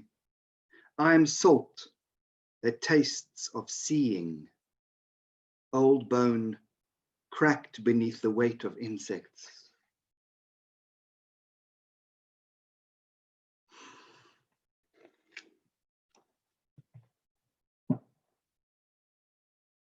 It's a poem called He Does Not Know. I believe very passionately in the virtue of ignorance, in the blessing, in fact, of not knowing. Not pretending not to know, not pretending to know, or pretending not to know, but being comfortable in a state of unknowing. He does not know. He does not know what he is doing or why he is doing it. Why it is so early where he is and so late where he is not.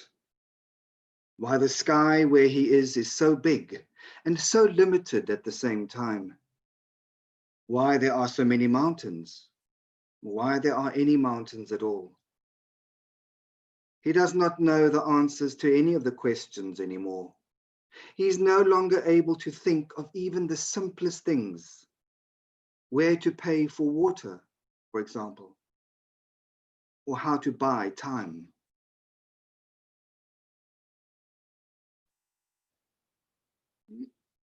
Interesting thing for me is that I'm learning as a writer to trust words and trust that words will know in a deeper sense, in a deeper way than I know. So for example, in that last, Daryl, thank you very much for that comment, but in that last stanza, where to pay for water, for example, or how to buy time, that stanza actually operates originally and initially on an extremely basic and physical and practical level first. It is about moving to a new house and having to go and register with the municipality or wherever, you know, so that you can pay your water bill. Where do you pay your water bill? How to buy time, how to buy airtime. Literally, that's the practical thing. And when you write that, and I've learned that I must just write the practical, basic thing and not worry about the meaning. The words will find their own meaning. And slowly I'm learning, just say it. And then the poem itself knows that water and time are not just the physical things, but they're things, water you cannot live without. Time, it's not just air time, but aging. I don't know.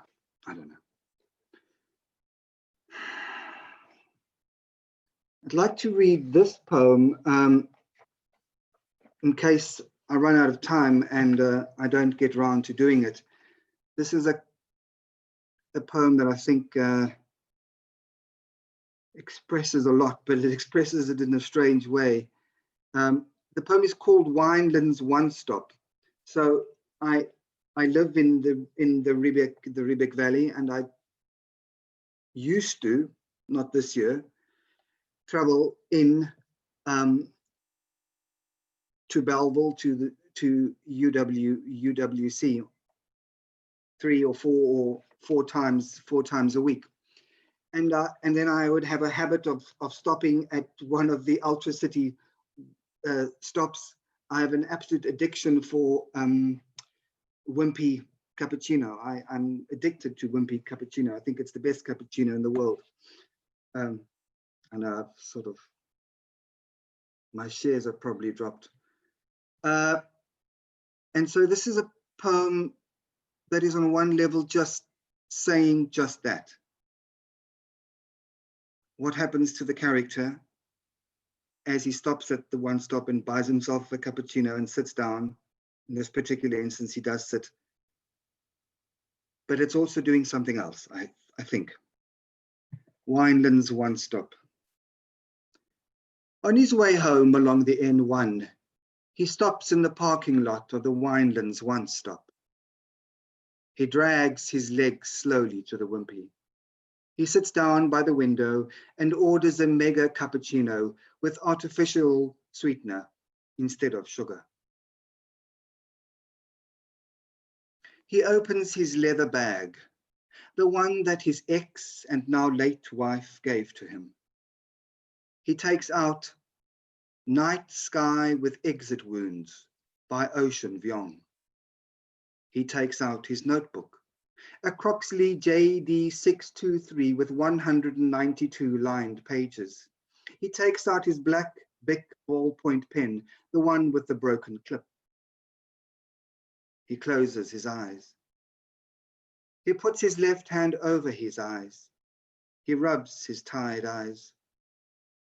He is listening, not to the sounds of the restaurant and the high-pitched music. He is listening out for something taking place inside himself. It is there that all of his life is taking place. There now inside him, amongst the plastic furniture and the greasy leftovers and the pink balloons of his soul, that his real self is to be heard.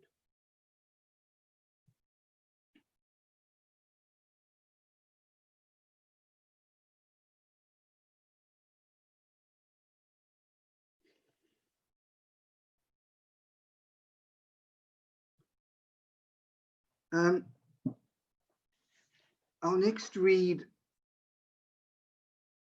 a few poems from a section in the book entitled Mother. The book is broken up into sections, into parts.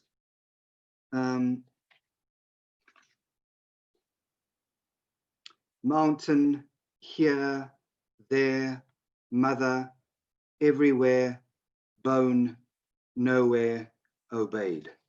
Those are the different sections, the different titles for the different sections in the book. This section is called Mother.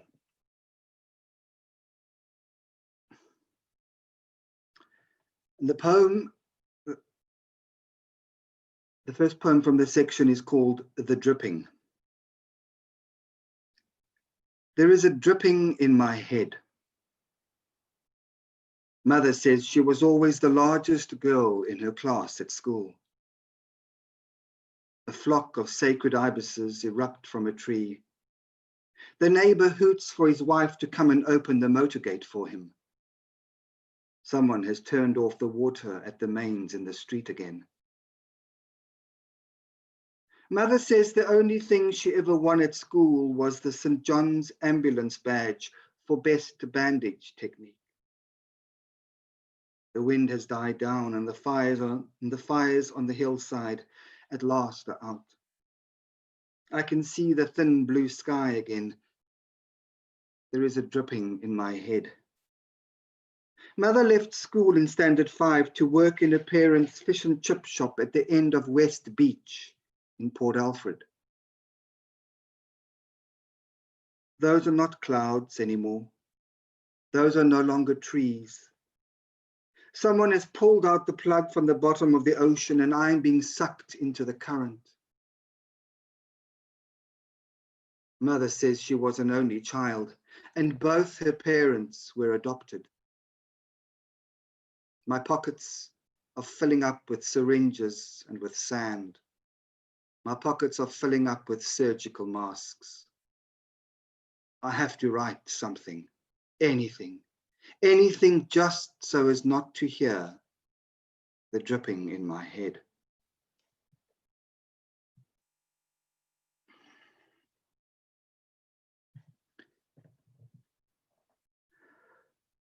I'll read another Mother poem.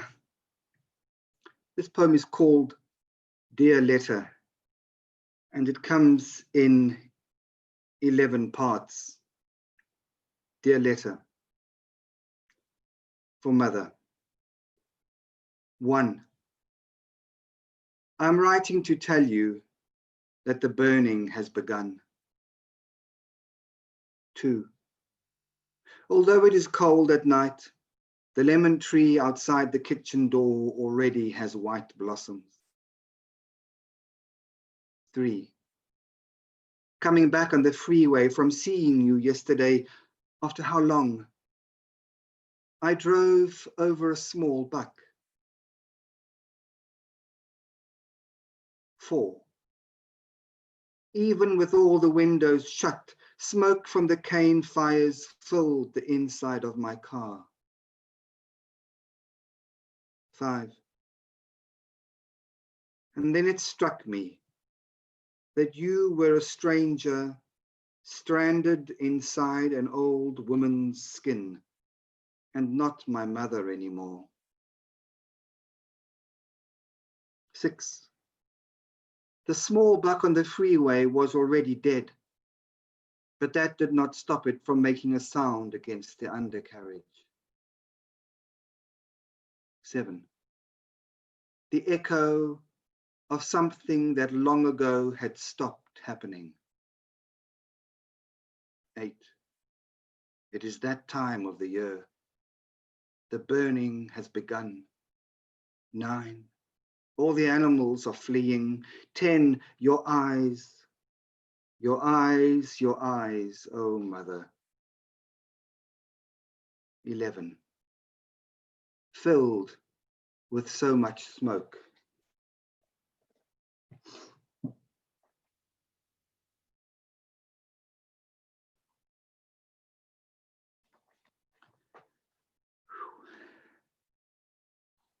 Old chairs. The old chairs move by themselves at night in the lounge when the little snakes come out. They cannot get comfortable on the cold tiles, no matter what position they sit or stand in. The old chairs stopped dreaming long ago of ever going back to the warm ocean and thunderstorms. They barely make a sound when the carcasses of dead birds appear overnight in their lap. The old chairs have resigned themselves to the smell of animal fur and to cold nights on their own without dreams. They have resigned themselves to dying far from the white sand where their umbilical cords are buried.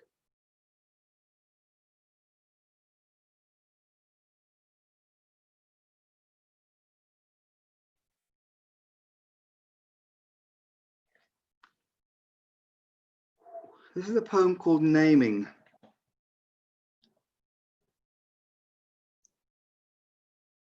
And it is written for the memory of my dear friend, Michael Wessels, who died in 2018.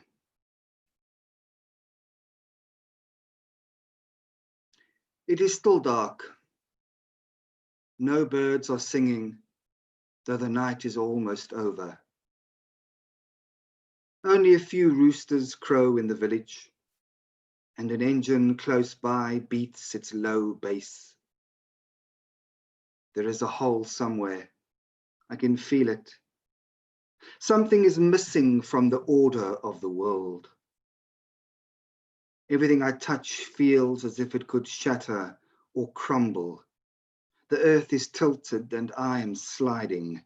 My hands don't know what to do anymore when they try to pronounce the usual words like flower, tree, mountain, like river, rock, woman.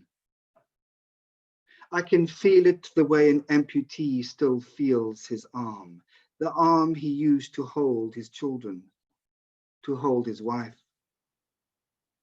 And this absence, this presence of sharp loss has a name and a face. I must name it so that I can stand, even though the earth is tilted.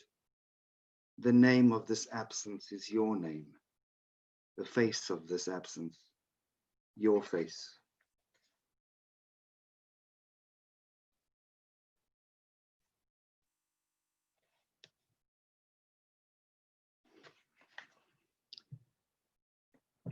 I must try and squeeze some kind of funny poems in. Although unfortunately the type of humor, well, you might find this funny. I find this hilarious. This is called The Handle. The Handle. There is something growing out of the top of his head, like the handle on a pot or a kettle. It sits there, joined fast to his skin. Now he knows why his mother warned him never to walk underneath scaffolding or ladders, just in case somebody should suddenly, just in case somebody above him should suddenly pick him up. Now he knows too why he is so fearful of God.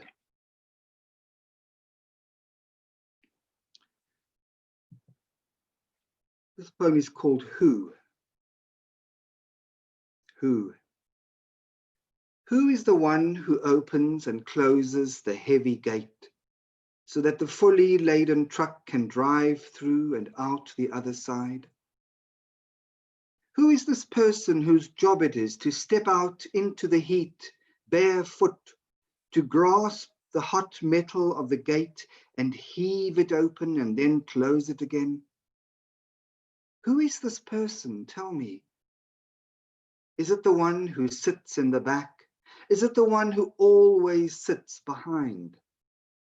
The one who always has to peer between the shoulders of everyone else in order to see the world?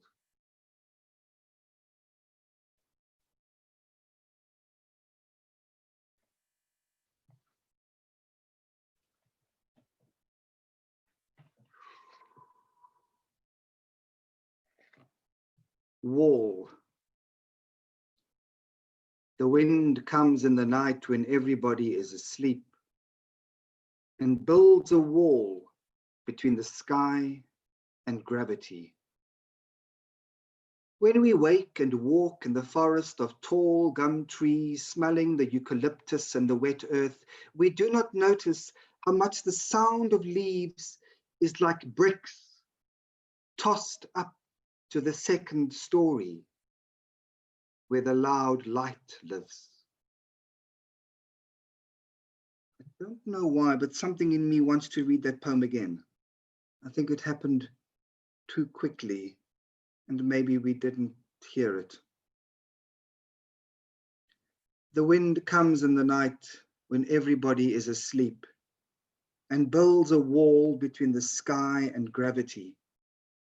When we wake and walk in the forest of tall gum trees, smelling the eucalyptus and the wet earth, we do not notice how much the sound of leaves is like bricks tossed up to the second story where the loud light lives.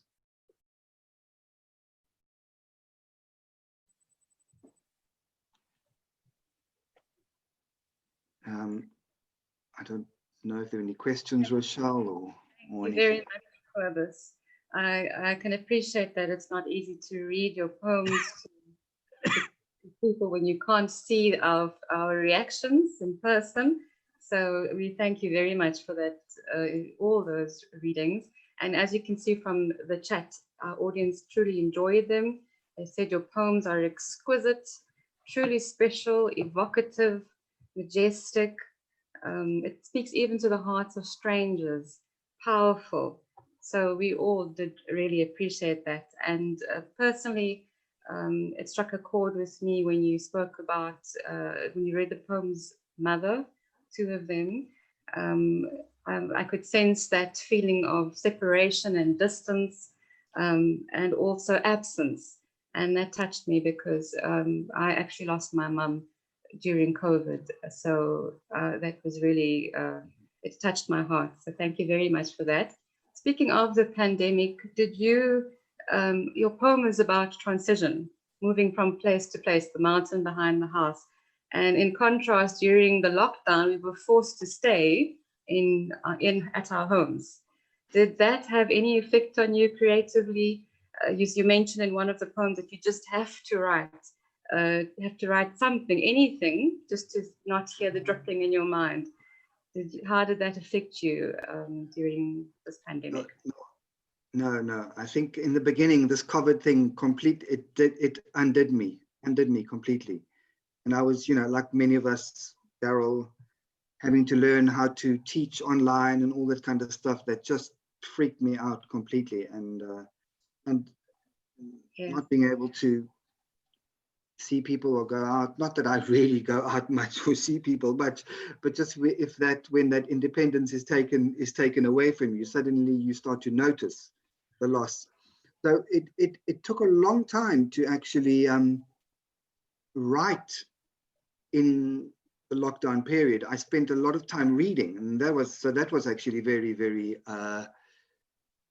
important and very good. I actually think of reading as a form of writing. For a writer, reading is a type of writing.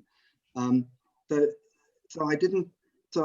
think that time wasn't necessarily wasted because I was feeding myself in some other way. But then also just a lot of time just sitting, staring out the window as I'm doing right now, and looking at the fever trees and the oak trees that feature in the collection.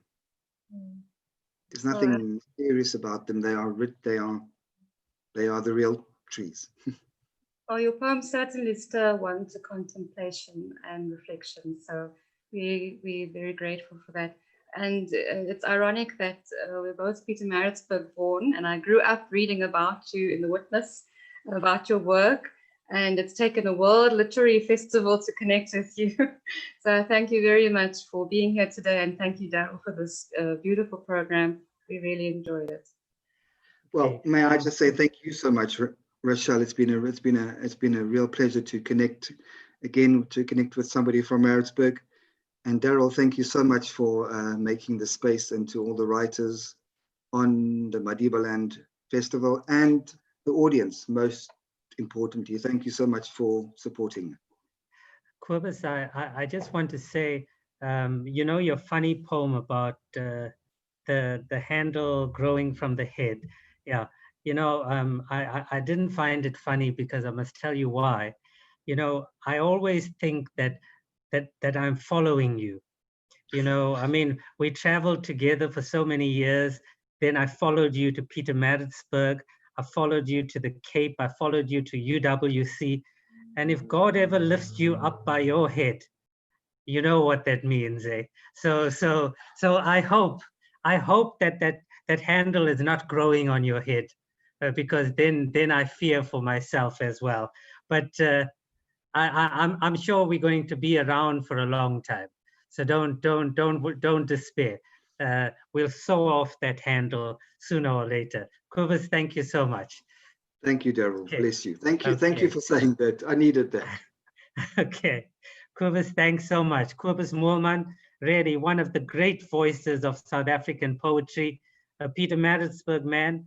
And after this, I'm going to take time. I'm going to write that great article about Cobus Moorman. I will share it with all of you. So ladies and gentlemen, let's enjoy a bit of a break. I need to get the dog out of the car, and I shall see you back here at 4 o'clock.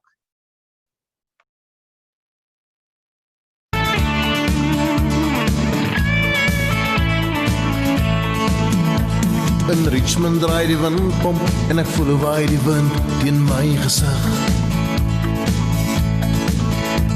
Die silwer van die dakke en die bloekoms by die golfklap teen die lug. En oorkant teen die berg in wit klip staan geverf Richmond. 1843, dit was 'n lang tyd terug. Terug naar Richmond wil ek gaan. Terug naar Richmond, waar mense my verstaan. Waar jarelange vriende en die winde op my wag. Terug naar Richmond wil ek gaan.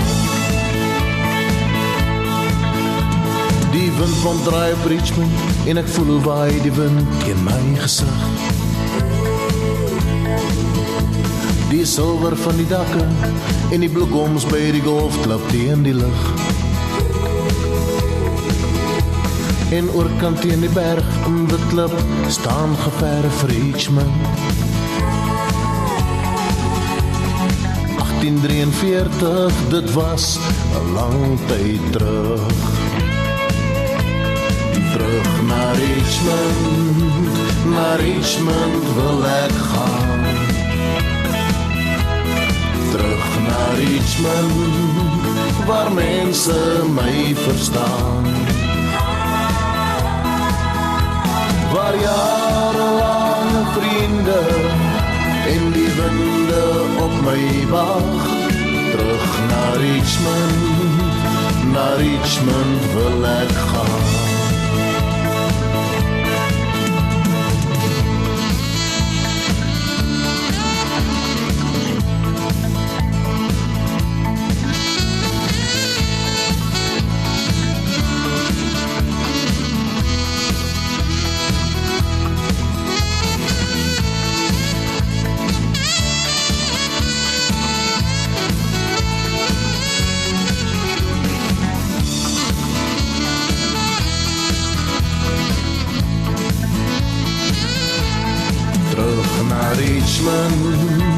Naar Richmond wil ek gaan. Terug naar Richmond, waar mense my verstaan. Waar jarelange vriende en die winde op my wag. Terug naar naar Richmond wil ek gaan. Naar Richmond wil ek gaan. Naar Richmond wil ek gaan.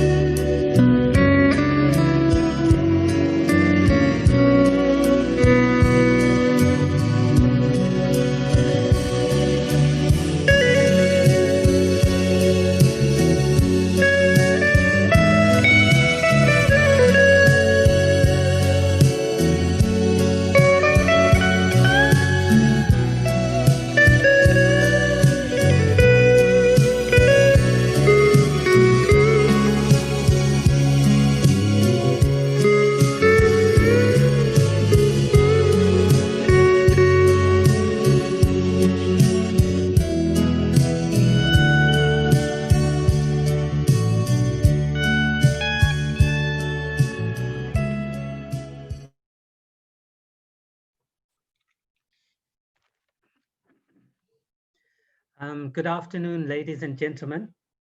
Welcome back. I must say it's been a magnificent day today. I think, you know, we're not going to get a perfect day like this in a hurry again.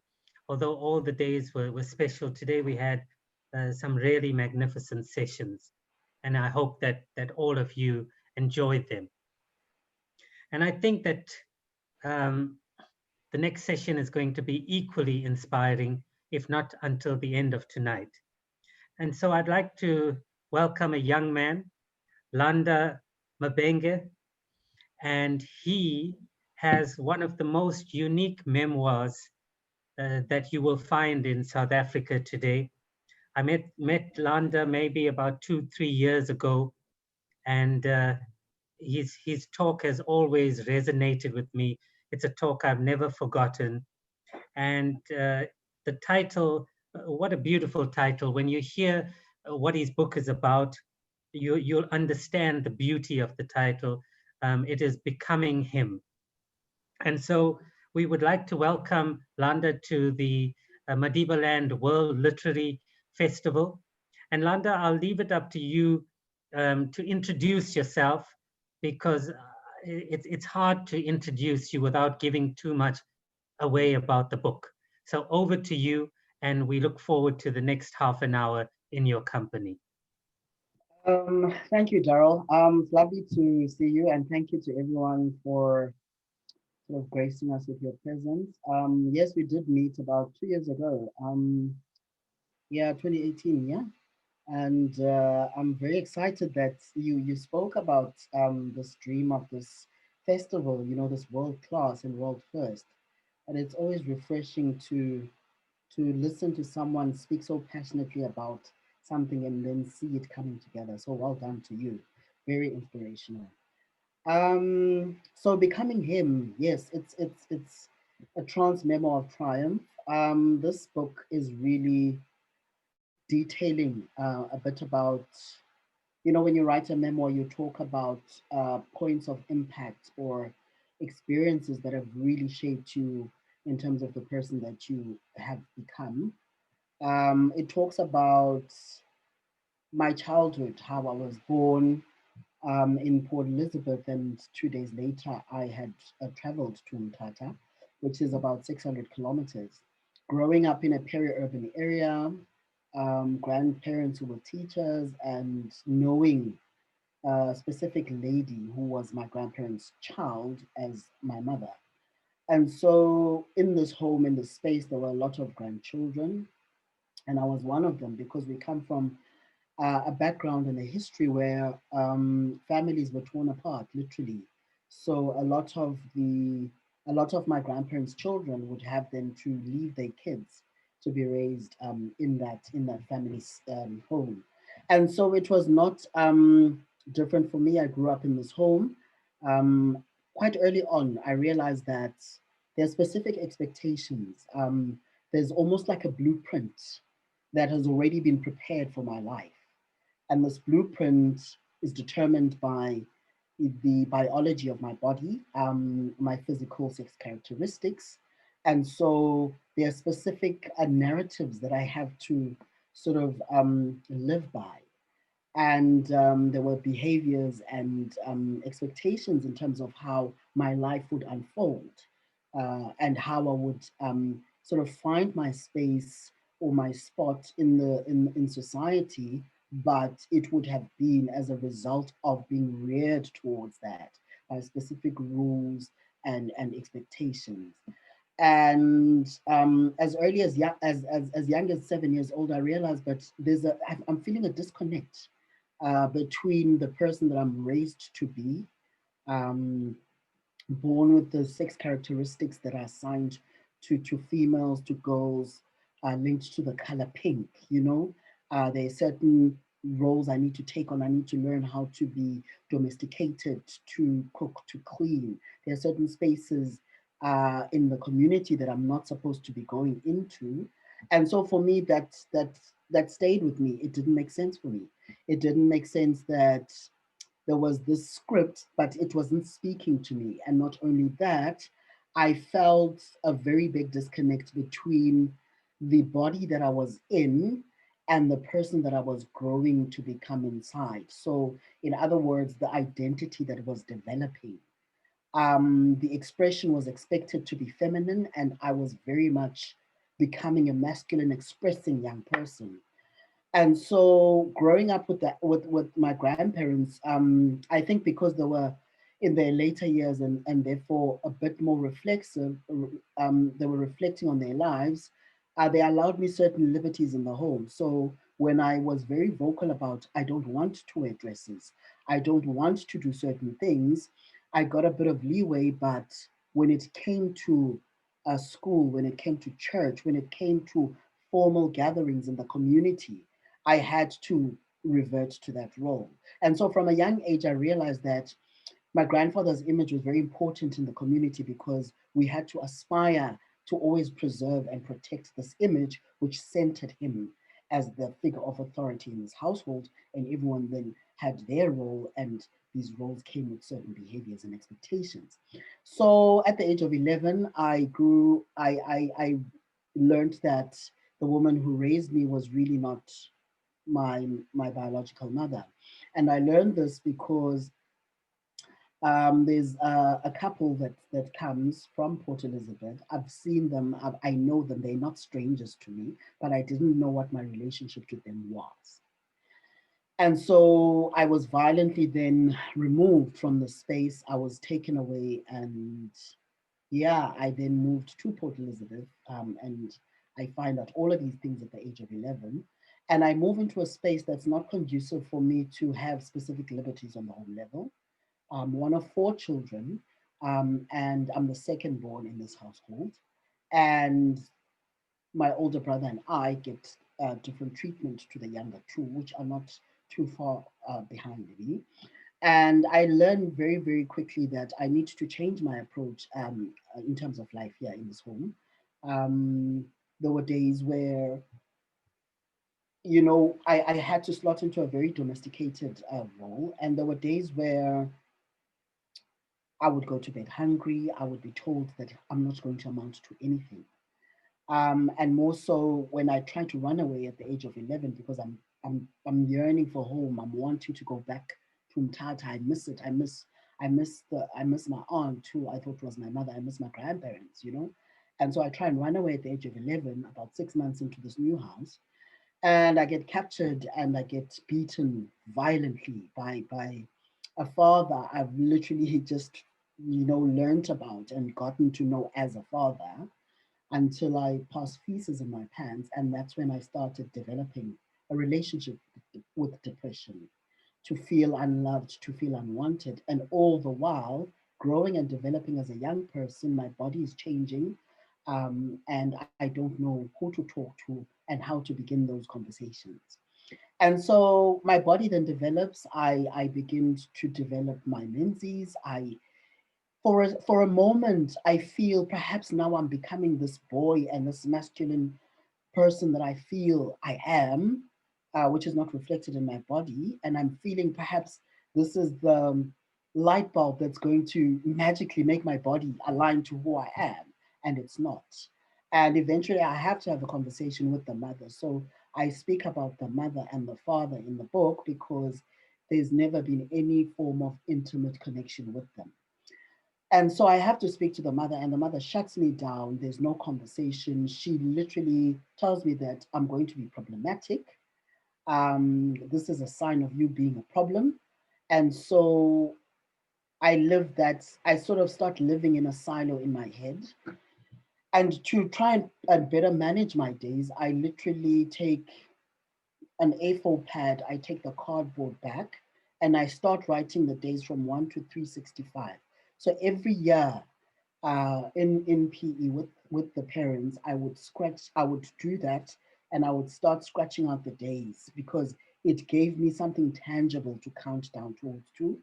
And sometimes I would let a couple of days or weeks pass by because it feels so great and so good to be able to scratch out a couple of days all at once.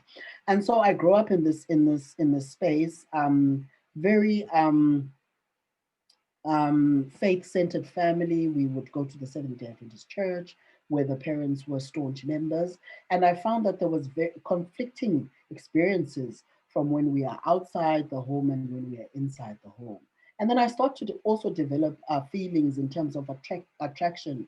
And I realized that I'm very attracted to women who are sort of branded and labeled as the same sex as I am, which makes me spiral deeper into my silo because this is very untoward. This is very wrong. Morally, I'm going to burn in hell. It cannot happen.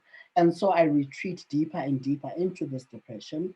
And my goal is then to get to matric and then to find a way to run away from home, but this time not run away for fear of being captured but trying to find myself liberated and moving into another space, higher education, away from this familial setting. And so I only applied to the University of Cape Town. I get into the University of Cape Town, and I begin degree towards the law. And I didn't enjoy it. I was very depressed. I was extremely suicidal. But one thing that starts unpacking for me is that I'm suddenly in a space, in an environment with so many other people and so many different people, different expressions of the self, you know? And I realized that a lot of people are finding this university space as cathartic because they can now start living who they are. But for me, it takes longer to get there. I start drinking a lot. I use alcohol as a crutch. And I spiral deeper and deeper and deeper into this depression. I fail my first year. And surprisingly, the parents allow me to go back. And so I go back in as a BCom in the commerce faculty student, but within that year, I'm battling academically, which is something that I've never battled with, because my academics was the one thing I always sort of held on to. And so I applied myself academically, but I'm not able to do that at the UCT. But eventually one day walking down, I realized, you know what, let me try and go and seek some help. I need help. I need to speak to someone. And so I eventually walked down to the student health services on campus, and I asked to speak to a therapist. And so I begin my process, my journey with therapy, but cautiously, because I still come from an environment and a thinking that says you don't go and discuss what happens behind closed doors with strangers. More so as a Black person, you don't go and discuss our home issues with white people. But I begin to develop a relationship with my therapist, a relationship of trust. And eventually we start unpacking my traumas and eventually get to the fact that I feel like I'm not in the right body. I can't explain it because I don't have any scientific words, any sociological words. It's just something that's innate within me. And I'm feeling an attraction for women. And so I finish at UCT, I graduate, I start working. The feeling of being in this body, an alien in this body, persists. And then eventually one day around 2007, I get onto Google and I literally Google, what does it feel, what does it mean to feel like a man, but be born in a woman's body? And that's where I first came across the literature and the word transgender, which is an umbrella term that speaks to people whose identity does not correlate with they physical, and you do get a lot of variations under that umbrella, because some people, though they might be transgender, they don't necessarily want to align their body to their identity. And so I found organizations that did this work in the civic space. I went and spoke to a sexologist, and I was then referred to the transgender clinic at Groote Hospital in Cape Town. Back then, psychologically, the diagnostic manuals would see this as a gender identity disorder, which for me was a very heavy diagnosis to carry or to align with, because again, it was speaking about disorder, and I had a very touch and go relationship with my mental health at the time. But eventually we got to speaking about it. I had to go through a grueling process, an evaluation with a sexologist, psychiatrist, psychologist, social worker, endocrinologist. And what transpired from those conversations is that I was undoubtedly a man. And so I then began taking my hormones in November 2009. I walked into the hospital as a man trapped in a woman's body, and I emerged as a man who was becoming his own. And then I began the process of then working towards changing my gender marker at Home Affairs. So the gender marker, when we're born, we are all registered in our country's birth and death register. And on that register, you are registered as either male or female. And for me, it was very important that I change that female to male. And so I began the process. And eventually I got the letter from Home Affairs to say that I can go and fetch my new ID. So all of our ID numbers, the first 6 letters are your date of birth. And then the next, the seventh number, if it's 0 to 4, then you are registered as female, and then if it's 5 to 9, then you are male. And so I got my new ID number, and then they go and update it in the births and deaths register, and you get a new what you call this birth certificate to go with that. And so yeah, I began that journey alone. I had a few friends that I had made along the way. I let them in. I reintroduced myself to my friends, and I told them that my pronouns are he, him, his. And I was met with an overwhelming sense of belonging, because nobody expected me to pick myself apart. Everyone affirmed who I was and who I was introducing myself. And for the majority of people who were in my life at the time, they felt that they had never experienced me so happy and so liberated before. So the next step was then to try and get the gender affirming surgeries, because for me it was important to be able to present and express as this masculine guy that I've always been and felt myself to be. And in South Africa, it is deemed cosmetic surgery. In the public health system, or it's deemed cosmetic by the private healthcare system. In the public health system, we've got 2 hospitals, one at Grooteskiel Hospital and the other Steve Biko, and they only perform 4 surgeries a year. So there's a long waiting list. You can wait between 21 and 27 years to actually get one of your affirming surgeries. And for me, that was a problem. More so because at the time I was working in private healthcare, and it didn't make sense to me that I'm part of a system that I'm paying towards every month, but it does not cater to my specific healthcare needs. So I started the challenge of trying to speak to the council for medical schemes. I didn't get much help there. I tried motivating to my particular medical aid at the time. I didn't get much help, but the doctors had affirmed their support, and they'd written their motivations, explaining everything about this journey, what it would entail, and what procedures I wanted to have. And I didn't get far. But during this time, I also felt that there was one person that I but I felt the need to have a conversation with. And that was my 90-year-old grandmother. And at this time, the parents had died. I at some point, I'd forgotten about the parents really. But I'd gone back to Mthatha, and so I picked up the phone because I couldn't travel to tell my grandmother. And we had a conversation, and I told her about being transgender, what it means for me as an individual, and how I would like to then move into the next phase of my life. And going into that call, I was already prepared to lose her if it meant that I could claim myself and be myself.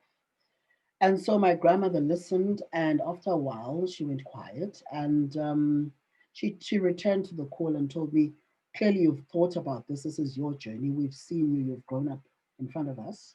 You were never one to conform to expectations around your identity. And so this is something that you must do for yourself. If that's what you want, I'm happy for you. My only concern and my only fear is that you might not make it out of the surgery alive. And so I was left, I had no comeback. I had expected we are disowning you, we want nothing to do with you, because that's what happens. People in our homes, in our communities, in our societies, the minute they don't fit that script, the minute they don't tick that box, that blue box or that pink box, we reject them, we kick them to the curb. You know, we want nothing to do with them. And so when my grandmother affirmed me like that, I just, you know, I just felt a somewhat of a calmness and a gratitude, you know, to have this 90-year-old granny of mine affirm me like that. And so I told her then, if I do die in surgery, that would be the end of my journey. I'm not going to not take this journey, because I have lived my life in silos. I've lived under shadows. I've lived on the periphery, and now I am beginning to live. And so we did motivate, and eventually I got through, and the medical aid approved, because they spoke to my surgeon, who said, if there's any surgeries this person will ever need in their lives, it's this one. And so I got that victory, and I had my procedures in 2014. But with that came a lot. You know, it's one thing to live, and this is just a personal reflection now. And it's my journey and my life and my narrative is not a blueprint for anyone else whose gender identity doesn't match the gender they were assigned at birth, right? And so for me, what happened was, and what I realized, that there was a major shift that had happened. And at some point, I hadn't paid enough attention to the psychosocial impact that would have. And so I began drinking a lot again. You know, I used that as a crutch. And I realized that I had still a lot of unresolved childhood traumas, but coupled with that, because I had spent all of my life, I mean, at the time I was 28. And I had spent 28 years of my life in a specific body. And now I had aligned this body to the core of who I was. And so it was quite a major change for me. And so I had to then put my hand up and say, you know what, I need help. I need to speak to someone. I had anger issues, you know, and testosterone can, in my experience, it's quite an angry hormone. It's my moods would be extreme sometimes, you know. And so I had to go and learn to manage that. I had a very dark episode in 2014 where I became a villain in a relationship that I was in, you know, and I had to take responsibility for a lot of things that had happened during that time, and also find a way to bring myself back to myself in terms of coming that full circle in terms of those unhealed traumas from my childhood. And so I rewalked that journey. I committed myself to a training program. I started running. I started reading and absorbing material that was going to be food for my soul and for my mind, you know. And yeah, and so in 2016, I decided you don't get to have such tremendous support, not only from your friends, but from some of your family as well, your blood relatives, and from spaces that you walk in. You don't get to have this access, you know, and this privilege of being able to even successfully motivate to a medical aid and not use it for the benefit of others who don't have the language, who don't have the knowledge, who don't know where to go to or who to speak to. And so I registered a consulting company, and the company is called Vanda Mabenga Consulting. And there I do the work to create awareness, to talk about my journey, to share my experiences, but never to use my journey as a blueprint for anyone else's journey. And yeah, so that's the work that I do. And in late 2017, early 2017, I met my publisher, Melinda Ferguson, began working with her in the masterclass, and that's how we birthed Becoming Him, a Trans Memoir of Triumph. So it's a really, it's an intersectional experience, because it details my lives, my battles, points of discrimination, points of trauma, you know, where I have had privilege and where I have had disadvantage, you know, and really putting this book together was just to write people like myself, people who don't tick those boxes or don't necessarily conform to the binary, and say, here I am, and I'm writing myself into the canon of literature to say representation matters, our stories matter, and I also matter, and I'm here. And in doing that, I am hoping that a lot of people can find points of connection, points of reflection, and those that need to can find the tools they need to begin their journeys or to find themselves in this beautiful space that we call life and live their truth. And so yeah, that's how that's how I am. And right now I'm in the UK. I'm doing my master's at the University of Sussex. And my hope is to return to UWC, because UWC, that's where I did my honors last year. And to continue doing that work, and to continue just being part of the fabric of society that says we need to look at gender, at sex, at race, at class, at everything, all of these intersecting factors, and find and create spaces for people to live their truth and to be able to embrace themselves as who they are. Yeah. Nanda, thank you so much for sharing your story with us. I've got a few questions. If anyone else has any questions, they can type it in. But I wanted to ask you whether it's a subconscious thing or whether it's a deliberate thing. Whenever you speak about your parents, you say the parents. You don't say my parents. Yeah. Now, is that a language like sort of thing, or is that a deliberate choice? Yeah, it's a deliberate choice. Hey, it's a deliberate choice. And I guess it's part of the journey towards healing. You know, one of the questions I got from one of the book festivals was, have you forgiven the parents? Have you forgiven yourself for the experiences that you had when you were a child with the parents, especially since your relationship with them never came full circle whilst they were in human form, you know? And so speaking about them as the parents, it was a deliberate acknowledgement of the fact that there was never any full sense of connection to them. In the book, I always talk about how, I'm 39 now, I've never hugged the mother, I've never kissed her. The only time I felt her physically was when she was beating me, you know? And so it's also then part of this journey. It's part of this journey that says to me, we continue to work on this forgiveness, you know? And it is my hope that eventually at some point I will be able to say my parents, my mother, my father. And I suppose that with time, as a human ebbing and flowing through the different phases of who I am and putting to rest a lot of the traumas I went through as a child, I will eventually get to that point.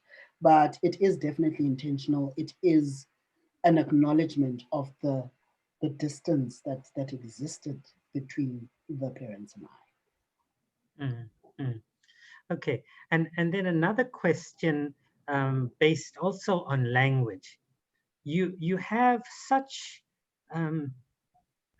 such an accomplished register of language to talk about the subject. Is it something that you learned, or are you just gifted in language, or is it something that you had to study and to learn? Was your degree a humanities degree? Was it a science degree? I'm interested to know that. Yeah. So I did my undergrad, it was a commerce degree, philosophy, politics, and economics. I come from I come from a background of teachers. So my grandparents were teachers, and the growing up, my aunt actually took me to a private school from the word go. So I was able to get that privilege and that access to good spaces of learning from a very, very young age, you know. And the mother herself, before she became a nurse, she was a teacher, and she was very well spoken. Her lexicon was quite dense, you know. And so even growing up, I went to so when I moved to Port Elizabeth, I then went to Model C schools. So this was pre-94. I always say we were the guinea pigs, the test cases to see whether this integrated system was going to work or not. And so by the time I got to the Model C schools, I had a great foundation.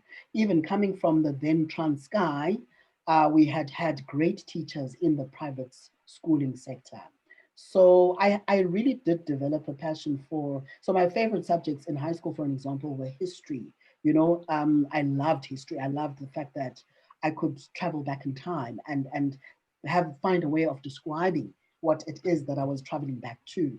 But I also had to then figure out the language linked to gender and identity and orientation and expression, which is rooted in the social sciences, right? I've just completed my honors at UWC. I'm actually graduating at the end of this year, cum laude, in gender studies. Wonderful. So Congratulations. I do really immerse myself in that learning space as well, because like I said, access is not something that's there for everyone. As a person who has access to the formal halls of learning, I feel a duty to create those channels for others. And the best way to do that is to use the resources at my disposal and to build my lexicon, to build my my confidence and be able to speak confidently and with authority on something that I'm very passionate about. So yes, it's been a bit of both. It's been from the home space and also through intentional effort from my side. Okay, and then last question, and then I'll leave it. I wanted to ask, because you said you went to a Model C school, Yeah. Looking back now, 39, you said you're 39. Yeah. Looking back, do you think the acceptance of who you were was far more tolerant in a Model C school than it might have been in Amtata, for instance? Or do you think it was equally cruel? I think it was equally cruel to some extent, but I also think that it did give me the opportunity to build resilience as an individual. Because obviously it's a space that had specific rules, and then I always I had to be very reflexive in the schooling space. And so I developed a lot of that individuality in that space. I feel if I had stayed in Umtata, and as sad as this is, I probably wouldn't have figured anything out about who I am. I would have probably fallen into that sort of that cycle of eventually giving up on the self and just following and aligning myself with what the communal expectations were. So I do feel, in as much as it did become traumatic to some degree, because even in that space, so there were multiple layers of being an outsider, right? Because you are a Black pupil coming into a white school, and so already you're seen as a minority, right? So I feel that allowed me to build resilience and to want to own myself, coupled with what was going on the home level. I knew that when I grow, I never want to experience something like that again. And so for me, it was important to learn from my spaces and make decisions about living a proper, authentic life. And all of those facets definitely did contribute to that. Okay, Landa, thank you so much for taking the time. All the best with your studies. And we hope to see you back at UWC. Definitely. Okay. Thank you so much. Okay, thank you, Landa. Okay, bye-bye. Yes. Okay, that was Landa Mabenge, and with his book, Becoming Him. Next up, we have Arends Groenlung, and Arends is a well-known name in Afrikaans media, on television. He's a man known for journeys. And I'm introducing him in English because I think he is going to speak in English. And I think he's going to speak about two books. One is about journeying to the Rugby World Cup, and the other is his famous book on walking the Camino. And so I say to Arends, welcome to the Madibaland World Literary Festival, and we look forward to your session in conversation with Leroux. Okay, welcome, and over to you. I hope you'll know how to unblock yourselves, unmute and unblock your camera. Thank you, Daryl. It's lovely to be part of the Madibaland Festival. I hope you can hear me clearly. And thanks, Leroux, for agreeing to, and thank you, Leroux, for agreeing to talk to me about these travel books. It's lovely to be part of this festival. I think all of us are quite accustomed to Zoom now after ever since the pandemic began. Yes, thank you also from my side. Thank you, Daryl, for the opportunity to take part. My name is Leroux Skuman. I'm a journalist. I'm a former colleague of Arends Groenlung and really just a friend, I have to say, full disclosure. So this is not going to be BBC hard talk. This is just going to be a friend talking about another friend's writing a little bit. Feel free to stop me at any point. As Daryl mentioned, I was asked to talk about Arends' writing, but it's really these two books, Elders and Susi and Shozaloza, the tongue twister. That's your most recent book. So Arends, I just want to kick it off by saying Elders is the Afrikaans title, so referring to not here, but somewhere else. Elders is a book that describes a journey on a personal level and on a literal level. Can you maybe talk to us a little bit about that book, how you found that story and how you found the voice that you wanted to write it in? Yeah, thanks, LaRue.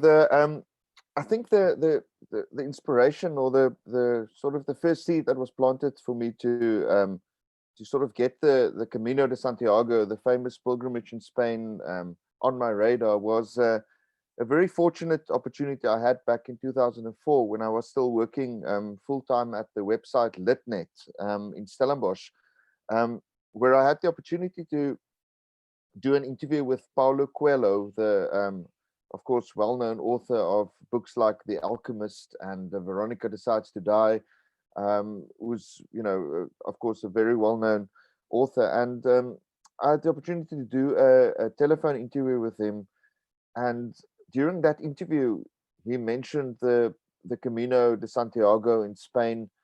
He said that would be the place where he would like to his ashes to be thrown one day, when after he died. And that was actually the first time I heard about the Camino, because at that time the Camino wasn't that well known. There were not a lot of people walking it, definitely not on the scale that we've seen in the last 10 years or so, which has also, you know, been part of the worldwide bloom in pilgrimages. But so that was like the first time I took notice of it. But it was only many years later, in 2014, after quite a big life crisis, a breakup, and a few other big problems, depression being one of them, and that I decided I have to go do something. I have to set out on some kind of journey. It was basically a matter of survival. I had to go and sort out my life, and I decided to take 6 weeks off from work.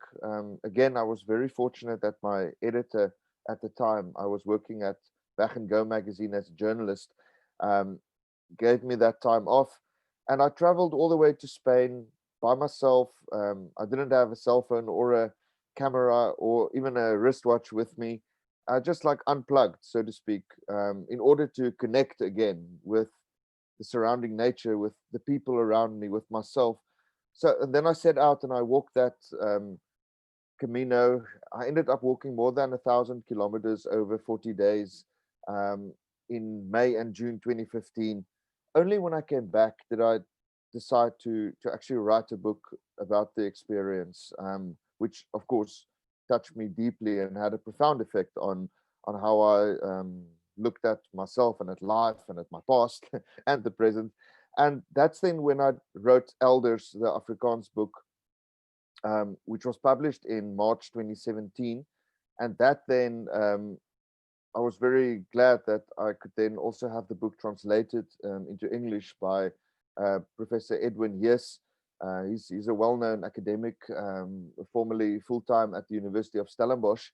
And Walk It Off was then published in April 2019. And that's sort of in a nutshell the background to the Camino journey. Oh, it's a wonderful summary, and it's a great book. So the book is Elders. You kind of jumped into what I wanted to ask the second question, which is, so it was translated then from this my 1,000 kilometers along the Camino into, as you said, Walk It Off, which was the English title. And that Walk It Off is also to use something of a manifesto or a broader kind of way of life almost. Can you talk a little bit about where that quote comes from and what it represents? Yeah, I think I'll probably I realized with the shock a bit earlier. I mean, I try and nowadays you have to be a bit of a marketer of your own books as well. That's one of the reasons I'm wearing a Japanese rugby jersey. It's not that I've forsaken the Springboks. I'm a very big Springbok supporter, but this of course refers to the other book. I'm jumping around a lot now, but I realized with the shock this afternoon that I don't even have a copy at the moment on my shelves of Walk It Off, which I thought I had, but I do have the PDF of the book here in front of me. And now that you've asked about the title, which is in many ways a bit of a, maybe even call it a mantra, I thought I'd quickly read you a short passage from Walk It Off, which explains the phrase.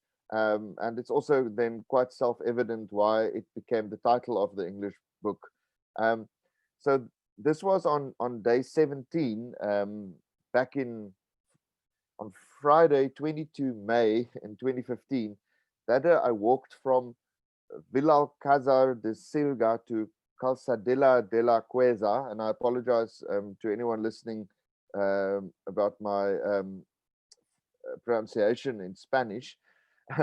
But that day I stayed in a small municipal albergue that was the only hospitalero or host there was a guy named Mike, who was an American guy in his middle to late 60s, but he had quite a kind of a Zen vibe around him. He was very chilled out. He's from Michigan, in the US, and that evening we had because we were staying in one of those albergues, so you were like 8 to 10 people in a room, sleeping on bunk beds, and we were quite a motley crew. There were Spaniards, Italians, there was a Japanese girl, there was an Israeli girl, there was 2 Americans. It felt a bit like a youth hostel in a way, and I was probably one of the older pilgrims there. So the evening, I won't say it got weird, because I had a very bad cold, so I was trying to sleep and I was tired of walking. But the youngsters had a bit of fun, they had like a pillow fight. It got a bit strange. But then the next morning, this is what happened. We all wake with a fright when Mike, still foggy with sleep, opens the door to our room and walks in. "What's the time?" he asks. I can see through the window that the sun is already high. We were supposed to be out of the albergue before 8. "8:30, Emerius says cautiously. Emerius was one of the Spaniards. I prepared to be told off, especially after last night's childish pajama party in our room. Before we went to sleep, Emerius and Manuel had a pillow fight and got up to all sorts of antics. Hospitaleros are usually not all amused when walkers don't behave themselves. "Oh well, so it is," Mike says, with the kind of serenity you just can't buy. "Come have something in the kitchen. I'm boiling eggs," he proposes, and then shuffles off to the kitchen, still wiping the sleep from his eyes. I'm intrigued by this tall American from Michigan. He would have made a good lock in club level rugby, holding the albergue fort on his own. We eat hard-boiled eggs for breakfast and pack our bags for the day ahead, but my cold is no better. I feel worse than I did last night, in fact. I ask Mike's advice. He's mopping the floor. I'm my neurotic self. "Sorry, Mike, but I'm really battling with the cold. What should I do? Should I stay in bed or only walk to the next town? Do you think a day's rest will help? I was hoping to be in Sargun in 2 days' time." Mike gives me just one look. "Walk it off," he says, and continues mopping. Deep Zen. Who am I to argue with Mike? And that's the little passage from Walk It Off. And you know what? I followed Mike's advice. I decided to try and walk it off. And that's exactly what helped for the cold. And I find it a very valuable mantra just for many things in life. It's a healthy dose of sort of stoicism and just soldiering on. I think exactly. I think it comes through in your writing there also, hopefully to other participants, is you've developed over the years of travel writing, as you mentioned, for the travel magazine Weg and its sister publication Go in English. You've really developed this sort of style of travel writing. But with the books, you've brought a bit of memoir and stuff in there. How has that changed? How has your way of approaching this changed, from writing, for instance, a feature article for a travel magazine on a big trip like this? How do you flesh it out into a book? When do you even decide that this is more than a story, it needs to be a book, really? Yeah, I think even back, at the time I was working full-time at Weg and Go magazine, I always enjoyed back at the magazine, and you of course also worked at Weg and Go for a few years. That's basically when we met and became friends back in 2010. But at Weg they had what we called the third feature, and that was kind of a an article that, in terms of the style and the writing, which doesn't normally fit the, almost want to say, the tried and trusted recipe of a good travel guide article. You know, it would be a story that's a bit more investigative. It's more lingering. I would basically just hit a town like Louisfontaine in the Karoo, spend a Sunday afternoon there, walk around, get some impressions, maybe interview someone in a bit of a profile style. So I think it's interesting how working at a travel magazine, and especially writing those kind of features, definitely prepared me for the kind of and the writing style that I like to the approach I'd like to follow when I write my own travel books and travel logs. Because although Elders and Walk It Off, you know, follow the structure of, you know, a linear structure of day 1 to day 40, I definitely try not to just tell the story in terms of walking from A to B to C to D, and that's where I guess the sort of memoir parts come in, where I reflect on aspects of my life and certain memories, certain associations. I often like to write with or write using associations. And in the case of Elders and Walk It Off, I especially focused on memories that arrived or popped up while I was walking and while I was on this journey. And even when I was then writing the book a few months later, I kind of, and I think also because I didn't have my mobile phone with me, I didn't have all those distractions, it's almost like I remembered those times a lot better. And so I use that as a bit of a device to, you know, I suppose on a very superficial way to make the text a bit more layered and interesting, but you know, also just to try and tell a bit more of a honest and authentic story of my experience, not only in terms of the physical journey, but also what's often referred to as the inner journey. That's interesting. So you've sketched with, especially with the first book, Elders, the scenario of a sort of man getting into trouble, having life difficulty, and then deciding to take a big trip. And you had this phrase of you unplugged, you left your devices and went off the grid a bit. But we know from those who maybe follow you on social media and watch Afrikaans television like Kyknet, where you have and Showmax, also a very successful series that you made about the second book, which was Sushi and Shosolosa. We'll also know that, you know, you almost also do the opposite of that, which is to travel with a camera crew with a lot of devices and being very switched on and plugged in. How is that, to explain that sort of way that you operate, like where it reminds me of in media terms where they say everything is content, like every conversation, everything somehow it can be used and repurposed on all these platforms that are so hungry for things. So how do you manage that, and what's the up and downsides of working like that and a sort of a multimedia team? Yeah, I think that has definitely, on the one hand, it has created very interesting and exciting opportunities in terms of, you know, writing more books and getting more books on the shelves. So also as part of you know, almost a co-production with the TV series, you know, to write these books, like specifically like Sushi and Shosoloza. But of course, that also comes with challenges, because it especially with this book about the Japan trip, I kind of entered a bit of new territory. Like you rightly said, when I went on the first trip to walk the Camino in Spain, I didn't even have a book in mind. I actually wanted to get away from writing at all. So by the time that we went to Japan, which was in October and November 2018, it was exactly a year before the Rugby World Cup. And it was also sort of my intention with the TV series is to go to Japan with a camera crew a year before the tournament and get a feel for Japan and, you know, all the wonderful, amazing things in the country. But it's also especially in the same climate and time and context, almost, you know, a year before the World Cup, because the idea was to broadcast the series a few months before the tournament starts as a bit of a build-up. In hindsight, I mean, it was amazing.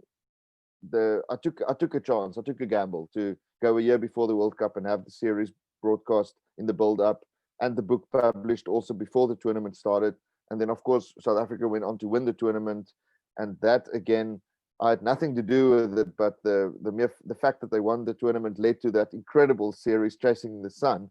But to get back to the actual nuts and bolts of writing a book about an experience like that, it was a challenge. It was almost an impossible task to sort of work on the book in my mind, or even practically, like taking notes while I was in Japan shooting the series. It was just basically impossible, because it was so intense to work with the crew. We were 4 people. We had a mission. We had 30 days in Japan to shoot 13 or 12 episodes. So that was our main focus. I mean, I was mic'd up for pretty much 6 hours a day. And we were traveling a lot and touring a lot. So I quickly realized that my sort of ideal scenario of lying in bed at night, you know, with on a tatami mat, you know, maybe eating some edamame beans while I'm journaling about the day and already working at on the structure of the book, because that's the difference. Also, by the time I went to Japan for the first time, I knew I was going to also write a book as part of the you know, the product, so to speak. But I quickly realized that is just not going to be feasible. And so what then happened is, only after I came back from Japan, a few months later, I basically crammed down and wrote this book, Sushi and Shozoloza, over a few months' time. And what I then mainly used was the hard drives, the actual, you know, hard drives with all the footage of the series. It's a bit of a weird process. It's almost like, you know, these hard drives. These are the ones for a next book that I'm working on. But I found the raw footage of the experience to be very valuable, and I hope it's not a form of cheating. I prefer to think it's a, you know, maybe a novel way of working, because this actually, I started writing like that back when I was at Weg magazine already. I know some people might say it's lazy, but there were times that I would go on a Weg trip and I would take a lot of photos, because over the years I also became a photojournalist at Weg. So I would have 2 memory cards full of photos and video clips, thousands of photos, and then that would almost be the source material for my Weg article. I would sit and go through those photos meticulously, almost obsessively, and that would trigger a lot of memories, and I would often use that as the raw material for my articles. So in a way, I kind of had a similar process with writing Sushi and Shozoloza, but it was also important, and I don't want these books that are published alongside a television series, I don't want it to just be the book about the series or the book of the series, because I think that would probably maybe confuse the audience, or even diminish the audience if people think it's just a basic transcript of 13 episodes that was, you know, broadcast on CakeNet and that is available on Showmax anyway. So it was very important for me to that the book should be a product that stands on its own feet, and that's a product of itself in its own nature. Michael Palin, he was of course one of the Monty Python actors, but he's also later in his career he became a very avid traveler and a TV host, and he's also written quite a few books on his TV series. And I actually found one of his books about, he went in the footsteps of Ernest Hemingway, and for a TV series, and he wrote about it. And in his introduction, he also made a very strong case for his book being a product, you know, by itself, not a sort of a derivative of the TV series. So I mean, that was my aim, and I think I succeeded with that. But that also comes at a cost, because it really takes a lot of time to go through the raw footage again and revisit a lot of those things. You would of course know, also being a video editor. But that kind of became the process, and together with that, I used a similar technique that I did with elders to also, it was appropriate, write about some of my memories and past experiences that were triggered or that arrived while I was in Japan. For instance, the book having quite a rugby focus, along with pilgrimages and lifestyle and traveling. I would, for instance, write quite a bit about my experience of growing up in the Eastern Cape in Uitenhage and supporting the Eastern Province rugby team in the 1980s at the former Boetie Rasmus Stadion in PE, where nobody could beat the Eastern Province in the first 20 minutes of a game, but the Eastern Province couldn't pull it through in the last 20 minutes of the game. So I had a lot of fun also going down that memory lane of my past limited rugby experiences.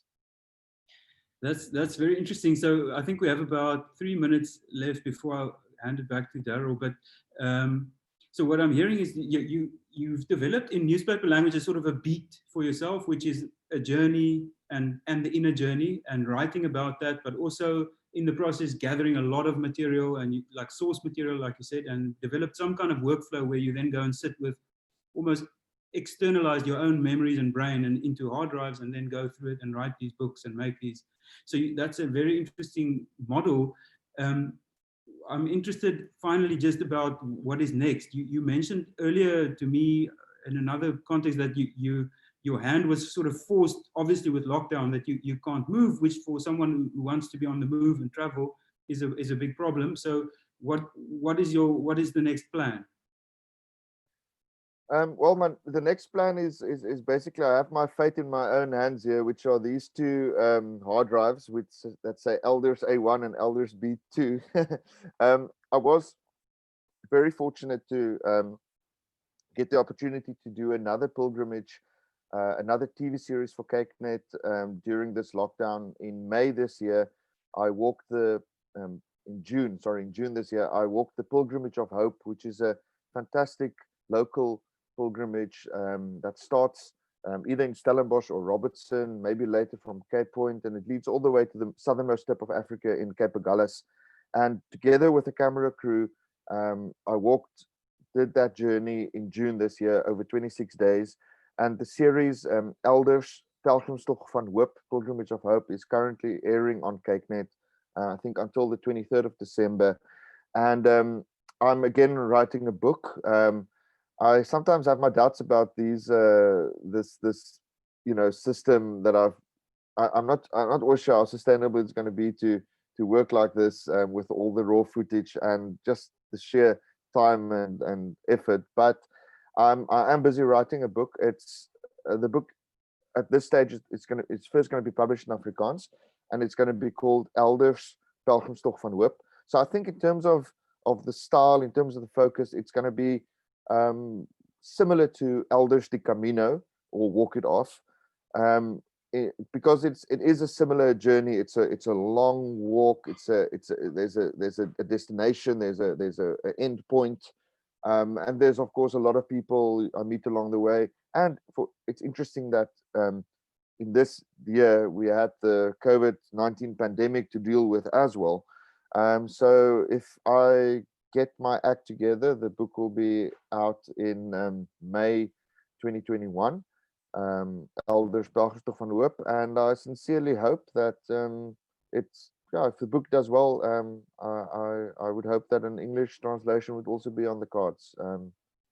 But that's the next plan. That's my next few months fully booked. I'm sure you'll get your act together, as you said. So thank you very much for sharing all of that with us. Again, these books, and just thank you for explaining this multimedia, multilingual franchise that you've established. I think it's quite inspiring to see someone really being so entrepreneurial about writing. So thank you, Daryl. I'm handing it to you now. Thank you, LaRue. It was lovely to talk to you. Thanks for the preparation. Awesome. Aaron's, sorry about the hair. It's very windy over here, and I was chasing a dog around for a few minutes. It got blown out of. But anyway, I liked what you said about the photographs, because very often in Richmond, we've got to write reports. We usually, after Book Badonnet, we write a whole report about what happened, and it's amazing how you forget things. But what we find is you take photographs and it actually aids your memory. You can remember everything far more vividly, So I'm actually quite worried about this festival now, because I know I've got the program in front of me, but you forget those small moments, Yeah. and I think that what you're talking about is precisely that. Well, fortunately, I see there is a little red recording sign, so at least you have the sessions recorded, so that would help. Eh? Yeah, but the files are so big, I'm scared to press save. That is the problem. But anyway, I wanted to ask you, who are your sort of heroes in this genre? Like, who do you read? I would say there's quite a few people. Cheryl Strayed that wrote the book Wild. She's really has been a big inspiration. I also quote briefly from some of her quotes in Elders, because one of the things that she's often said that there's basically three themes in story. It's sorrow, journey, and redemption. And that kind of goes back to the ancients. She has really been able to capture that also in her writing and her travelogues. And then I think locally, I'd have to say authors like Donna Snyman and Johan Bacchus have really also been very inspiring, and have opened my eyes to and also I think an author like well, Paul Theroux is of course a very well-known travel author and very successful, and his son Louis Theroux is of course the journalist that also often makes very intriguing documentaries, and he has also written a book about all his weird experiences and travels with among subcultures in the US and elsewhere. So yeah, there's a lot of incredible authors out there, and I like to support their work. I've also recently actually rediscovered Bill Bryson again, who's also his writing is just fantastic. Well, I want to suggest to you the last talk for today is John Connell, the Irishman, and he's going to be speaking on the running book. And it's a book pretty much quite similar. I was thinking of pairing the two of you, and then I said, no, let's just keep it apart, but I said, let me just give you the heads up, and if that is something that would appeal to you, because it's also a book in the kind of style that you write. Both LaRue and I also like running. He's a lot better at running than I am, but that sounds really interesting, Daryl. Thanks for the heads up. Yeah.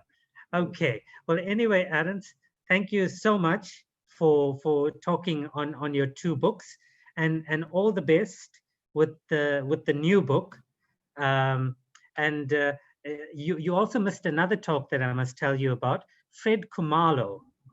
Fred Khumalo is planning an annual type of pilgrimage. Andres Poseidonot said we should call it the Khumalo Camino. Fred Khumalo's book is about, it's called The Longest March. And it's a historical fact that people marched 100 years ago from Johannesburg to Ladysmith at the start of the Anglo-Boer War. And Fred wrote a book about it. And to launch his book last year, he did the walk, but he's going to make it an annual walk over 10 days. So there's wonderful things happening. Amazing. Oh, Yeah. Daryl, I'm so glad you have your finger on the pulse, and you create the platform for authors and their books to thrive, and to connect people and stories. Just keep on keeping on. Yeah.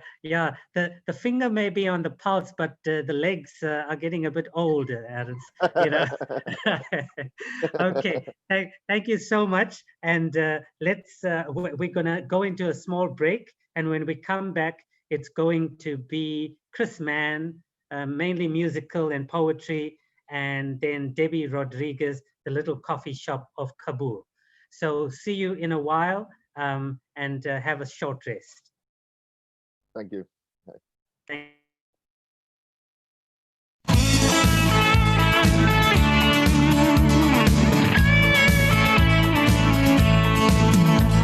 In Richmond draai die windpomp en ek voel hoe waai die wind teen my gesig. Die silwer van die dakke en die bloekoms by die golfklub teen die lug. En oorkant teen die berg in wit klip staan geverf Richmond. 1843, dit was 'n lang tyd terug. Terug naar Richmond wil ek gaan. Terug naar Richmond, waar mense my verstaan. Waar jarelange vriende en die winde op my wag. Terug naar Richmond wil ek gaan. Die windpomp draai op Richmond en ek voel hoe waai die wind teen my gesig. Die silwer van die dakke en die bloekoms by die golfklub teen die lug. En oorkant teen die berg in wit klip staan geverf Richmond. 1843, dit was 'n lang tyd terug. Terug naar Richmond wil ek gaan. Terug naar Richmond, waar mense my verstaan. Waar jarelange vriende en die winde op my wag. Terug naar Richmond wil ek gaan.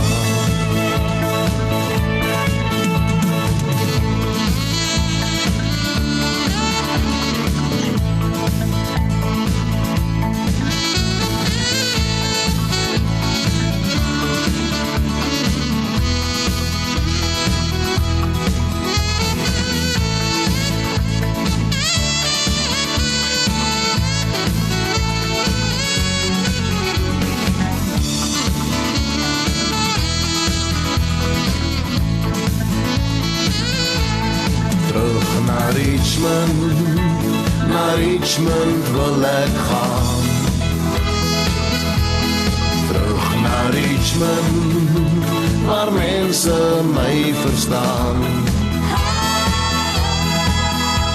Waar jarelange vriende en die winde op my wag. Terug naar Richmond wil ek gaan. Naar Richmond wil ek gaan. Naar Richmond wil ek gaan.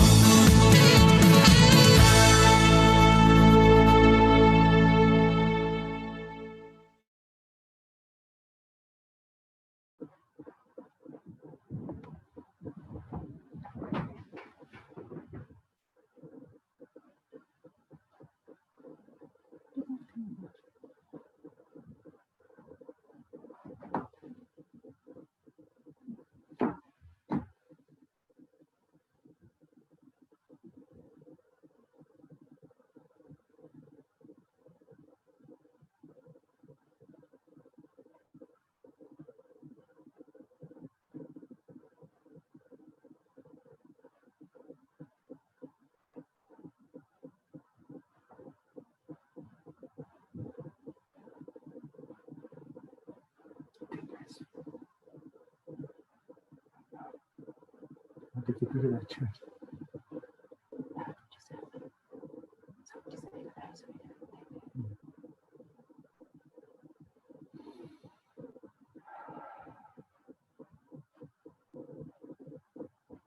sound. What is it?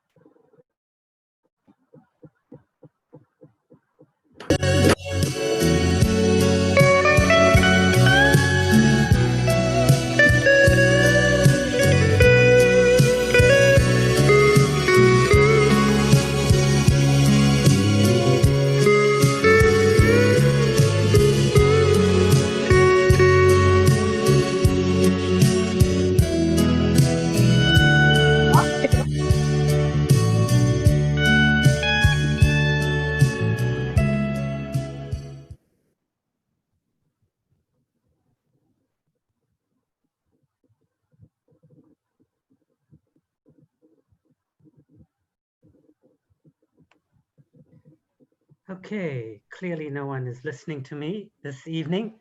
Good evening, everyone. Good evening to Chris and Julia, who I can see clearly on the screen. And good evening to Debbie Rodriguez. Looking forward to the session. And sorry, the dog is worrying me here. Sorry. Okay. So yes, welcome to everyone. Sorry that the sound hasn't played, but we'll get another chance after this. I think it's important that we go on with the session. And Rochelle, are you here? I'm going to hand over to you. But Chris, just to say, I hope that you are on the road to recovery. You're looking really good. So I don't know what Julia is saying on Facebook. Maybe she's just lying to us, but you're looking exceptionally well.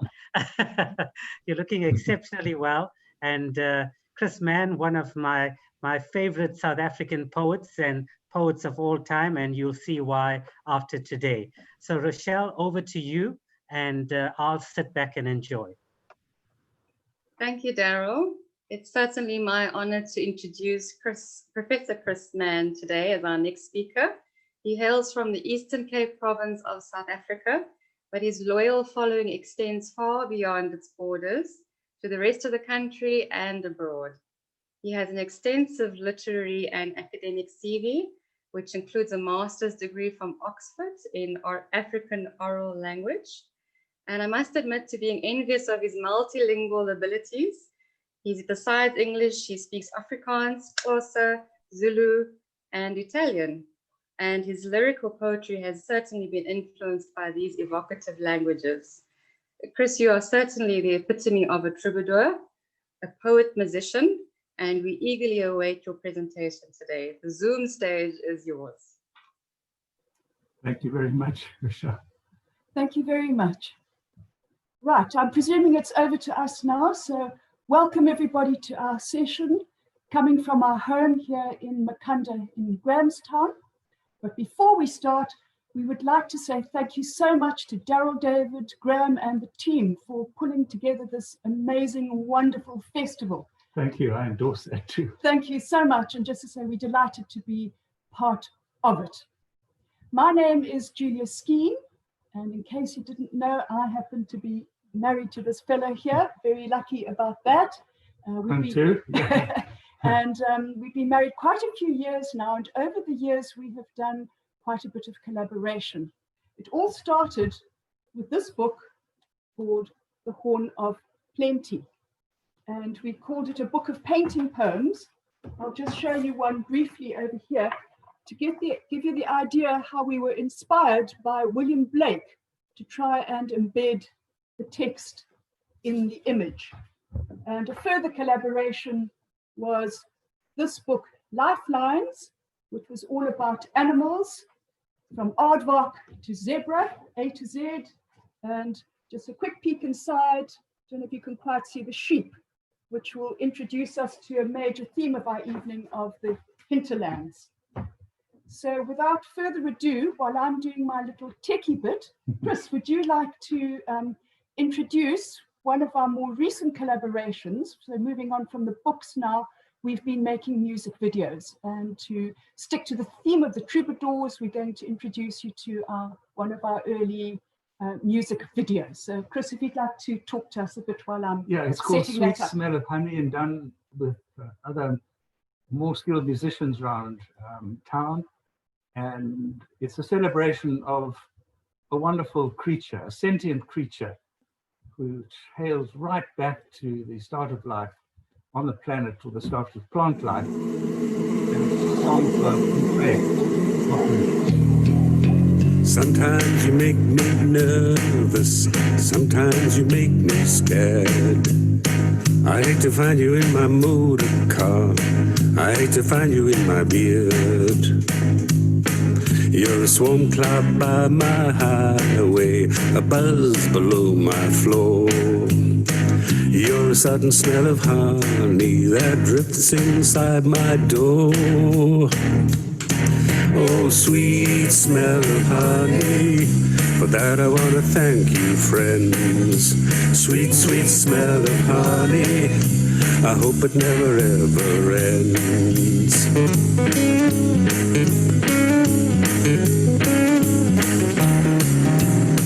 I guess there wouldn't be many animals, I guess there wouldn't be many plants, if you went out there spreading pollen and coming home to dance. Well, you never work for money, you never hang out in a dive, but you've been toiling for millions of years to keep the earth alive. Oh, sweet smell of honey, for that I want to thank you, friends. Sweet, sweet smell of honey, I hope it never ever ends.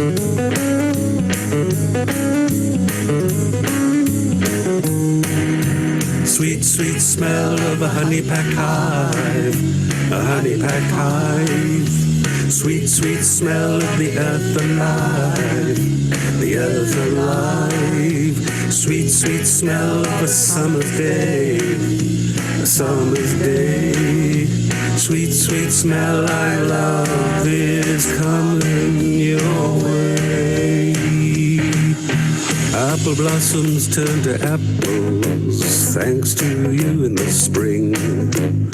You make me think of angels, angels with a sting. You're the bravest of home defenders, you die before you flee. If you went out there working, I guess there'd be no me. Oh, sweet smell of honey, for that I want to thank you, friends.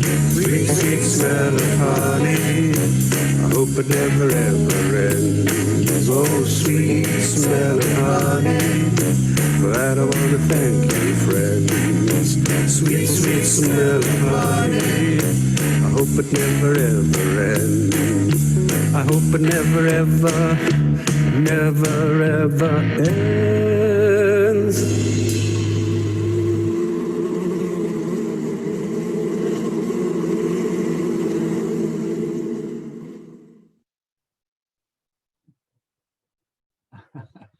Well, we're lucky we have a swarm of bees under the floorboards where we work.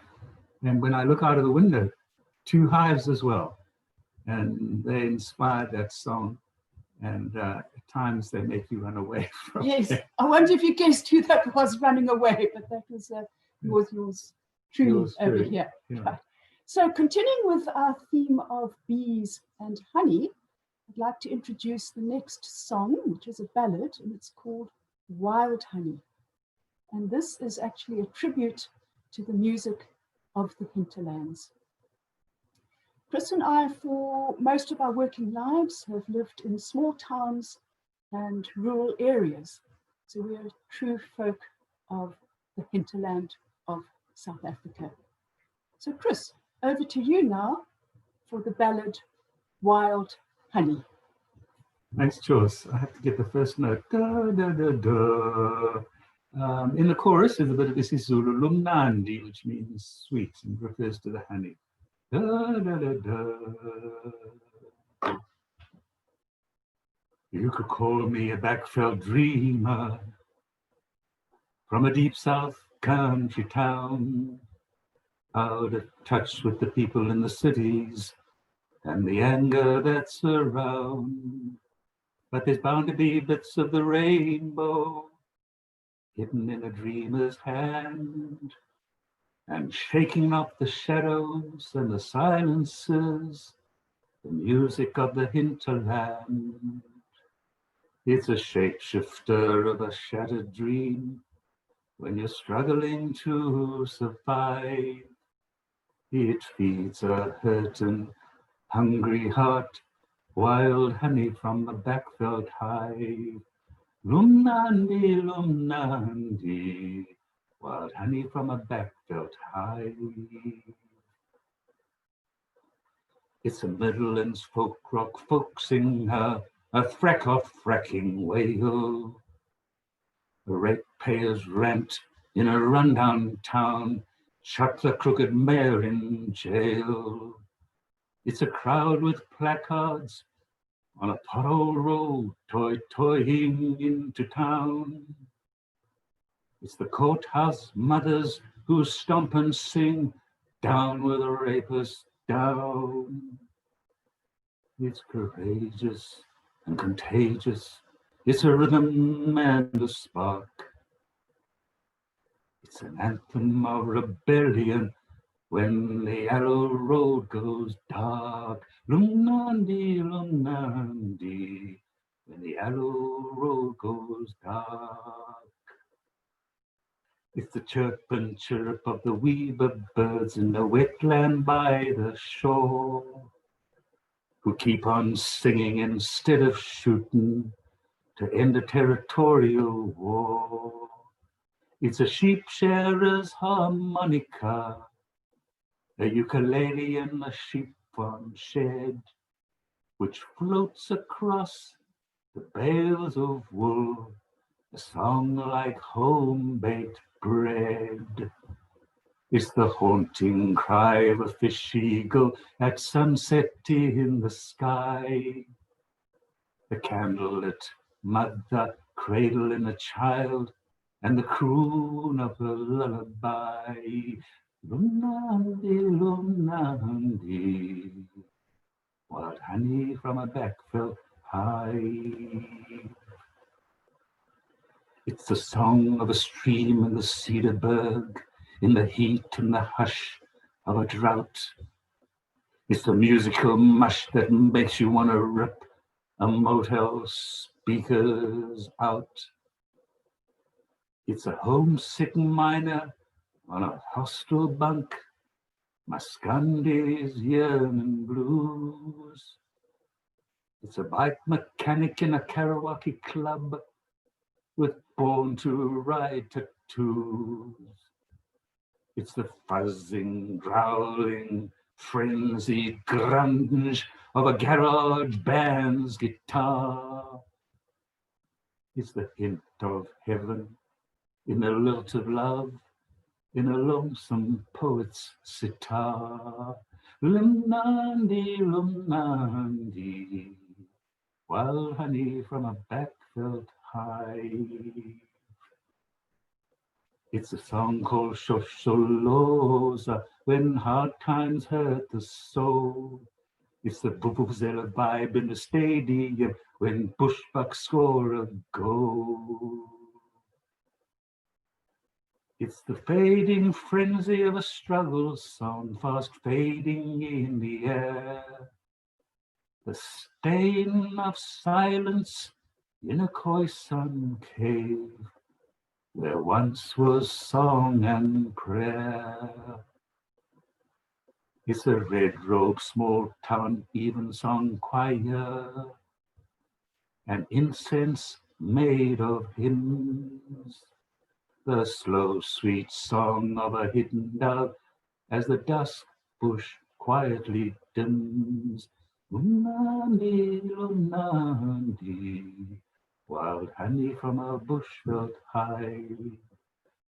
It's contagious and courageous.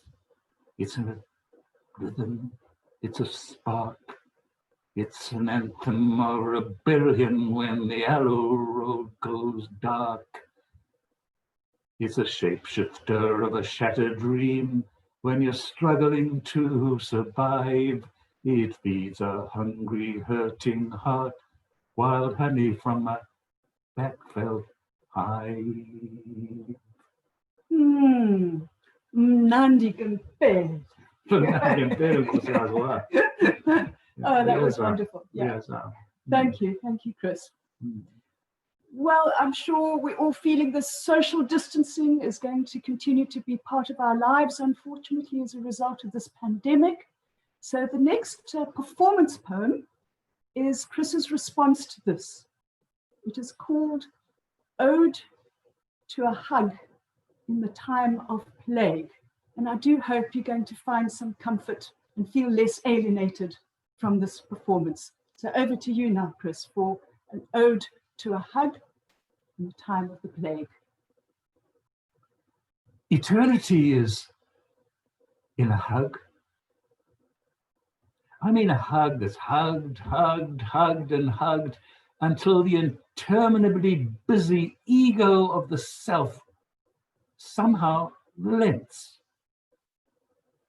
And all of a sudden, the cares and anxieties, the petty and prodigious passions of the day, shoof, just disappear. Skydiving is in a hug like that. Swamp dancing as well, together with sobs of remorse, the beautiful weeping of forgiveness, laughter like a juice-packed peach, and the gospel of love made suddenly new and now and alarmingly feasible. The joy seems to last forever. It shakes off the battered old rucksack on your back that's loaded with the weighty rocks of lingering resentments, hurts, and grief.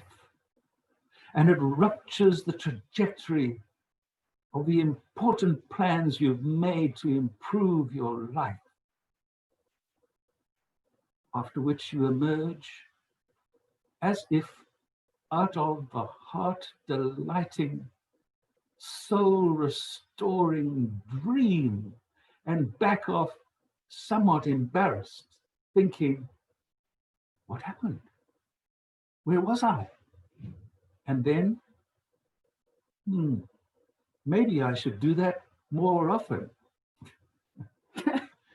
Well, maybe we should. Thank you. We're so lucky in our lockdown bubble here, we can still do that. Was that a good 5-second one? Oh, we didn't count. There are lots of people watching. So. Right, I also asked Chris to include the following poem because it speaks to our times and also to our inner lives.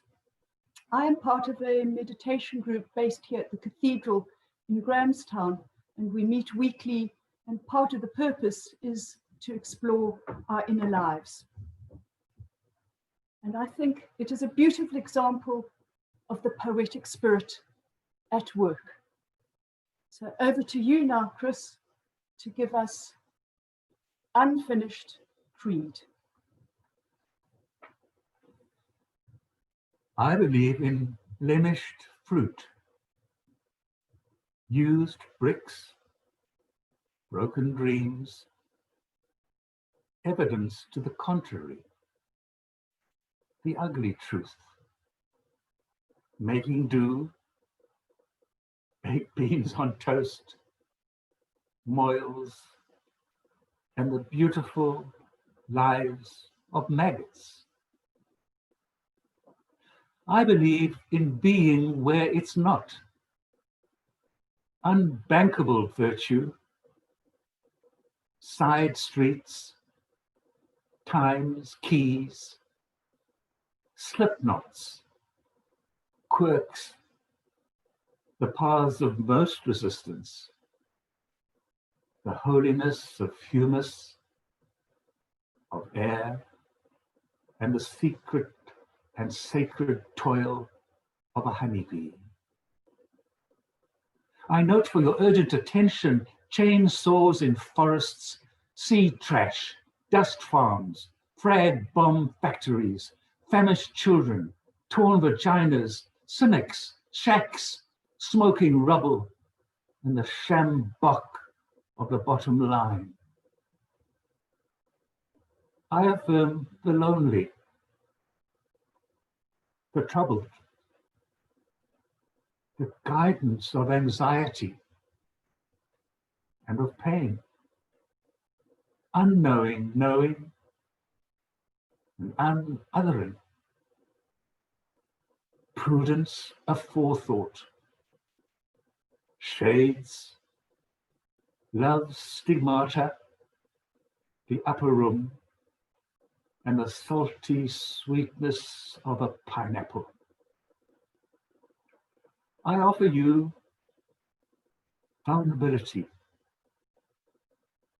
touch, basking in the rain, laughter, and the ad infinitum of a prayer.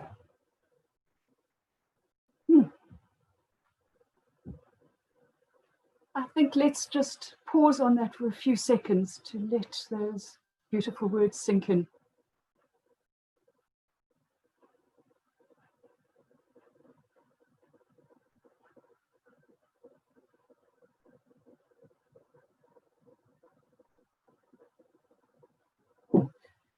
The next song is to celebrate the unsung heroes of the hinterlands. It was recorded locally with local musicians that Chris collaborated with, Henny van der Mesht, Nombasa Makoko, and Steve Previk.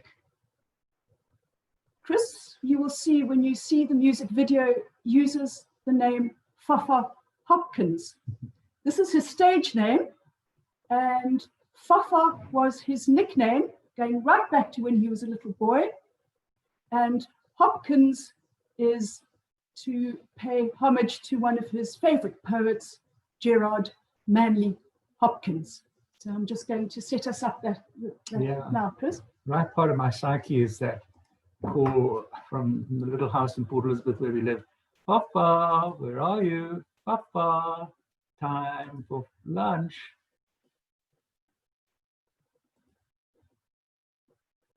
I'd like so much to thank the musicians who turned this song into something much more choric and speaking to our times.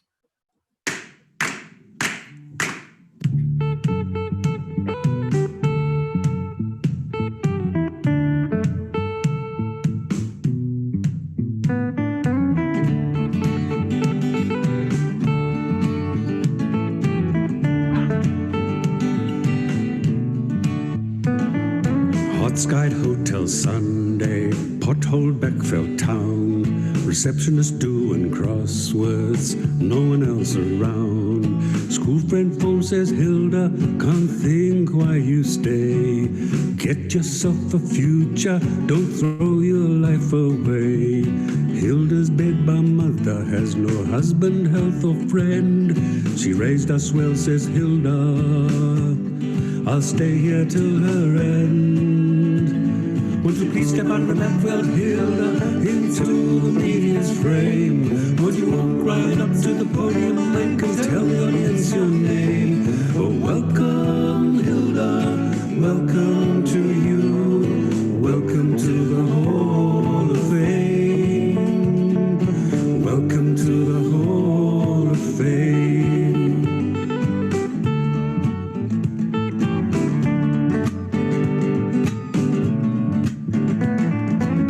Blue jean Daniel, cursing politics, shooting off eco exposés and high court interdicts.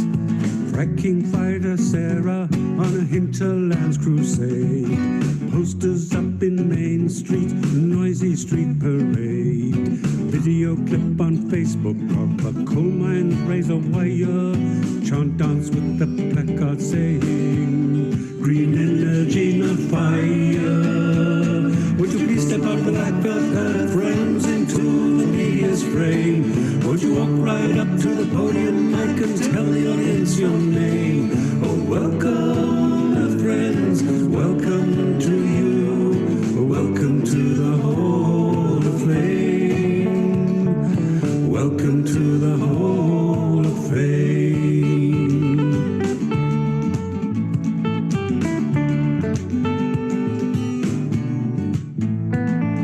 Reuben auditing spreadsheets, small town city hall, ghost firms on the payroll and folk not known at all. Meetings with the mayor, names and dates supplied, death threats on a cell phone, offer of a bribe. Hitman in a parked car, hot lead in the chest, oh, prayer at Reuben's funeral, may his spirit find rest. Oh, please step spirit of Reuben into the media's frame. Would you walk right up to the podium, mic, and tell the audience your name? Oh, welcome spirit of Reuben, welcome to you, welcome to the Hall of Fame, welcome to the Hall of Fame.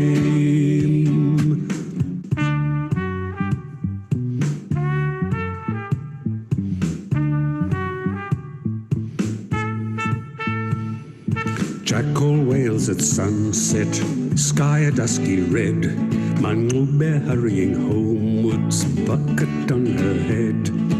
Feeds a toddling orphan a tasty maize meal crust, thumps a hymn book Sundays, dancing in the dust. Menfolk roaming cities, far from that thorn-felt plain, courage in an apron, hoeing in the rain. Would you please step on the back, Manube, into the media's frame? Would you walk right up to the podium, mic, and tell the audience your name? Oh, welcome, Manube, welcome to you, welcome to the Hall of Fame, welcome to the Hall of Fame. Oh, welcome, hinterland heroes, into the media's frame. Would you walk right up to the podium, mic, tell the audience your name? Let the cameras roll as you take a scroll and raise a statuette. Would you print your hand on that concrete slab and sign while it's still wet? Oh, welcome, hinterland heroes, welcome to you, welcome to the Hall of Fame, welcome to the Hall of Fame, welcome to the Hall of Fame.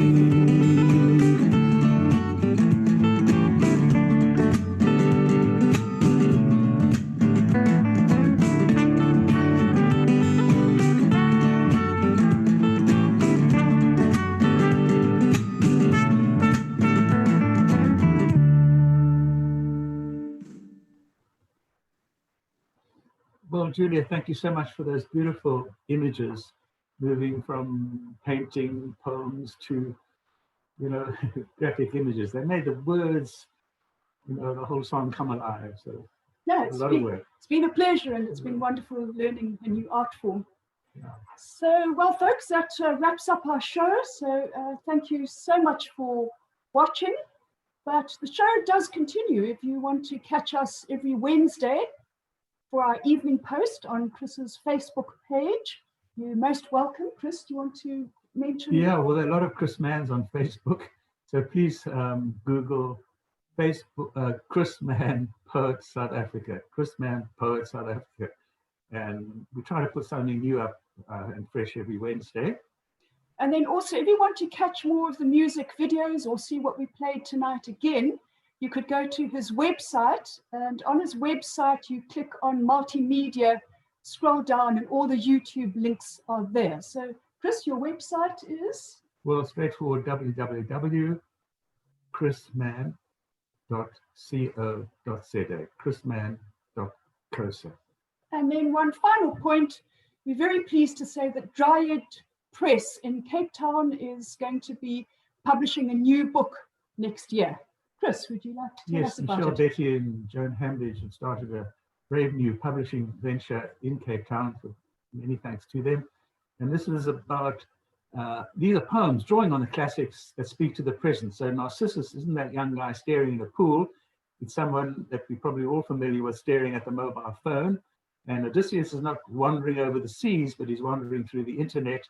And there are love poems there, cast for Sappho and so on, referring to somebody I won't mention now. And it's called palimpsests, palimpsest, that old word for writing on top of other words. So thank you, everybody. Just like the little emoji, take care. Thanks for watching. Thanks, Rochelle. Thanks. Thank Bye-bye. you very much. Thank you so much, Chris and Julia. We thoroughly enjoyed that session. I especially like Wild Honey. That's a favorite of mine. And the haunting melody and the lyrics, they're just so evocative of a quintessential South African sights and sounds. And we truly found that enjoyable. Thank you very much. As Julia said, Nani Gempela. Siyabonga kakhulu. Rochelle, can I just say something quickly?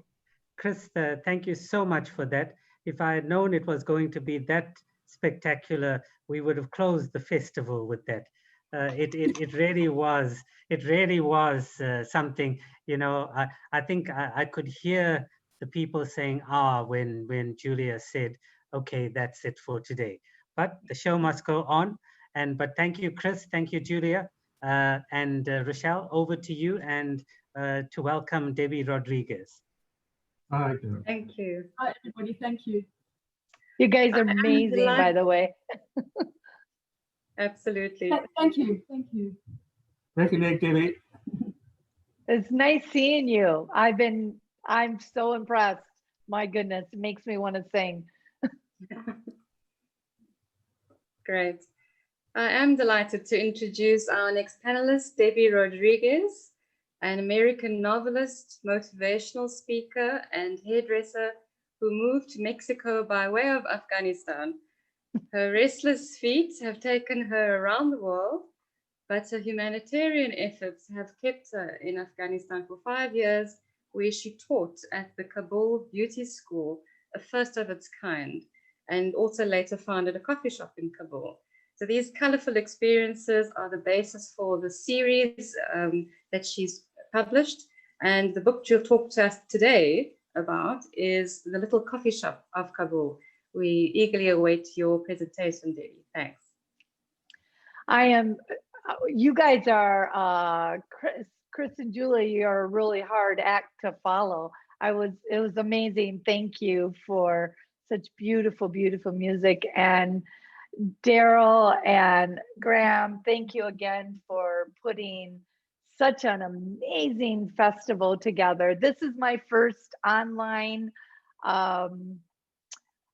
festival of its kind. I think that the world's largest, I think, is what you were saying.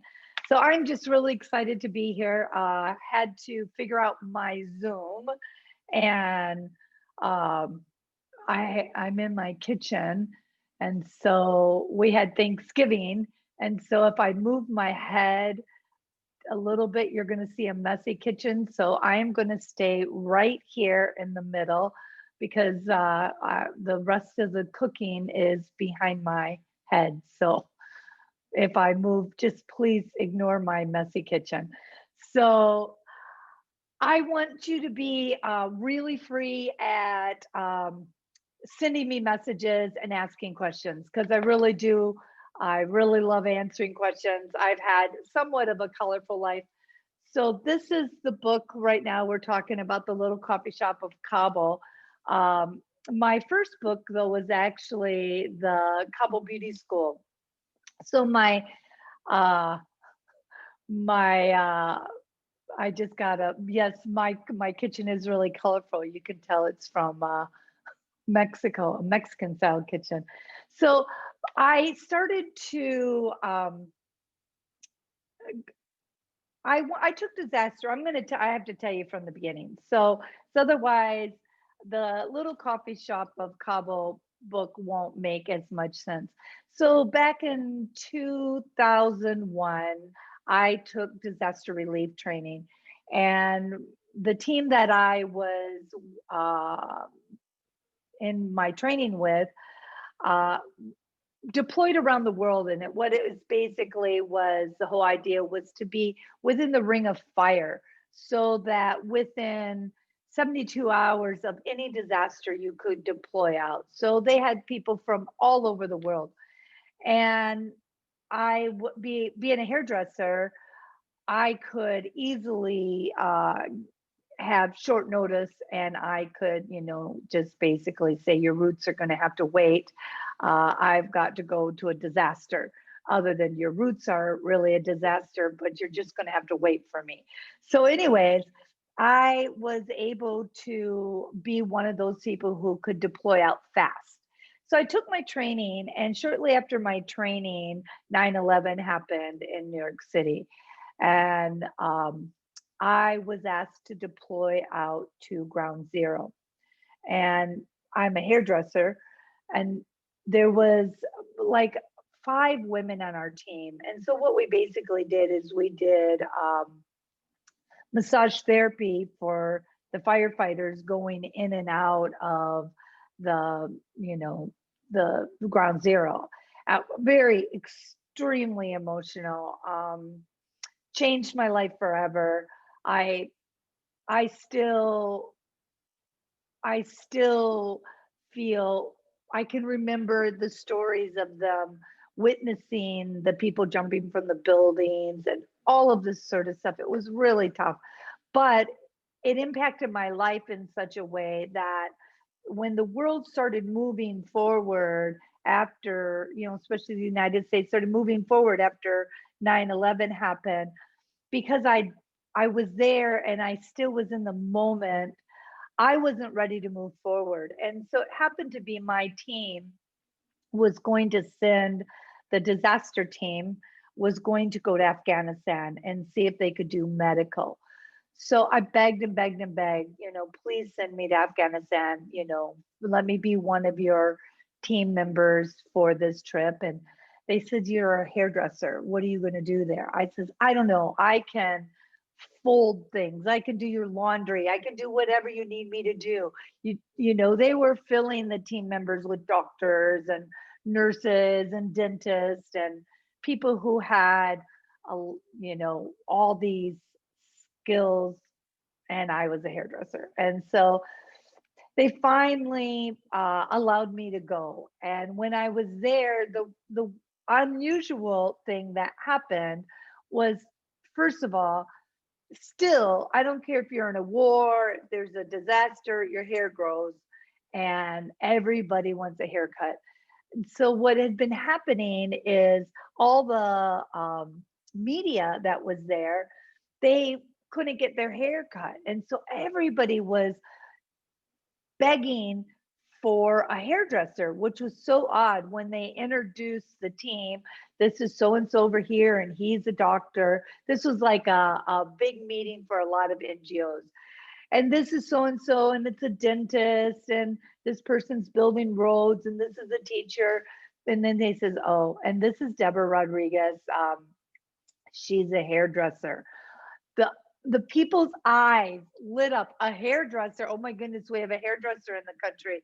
And so it was then my path was lit. I didn't realize how people really needed a hairdresser. And so I wound up setting up my little cutting shop in a hotel, and we didn't have phones. Everybody used walkie-talkies at the time. People would put sticky notes on my door. And Debbie, can you cut my hair? One person had buried, she wanted a perm, and she had buried solution in her backyard for when the Taliban came. And she goes, I buried the solution in my backyard, but I dug it up yesterday and I'm going to bring it with me. Will you give me a perm? One person had said, oh, please, I need highlights so bad. I drove 12 hours over the Khyber Pass to get foils. And she says, and when I had gotten my hair done in Afghanistan, she said, we got bionic lice. So so I drove 12 hours for a foil. So was this the oddest thing that people wanted, this like moment of normal when they can sit down with their hairdresser and you do something that feels normal versus being in this war zone where everything felt so different and you were kind of on high alert all the time. So anyways, it was then that I decided, I was thinking, why is it that people aren't going to the Afghans to get their hair done? And so I went into a salon, and that's when I saw a hairdresser. I was sitting in the salon and just watching. She had scissors about this big. They're just huge scissors. She was trying to cut hair. It looked like garden shears. And she was doing a perm with sticks. They were teeny, teeny little sticks. If anybody's in their hair, wrapping a perm with teeny sticks and rubber bands will give you like frizzy hair. And the color everybody was using was henna. So under the burqas was orange fuzzy hair. And I thought, okay, this is my calling. And I just thought, what can I do? I need to bring back perm solution. I need to get here and do something. And I thought bringing supplies was what I was going to do. And when I went back to my group and I told them my experience, and they said, why would you do that? Why don't you teach them hairdressing? You can do so much more and impact more people. And I'm thinking, okay, I am a hairdresser from Michigan and I have no idea how to do this. Well, I called an 800 number literally on the back of a shampoo bottle, Paul Mitchell. And I called and I got all this information, and I said, I said, hi. They said, leave a detailed message. I'm like, okay, I can do that. Hi, my name's Deborah Rodriguez, and I just came back from Afghanistan, and I want to start a beauty school, and I need money. And so message after message, I left. Finally, all of a sudden, about 2 days later, the owner of Paul Mitchell, John Paul DeJoria, calls me. He says, hey, is this Debbie Rodriguez? I'm like, yeah. He says, this is JP. I'm thinking, who's JP? John Paul DeJoria. I'm like, Paul Mitchell, John Paul DeJoria? He says, yeah. He says, I hear you want to do a beauty school in Afghanistan. I says, I do. He says, what do you need? Make your Christmas list. And so therefore the beauty school was born, and was the most amazing, difficult, challenging, beautiful, inspiring moment in my life. And so that is what I did for 5 years. I taught the girls at the school. We graduated about 200 students, and I started it's always about trying to raise money, right? It was always trying to get funding. I was too small. I fell through the cracks. I couldn't get the big funding. So I started a beauty salon. So my salon basically was like a nonprofit salon. and I would do all the foreigners came in through the salon. Seems like if you had been in Afghanistan, you at one point from the years when I was there from 2002 to 7, you probably came through the salon and got a haircut or something, or a manicure, pedicure. You know, we did everything, right? And so it was kind of at that point, that's when the Kabul Beauty School book was birthed. And that was the first book that I wrote. But when I wound up having to leave the country unexpectedly. There was some security threats. And so I wound up leaving. And it was very, very, very difficult because it's happened. You know, I was told that there was threat to kidnap my son. And so he was older, he was visiting me in Afghanistan. And so I left quickly with him. So with basically the clothes on our back, lugging 2 suitcases and everything else was left there. And I landed basically in California, in Northern California, and was shell-shocked. I didn't know what to think. My life as I knew it was gone. And after I kind of acclimated to the whole situation, I started thinking about another book. And so when I was in Afghanistan, the one thing that two things made me crazy. One, I couldn't get a decent pedicure. And so I had to, you know, train these girls to do pedicures, and they were fantastic. And the other thing, they served me Nescafe. Not that there's anything wrong with Nescafe, but I love, love, love coffee. And I love an atmosphere of a coffee house. I love that we had a lot of bars in Afghanistan that foreigners mostly open, and we had like underground things that we could all go to. But as a woman, I felt and I was married to an Afghan, which is a whole nother story. And if you want to ask any questions, go ahead. It got complicated and very complicated. And so for me to go out to a bar or just, you know, that sort of thing, it caused issues. So I wanted that place that I could sit and I could bring a book, I could just read, I could bring my computer, I could go during daylight hours, I could stay during the evening, and I really could just be a single woman, or not a single woman, a woman alone in a place in the middle of this war going on and feel safe.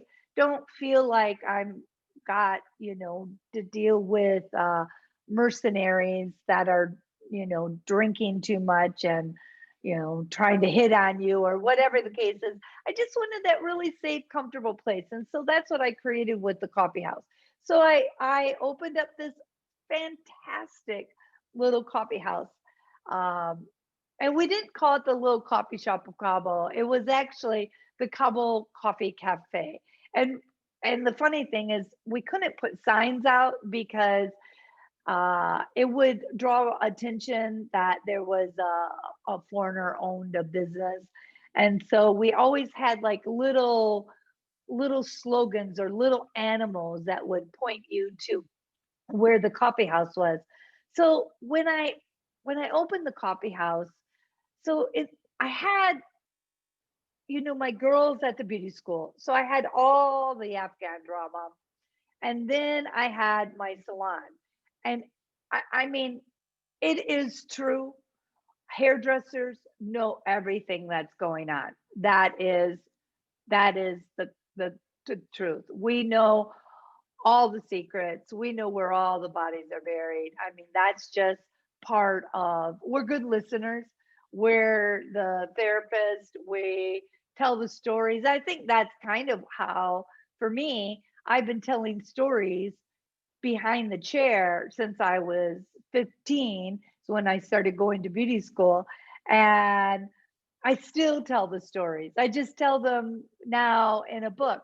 But so my biggest thing is I wanted to create a safe place. I already had the safe place with the hair, but I wanted a safe place for Afghans. The thing about Afghans is often they're not allowed into places that serve alcohol. Now, we did have our secret stash of alcohol of like we served our red wine would look like coffee in our coffee cups, and our white wine would be in teacups like green tea. Or so we had you know, like our little undercover underground wine for the clients. But it was one of these it was a beautiful space. And so what I had, everybody came in there, absolutely everybody. We would have the brothers and the children of warlords. We'd have the brother or the cousin to the president. Every NGO worker, everybody just came in there. They would have their meetings. We always would try to sit there and we'd try to guess, are they a spy or are they not a spy? You sometimes could see them. You could tell the new recruits because you could tell the way they were dressed. And so it was just really a fun perspective. So when I was back in, when I was in California, I felt like I had heard stories, had experiences that other people would not have had. And so that's when I decided to write the little coffee shop. And so that was, you know, the characters are fiction. They're definitely inspired by, you know, real people and real events. And just the stories. For instance, there is a scene in there. Well, I don't know. I better not. I'm not. For those who haven't read the book, I better not tell this story because it will be. It will give too much to the ending. But anyways, there are so many things. So if you like, feel free right now to ask any questions. I know that my life was complicated in Afghanistan. I married an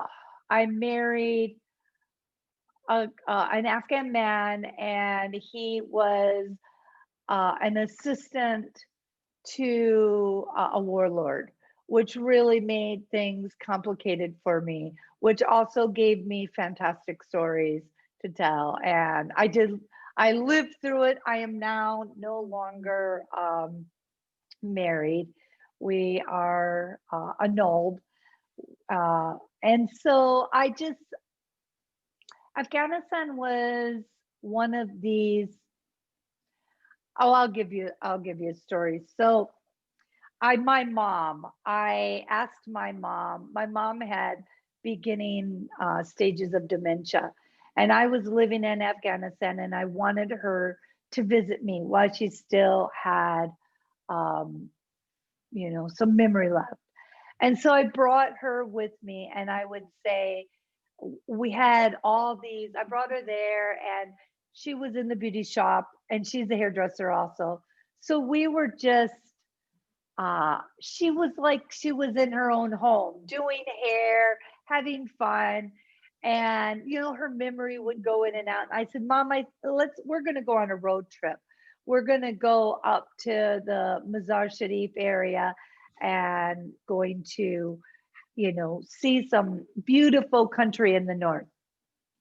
Loaded up into the van, and now we're in the countryside, and it was like about a 12-hour drive.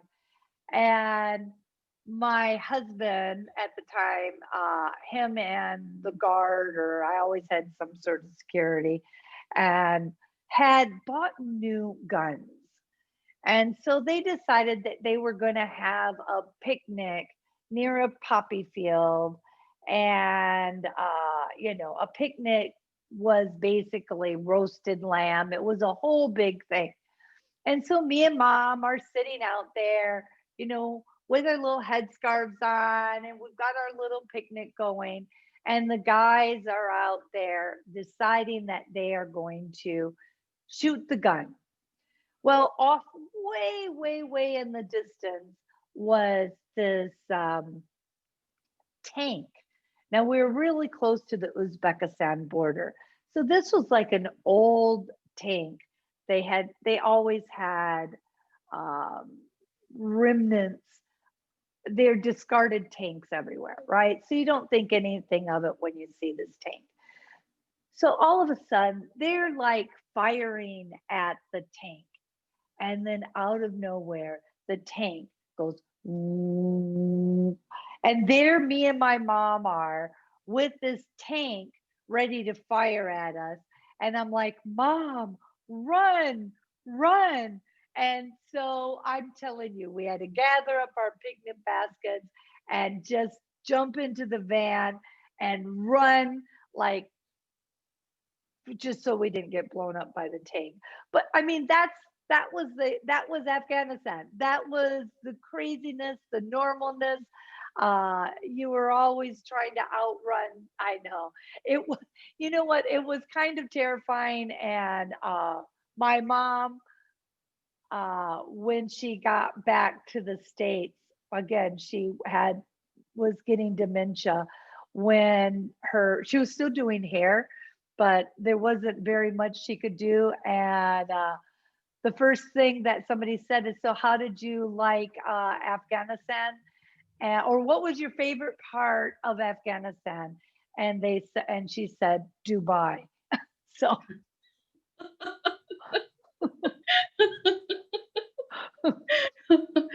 Oh my.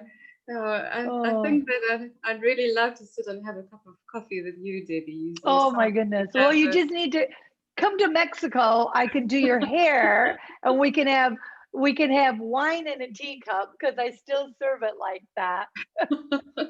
Sounds delightful. It really does. I don't see any questions in the chat, but I do have a couple for you. Okay. Yes, I think that you really, I've learned that hairdressing is actually a great foundation for storytelling. Yeah, because, it as really you said, is. you hear so many stories from behind the chair. You're a confidant, a repository of juicy gossip, and you're a good listener. So do you think an author needs to be a good listener in order to write a good story? I'm going to just answer this one question. Have I been back to Afghanistan? No, I haven't. I'm still officially married over there, and because I left, and therefore, I'm divorced or annulled in other countries, but everywhere but Afghanistan, and so I could literally be put in prison for I don't know, shaming my husband, but yeah, I've shamed a few, so so we live and learn. yeah. So listening, I think really hearing what people are saying.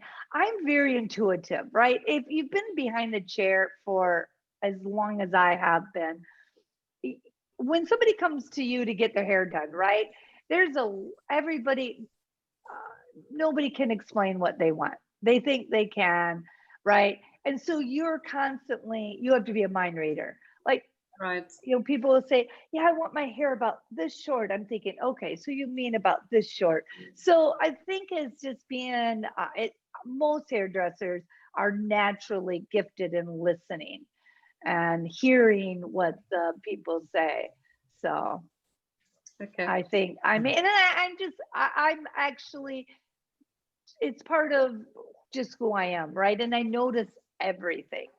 Right. And you've said that hairdressing and motherhood are the two best choices you've made in life. So we've Yes. heard how hairdressing influenced your books. How has motherhood influenced your work? Well, I think that, okay, motherhood, happens often when you're younger. And so you're younger and you're busier and you're trying to juggle. The thing that I think has influenced me the most, honestly, is being a grandma. I have I've got right now in my house, I'm in my kitchen because I've got 4 grandchildren homeschooling in the next room. I have locked all the doors so they don't try to run in and feed the cat, right? And so that has been the joy in my life. I'm now older and wiser, and in the books, I've written a few. This is The Island on the Edge of the World, and the new book that's coming out called The Moroccan Daughter. It's coming out in February. These two, they're 2 characters that are in both of the books, and the 2 main characters are hairdressers, a grandmother and the granddaughter, and they are, I would say that the grandmother is a combination of me and who I want to be. And the granddaughter is my grandchildren grown up. And they take this one takes place in Haiti, and the other one, Moroccan Daughter, takes place in Morocco. And the whole grandchildren thing have influenced like everything now in my life, and I love it. I can absolutely relate to that. My homeschooling niece is locked up in the bedroom with our Yorkie puppies. Oh, right. Yeah. And you're so right. They influence every aspect of your life. They just completely take over. Yeah. So I do relate to that. Thank you so much for sharing all of that with us, Debbie. We really enjoy hearing your experiences, and we love your books. By the way, your book covers are so delightful. Did you have a hand in the artwork? You know what? Wow. I wish that I had a bigger hand in it. I get to say yes, no, to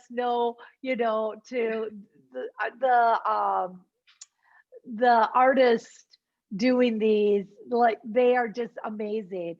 Look at this one. This is so gorgeous. This is the Zanzibar wife, and it's such a beautiful book. Really so beautiful. And I believe I've got a link. I think that I sent the link where I had to figure out where you guys can buy it in South Africa, right? And so I do believe my publishers did find that out.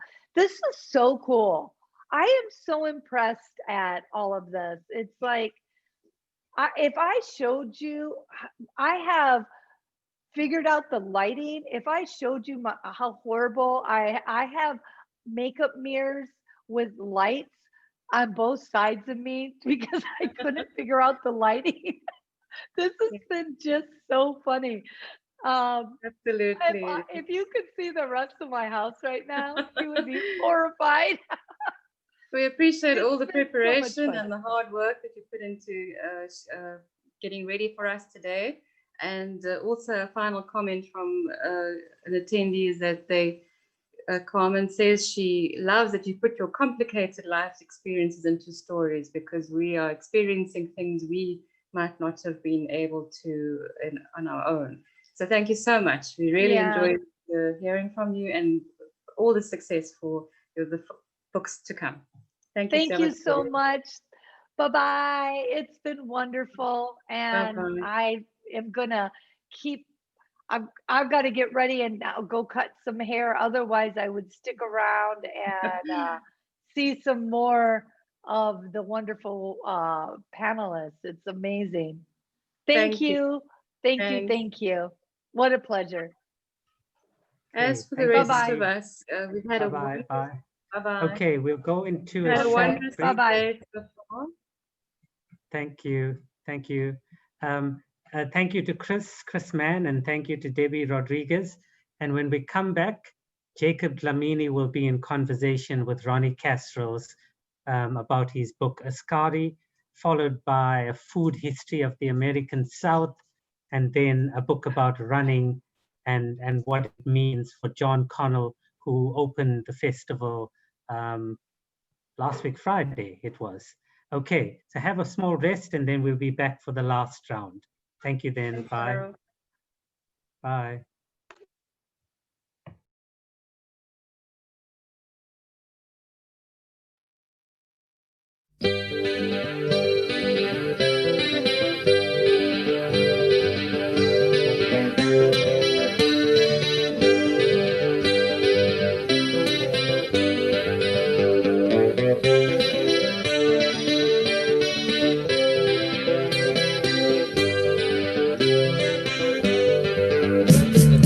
We baba kunzima kulomhlaba, we baba lomsebenzi upokile, we baba nemali ayingeni engathi lele fikile ngaphela, we baba, we baba,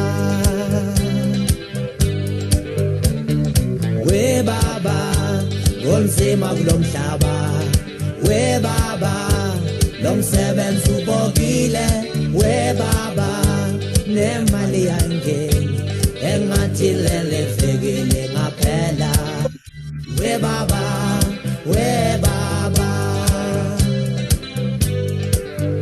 It was a Friday, my darling, was a Friday, umsebenzi ubokile, was a Friday, my sweetie, was a Friday, ilanga linkomile wena, we baba kunzima kulomhlaba, we baba lomsebenzi ubokile, we baba nemali ayingeni angathi lele fikile ngaphela, we baba, we baba, we baba kunzima kulomhlaba, we baba lomsebenzi ubokile, we baba nemali ayingeni sengathi lele fikile ngaphela, we baba, we baba. Awungithi was a Friday, my darling, was a Friday, umsebenzi ubokile, was a Friday, my sweetie, was a Friday, ilanga linkomile wena, awungithi was a Friday, my darling, was a Friday, umsebenzi ubokile, was a Friday, my sweetie, was a Friday, ilanga linkomile wena.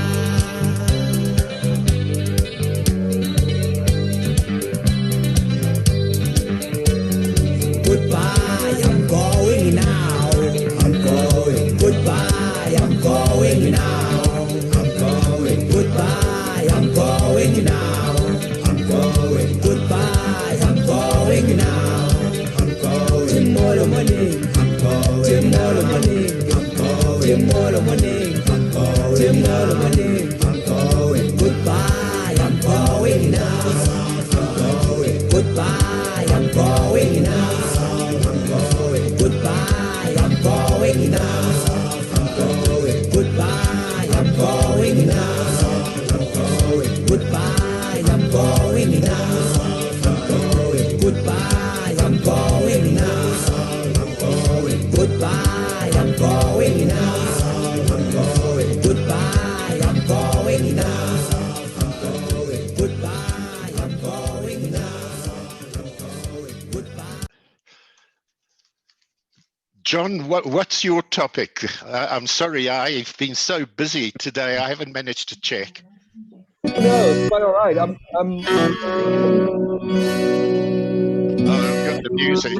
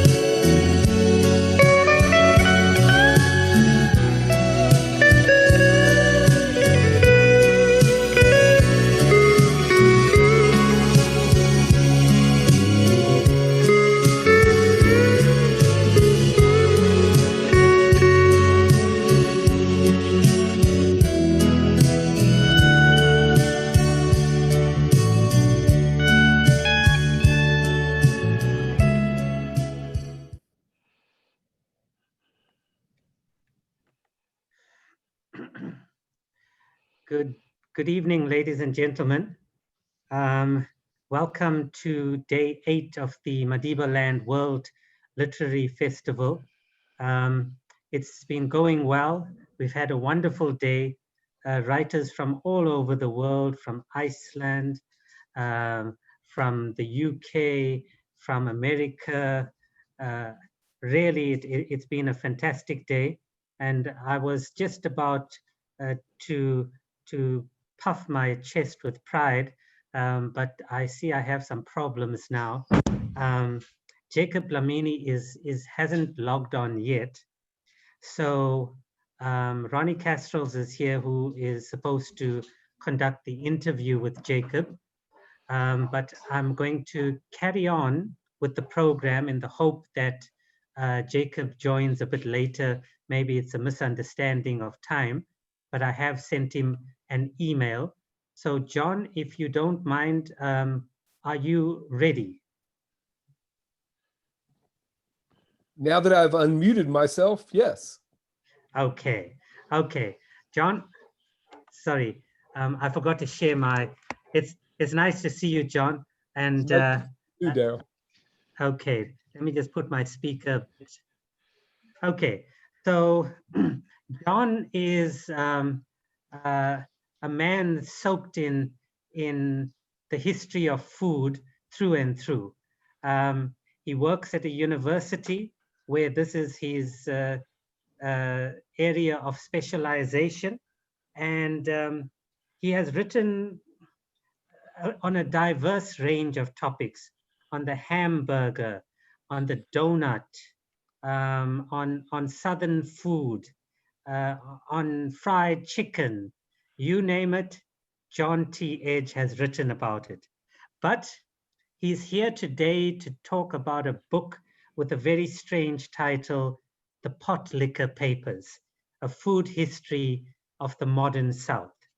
John, welcome to South Africa, even though it's virtually, and thank you for agreeing to speak at the festival. And may I say, it's a beautiful book that you put together. I don't know what other people said, but I thought it's a magnificent book. And let's try and convince everyone why we say it is such a wonderful book. John, I don't know if you want to say anything before we get into the interview. I'd love to say something as someone who grew up in the American South and writes about the American South and understands just a bit the resonances that connect the American South and South Africa. It's a great pleasure to be with you here on my morning and your evening.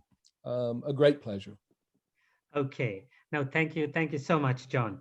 Okay. So the first thing is people must be wondering, and I suppose you get a sense of the word, but people must be wondering, what is that word pot liquor? Sure. Can you explain that firstly? I'd better be able to explain it. Yes. So here in the American South, one of our primary foods are greens. And I don't mean traditionally what people might think of as a salad green. In this case, these are cooked greens. In the American South, we often cook collard greens or turnip greens or mustard greens or cabbage, green cruciferous vegetables. And we cook them oftentimes with side meat, with cured pork or the like. And when we cook them down to what we think of as kind of a low gravy, a pot of greens that might be overflowing once you clean them and cut them. I cooked them yesterday. They literally overflowed the pot, but as you cook them, they cook down low and slow. They collapse into a heap. And once you cook them low and slow for a long, long while, at the bottom of that heap, at the bottom of that pot of greens, coalesces this liquor, which we call the pot liquor. That pot liquor is where the actual nutrients in the dish actually reside. The greens have been leached free of all those nutrients.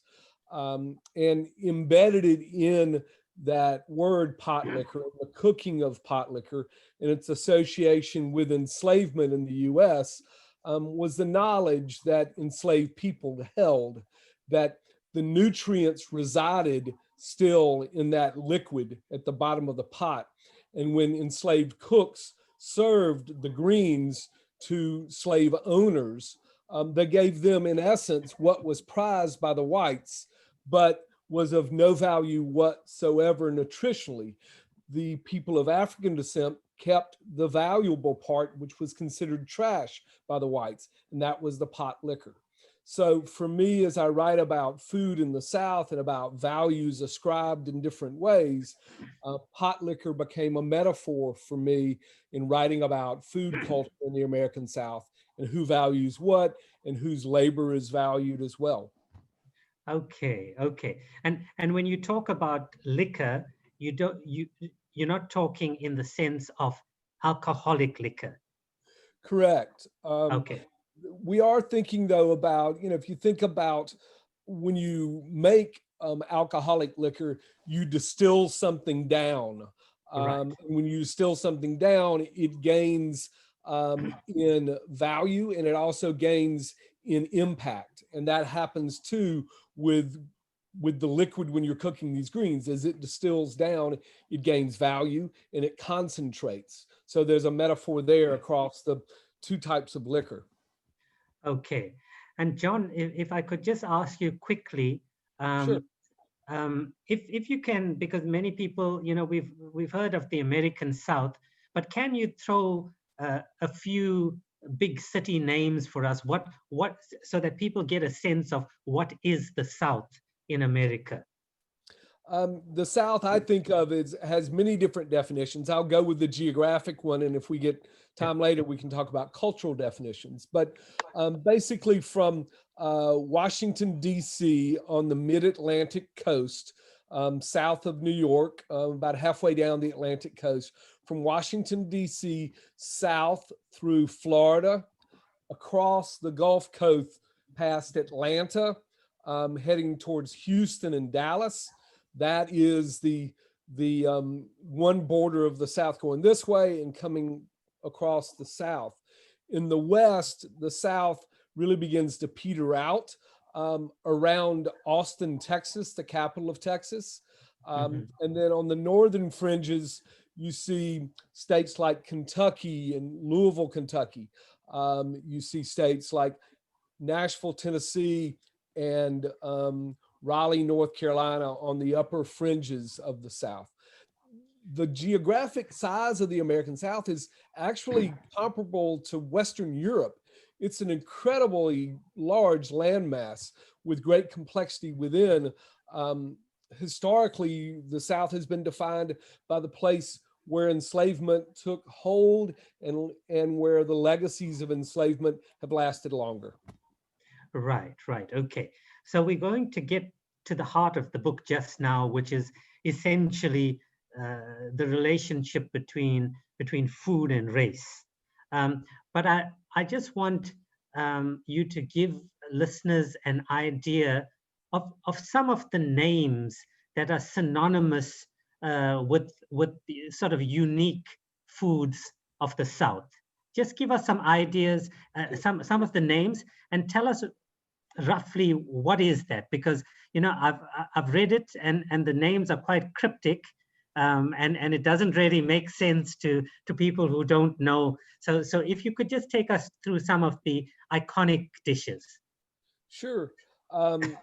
Beyond greens, about which we just talked, you would eat those greens with cornbread, ground maize, cooked oftentimes in a round cast iron skillet, baked to be a fairly flat bread about this thick.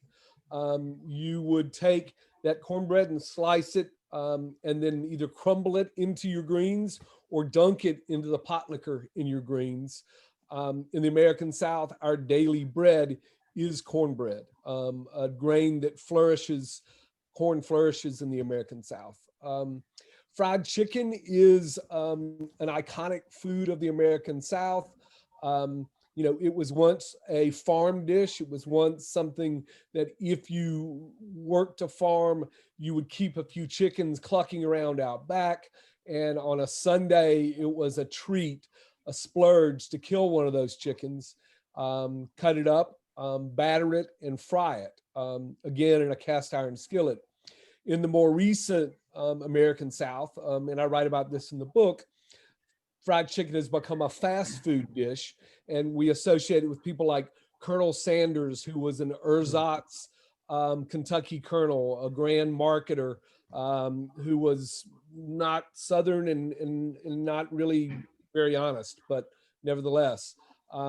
Another iconic dish is barbecue. In the deep South where I live, that's usually pig cooked either whole, butterflied open over coals overnight, or cut into parts like the ham or the shoulder and cooked 6 or 8 hours and served with coleslaw, a chop of cabbage, and vinegar and sometimes mayonnaise, and served with various side dishes. Those are kind of the most iconic of Southern foods that resonate the most with Southerners and probably resonate the most outside the South. Okay, okay. And am I right in saying that when you guys, in South Africa, we have something called a braai vlees. But in America, a barbecue is not necessarily grilled on a flame. I've read that it's also buried in the ground and cooked in the ground. Is that an older practice, or does that still happen today? Yes and no. So what you're describing, would have been the way barbecue was cooked 3 and 4 generations ago, wherein people would actually dig a hole in the ground. And what was common at that point was to lay in coals and then put a old metal bed spring across the top, or tin sheets cut into strips across the top, and then cook on top of that. The remnant of that you see, or the connection to that you see now, is among Mexican American cooks in Texas and in other parts of the American South that have showed high immigration rates. And you see Mexican American cooks cooking what we think of as barbacoa, which is, again, dug in the ground, oftentimes wrapped in maguey leaves and other different kind of sheaths for them. But all those connect. The barbecue of 100 years ago, the barbacoa of today, these are usually not cooked over a live fire, but cooked over coals that smolder. What we prize is the smoke. Okay. And just two other terms that we hear a lot on television, but maybe people back here don't know. Gumbo. What is gumbo? So gumbo is a dish most often associated with the Gulf Coast of the American South, specifically Louisiana. You also see a variation on gumbo in coastal South Carolina, on the Atlantic coast. And the reason you see that is that both places are places where you see many West African retentions, and that gumbo, as we know it in the South, is a West African food that ties to okra. Gumbo translating across various cultures as okra. And in Louisiana, okra is one of the primary thickeners in a gumbo. I'm going to make one later today with, here in the States, our Thanksgiving holiday was yesterday, and I have smoked turkey stock left over, and I'll make a gumbo from turkey, sausage, okra, and we'll serve it over rice, and it'll be kind of a thickish stew. And that's quite iconic in the Gulf Coast of the South. Okay, and then the other one is grit. Sure. What is that? And why all the jokes on television about that? Yeah. Well, let's talk about the jokes first. So grits are, grits connect right back up to corn, into the cornbread about which I spoke. Grits are ground corn, that instead of baking in a pone, baking in a bread, you cook into a porridge. I cooked grits this morning, actually, and had sausage and scrambled eggs. You know, it is a goofy thing. You're smiling as I say it. You know, it is genuinely a goofy thing, because it is ground corn cooked into a porridge. The reason it has become such an iconic dish in the South and a butt of so many jokes, I think I might tie it back to the Jimmy Carter administration. When Carter rose to the presidency in 1976, after Watergate, after Nixon failed, and you know, we looked for kind of icons of a reborn America, and Jimmy Carter kind of stood for that in America in that moment. And Carter was from Georgia, so am I.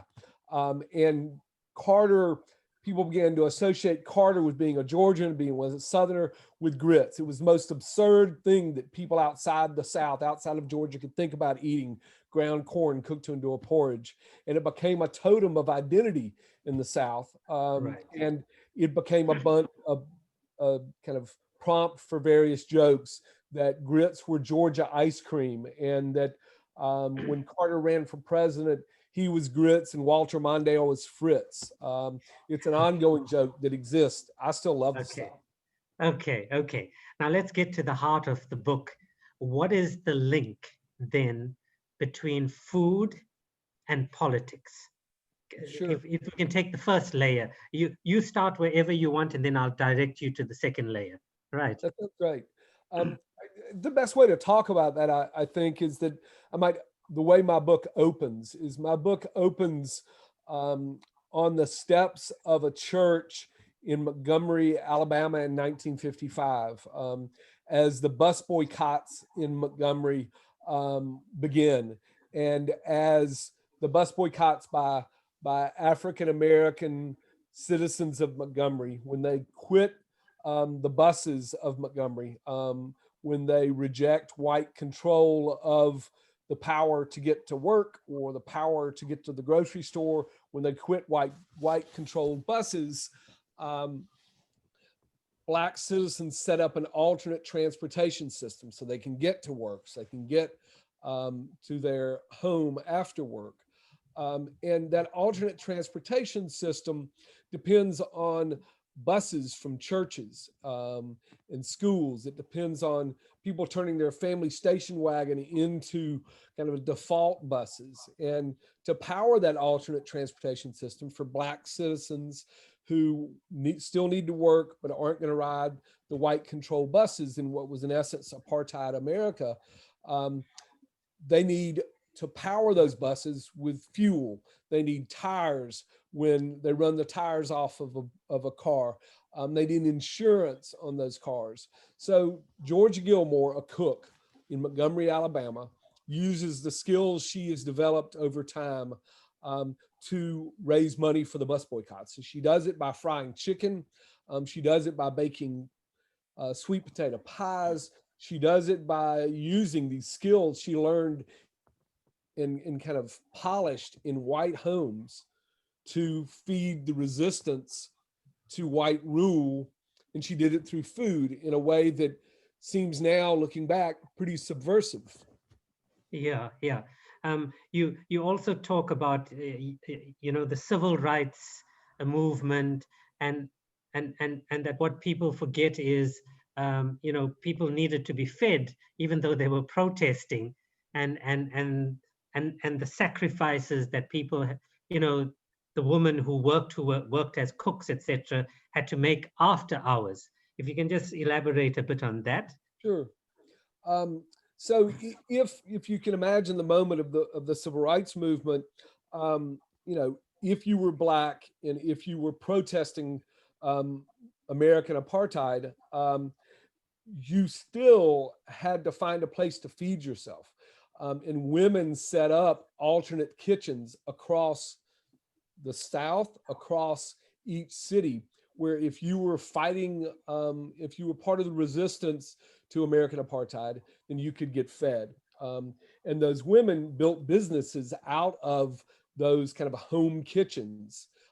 They built businesses that became both a clubhouse for the civil rights movement and a place to leverage the power they gained to build a career and to ensure a kind of success that didn't depend upon white privilege and white power. Right, okay. And we don't often think about it nowadays because, you know, sort of freedom has come. But back in those days, there was the freedom to eat where you wanted to did not exist. Right. So food and politics become intertwined yet again in under those kind of situations. They do. In the American South, the lunch counter was in essence a battlefield. Lines were drawn, sides were taken, and a fight ensued.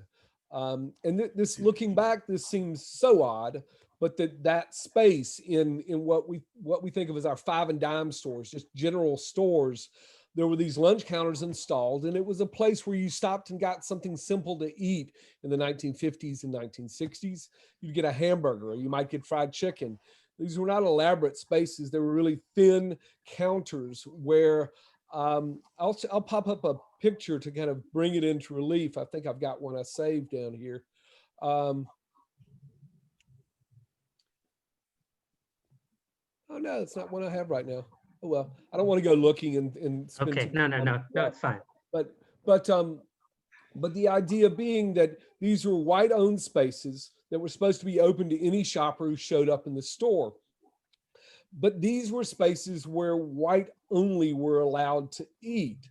And beginning in 1960 and continuing through 1964, these were kind of public displays of the absurdities of racism, they were made clear, the absurdities, by young Black college students for the most part, who would show up at these lunch counters, take a seat at the lunch counter and order a slice of pie or order a club sandwich and be told, right, I'm sorry, we can't serve you. We can take your money at the counter just across there. You can buy your tube socks, you can buy, perfume for your girlfriend, but you can't sit here at this counter. And Black students in that moment did something simple and profound. They just sat down and wouldn't leave. This was what we refer to as the sit-in movement. And it used the public nature of those counters to show the absurdity and to show that, this all they're asking for is a slice of apple pie. All they're asking for is a club sandwich. How could you turn down them from the seat, this kind of plebeian everyday place? Right, okay. And then you delve into, I must say, I found it fascinating, as a person who went from literature. I created also in South Africa a UNESCO City of Gastronomy, like you'll have in Texas, I think it is. And I loved your discussion on fast food and what fast food meant to all these debates. Yeah. If you can just. Yeah. It is easy and inappropriate to malign fast food and its impact upon the health of so many people. But in the 1960s, when fast food became such a part of the cultural experience in the South, there were more complex reasons. And I tell the story of two people. One, Colonel Sanders, the man who founded and grew Kentucky Fried Chicken into one of the first American multinational food companies. He was selling, in essence, the kind of tropes of the old South. He was wearing, you probably remember this image, know this image of an old goateed white man in a white jacket in a suit, looking like he stepped off the plantation. By selling fast food fried chicken, he was in essence selling that plantation idea updated for the 20th century. He was saying, by a taste of this chicken that I cooked by way of pressure cookers and all this mess, you too can have a taste of the South. You can have a taste of the past. You can have this iconic food of the past updated for the present. He leveraged all those stories about the plantation South to sell this fast food in the present. Right, okay. But in a way, the fast food industry almost democratized the foodways. If you can just explain that to listeners what that meant. Well, there were other efforts, and this may not be the question you're asking me exactly, but that's where I'm going. Okay. Okay. I became fascinated with the story of a woman named Mahalia Jackson, who I am able to share this picture of her.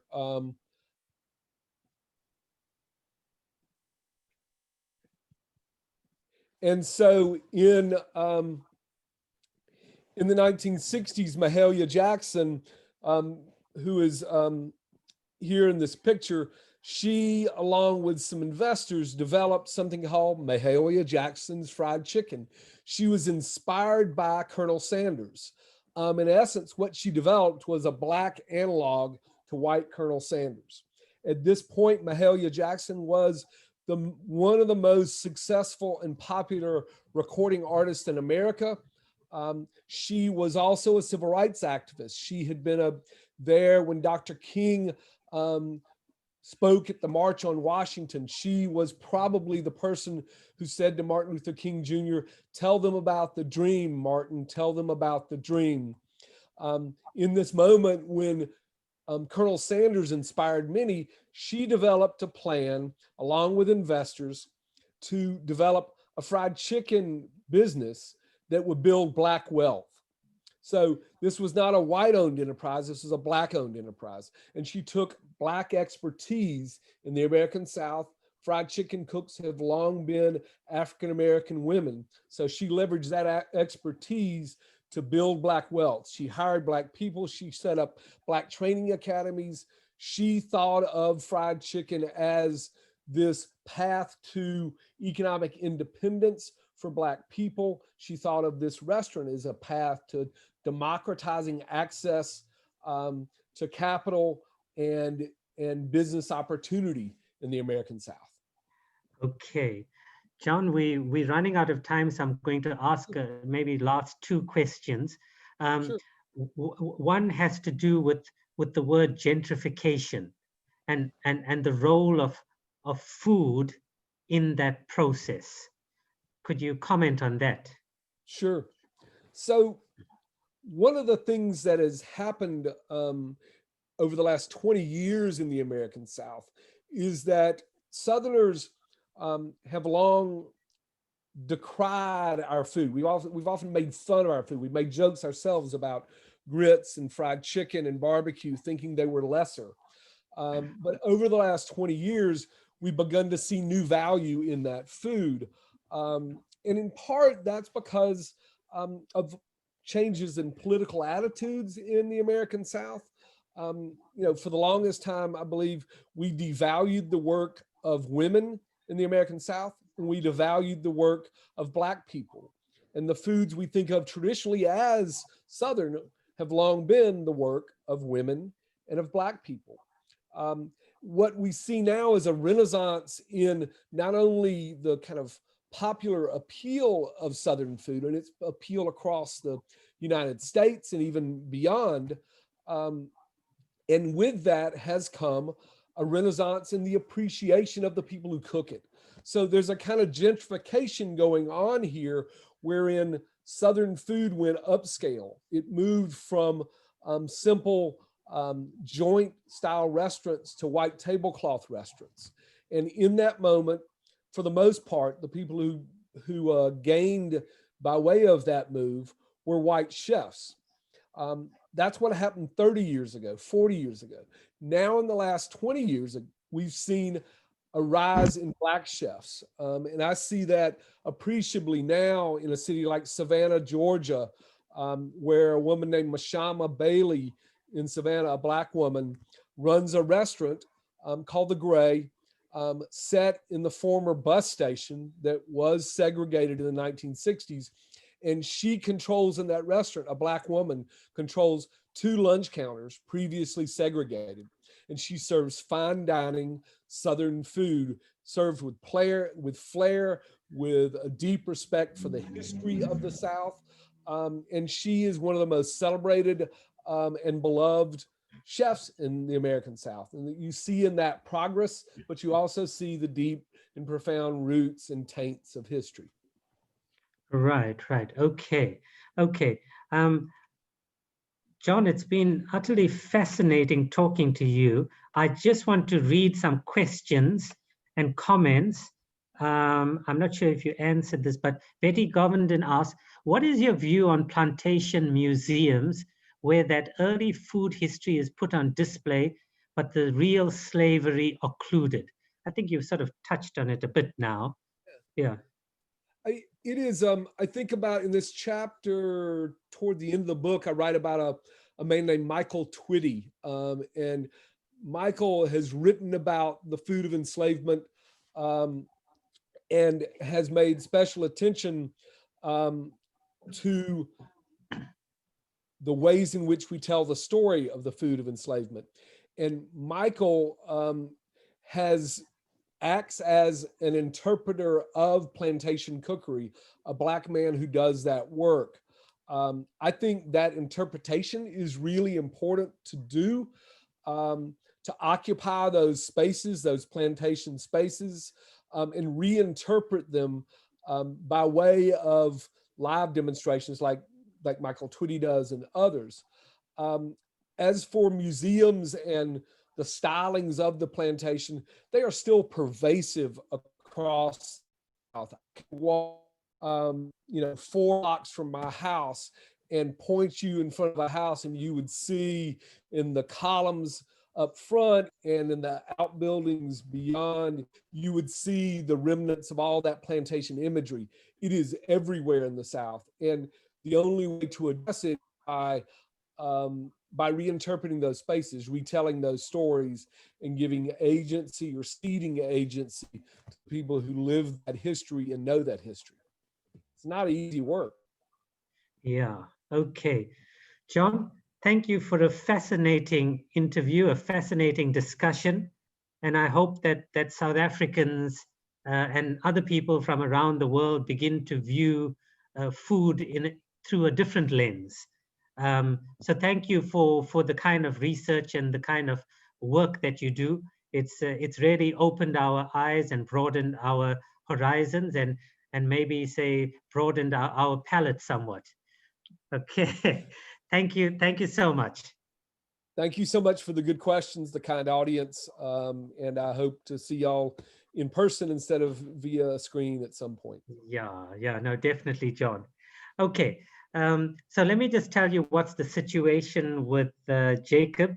Jacob he says he's on the road. He's trying to make it back. But Ronnie, I think that you've got to be gone at 8:30. I'm not sure whether you're going to be able to make it, but I'm going to go on with John Connell, and we hope that after John, Jacob will be back. Okay, but if he's not back, we're going to end with John. Okay, sorry about that, but he says he's stuck in traffic with his children and he's trying to make it. Okay, John, are you there? John Connell. Yes, I'm here. Can everyone hear me? Wonderful, John. Nice to see you again. John was with us. Yeah, John was with us last week, Friday, and he spoke about his book, The Cow Book. And now John has a new book coming out. And John, what are you up to this time? Well, I've got a new book which I just spoke to the publishers in South Africa. It has just come out, so hence nobody has probably got it yet, but it's this book, The Running Book, and it's a follow-up of sorts to The Cow Book. It's the second part in my memoir trilogy, and it is a book about a marathon run through County Longford.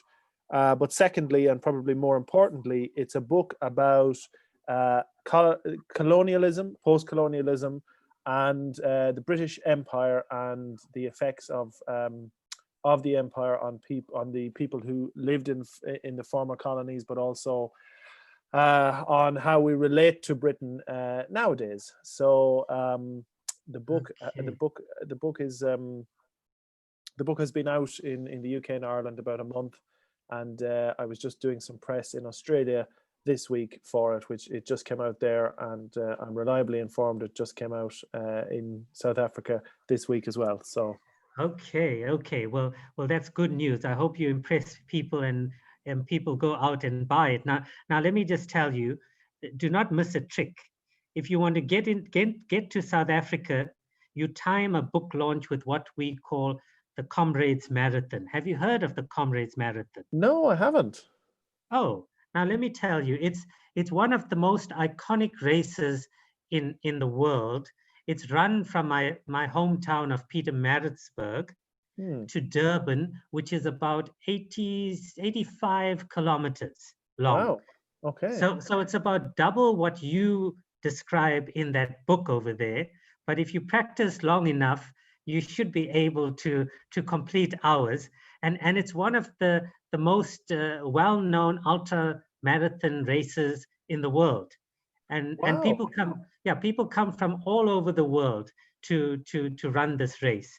So it's really something to try and think about, timing a visit to South Africa. Absolutely. When the Comrades Marathon is on, and you will love it. You would love it. I can be your seconder.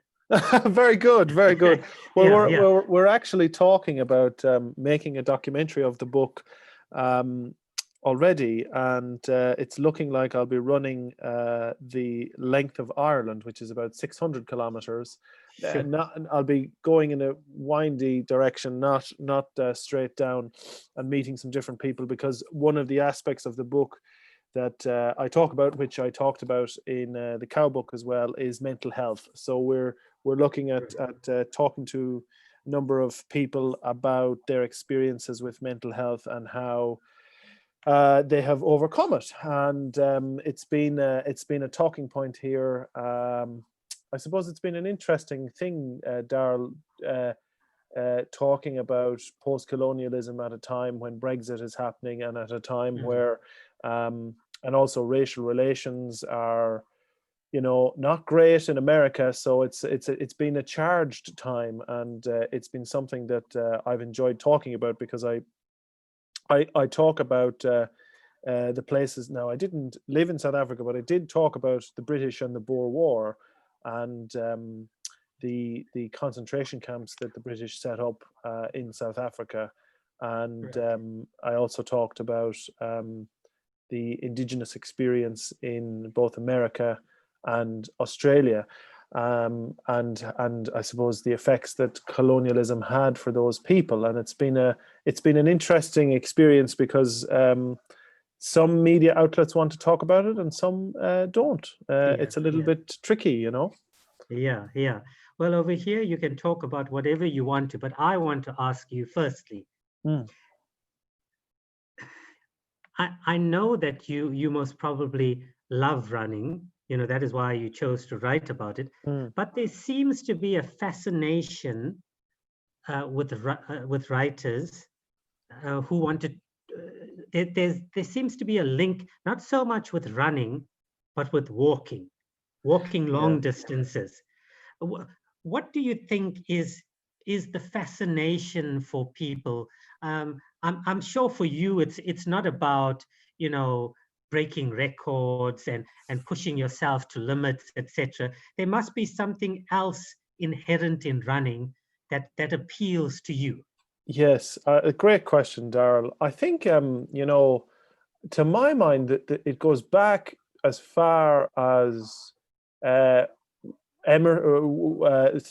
David Thoreau, who was a big walker, and Emerson, his master, was a walker, and I think W.G. Sebald in The Rings of Saturn went for a walk, and then you move up to, I suppose, one of the modern superstars of literature, Haruki Murakami, who wrote What I Talk About When I Talk About Running.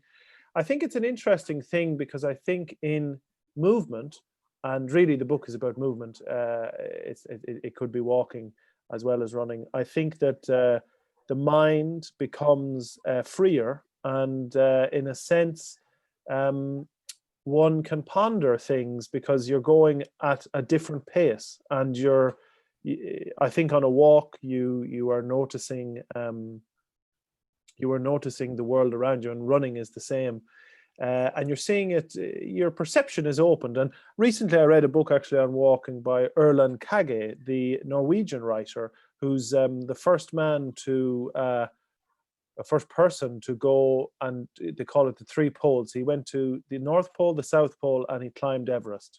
And he talked about walking, and in particular walking in isolation in Antarctica, and how he was alone with his thoughts. But the story that stuck with me from that book was he talked about how his grandfather walked to his execution, and his grandfather had been an ally in the World War II, and had Erland Kage is Norwegian, and he had worked with the Norwegian resistance because, of course, Norway had been occupied by the Germans. And the line that really stuck with me, the man said he opted, he was caught, but he had time to get away, and rather he said, I don't want someone else to be killed for me escaping. So he walked, and he said, and my grandfather walked towards his execution. And he said, and the other line that stuck with me, he said, I only wish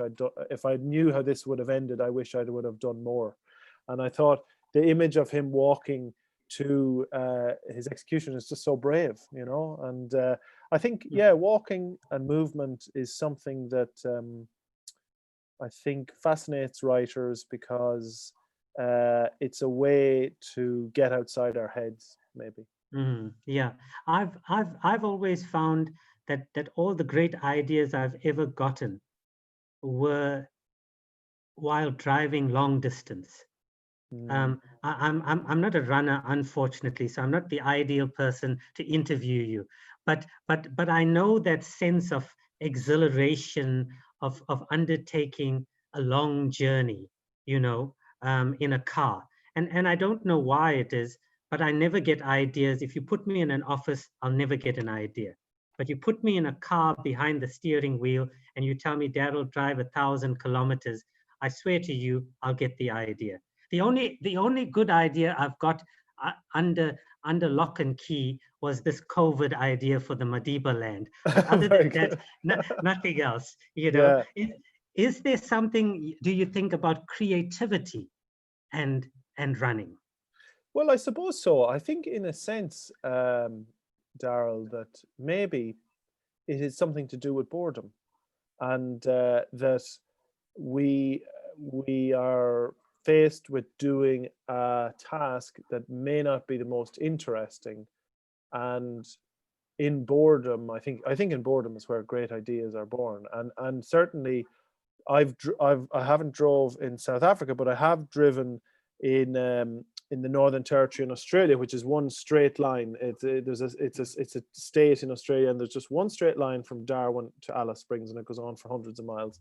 And I remember driving that on a documentary production, and yes, the sense of well, my thoughts are going to keep. Initially, it is boring, and you can only listen to the radio for so long, and that's where I think then that ideas are born. And I remember when I was writing the running book, I drove from California to northern Arizona up to Utah actually, to go to the Navajo Native American reservation. And it was a very long drive, and I did a lot of thinking there and kind of formalized a little bit of why I was following the book. And I think, yeah, boredom, it's something that the modern generation are afraid of, in a sense, because we have these things to distract us. But I think that all great ideas are born in that you can see new things with them. So with boredom. Okay. Maybe I'll hold on. People are putting questions up, but I want to ask you something different right now. But we'll come back to that because it's a fascinating question. I wanted, in the book, you also speak about some of your favorite runners. Yes. Yes. Now talk to us about that. Well, the continent of Africa looms very large in the world of running. You know, I actually spent last weekend. He's a figure that I didn't write about in the book, but he's the modern hero. He's the Kenyan runner Eliud Kipchoge, and he is arguably the greatest. Well, he is not arguably. He is the greatest marathon runner that ever lived. Now, Abibe Bikala was also is considered. Abibe Bikala is considered the Ethiopian runner is considered the master of marathon running, and he ran in the Olympics barefoot and won, and then tragically suffered a very bad car accident and was wheelchair bound. And he competed in other games from his wheelchair. He just had an enormous competitive spirit. But Eliud Kipchoge, I spent the weekend writing an essay about him. He recently brought. So there's been the big issue in marathon running for the last probably 5 years has been the question: could the sub 2 hour marathon record be broken? And Nike tried it with Eliud Kipchoge, and he was a couple of seconds off the 2 hours mark, and he went off and ran for another. Went back to the running world and set the new world record at 2:02 or something competitively, and then went back to in 2017, I think, and actually went sub 2 hour, and he is considered the greatest marathon runner of all time, because what I love about him is, as an athlete, he was 10 years as a professional athlete before he began running as a marathon runner. He was actually running in the 5,000 meters and had Olympic medals.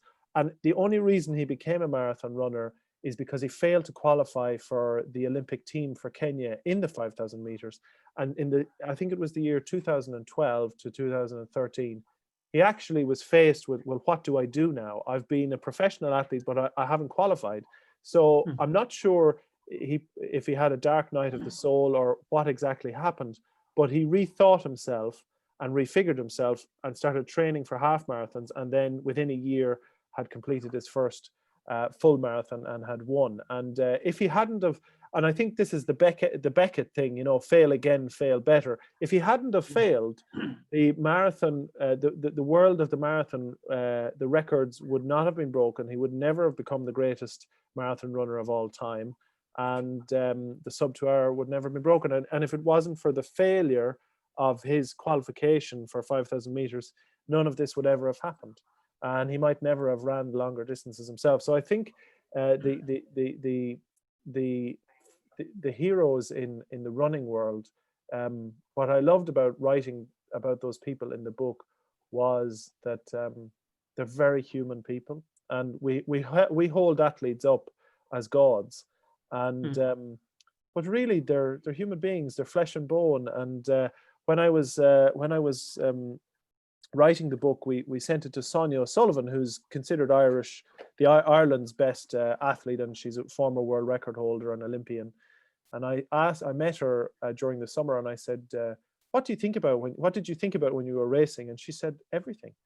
And I always assumed that an athlete was just focusing on the race and their footsteps and all this. And she said, no, I thought about everything in the whole wide world. And it was that thing of what writers do. And I thought it was fascinating, you know. It was absolutely right. Rochelle has a nice question here. She says, one reviewer said after he read your book, he vowed to open his eyes next time he puts his running shoes on. Is this opening of the eyes to one's surroundings while running that helps move one from the despair of depression to a better awareness of beautiful things in life? That's a lovely question. And I think that in many ways it does. There was there's a man I talk about in the book, Dr. George Sheehan, who was an American cardiologist and a runner who wrote for Runner's World, and he's largely credited with starting off the jogging boom in America in the 1970s. And he used to say that, he said two things which I've quoted a lot. He said, the big event is today. And what he meant by that was, we're all waiting for the perfect moment to do something, whether it's to go for a drive to Durban or to go for a hill walk or to go for a run. And we're waiting for the right time and the right weather, but really the perfect time is now. And he also talked about making each day your masterpiece. And I think that that in making today your masterpiece, we are actively saying to ourselves that I'm going to try and make this day count, and this hour or this half an hour of walking or movement count.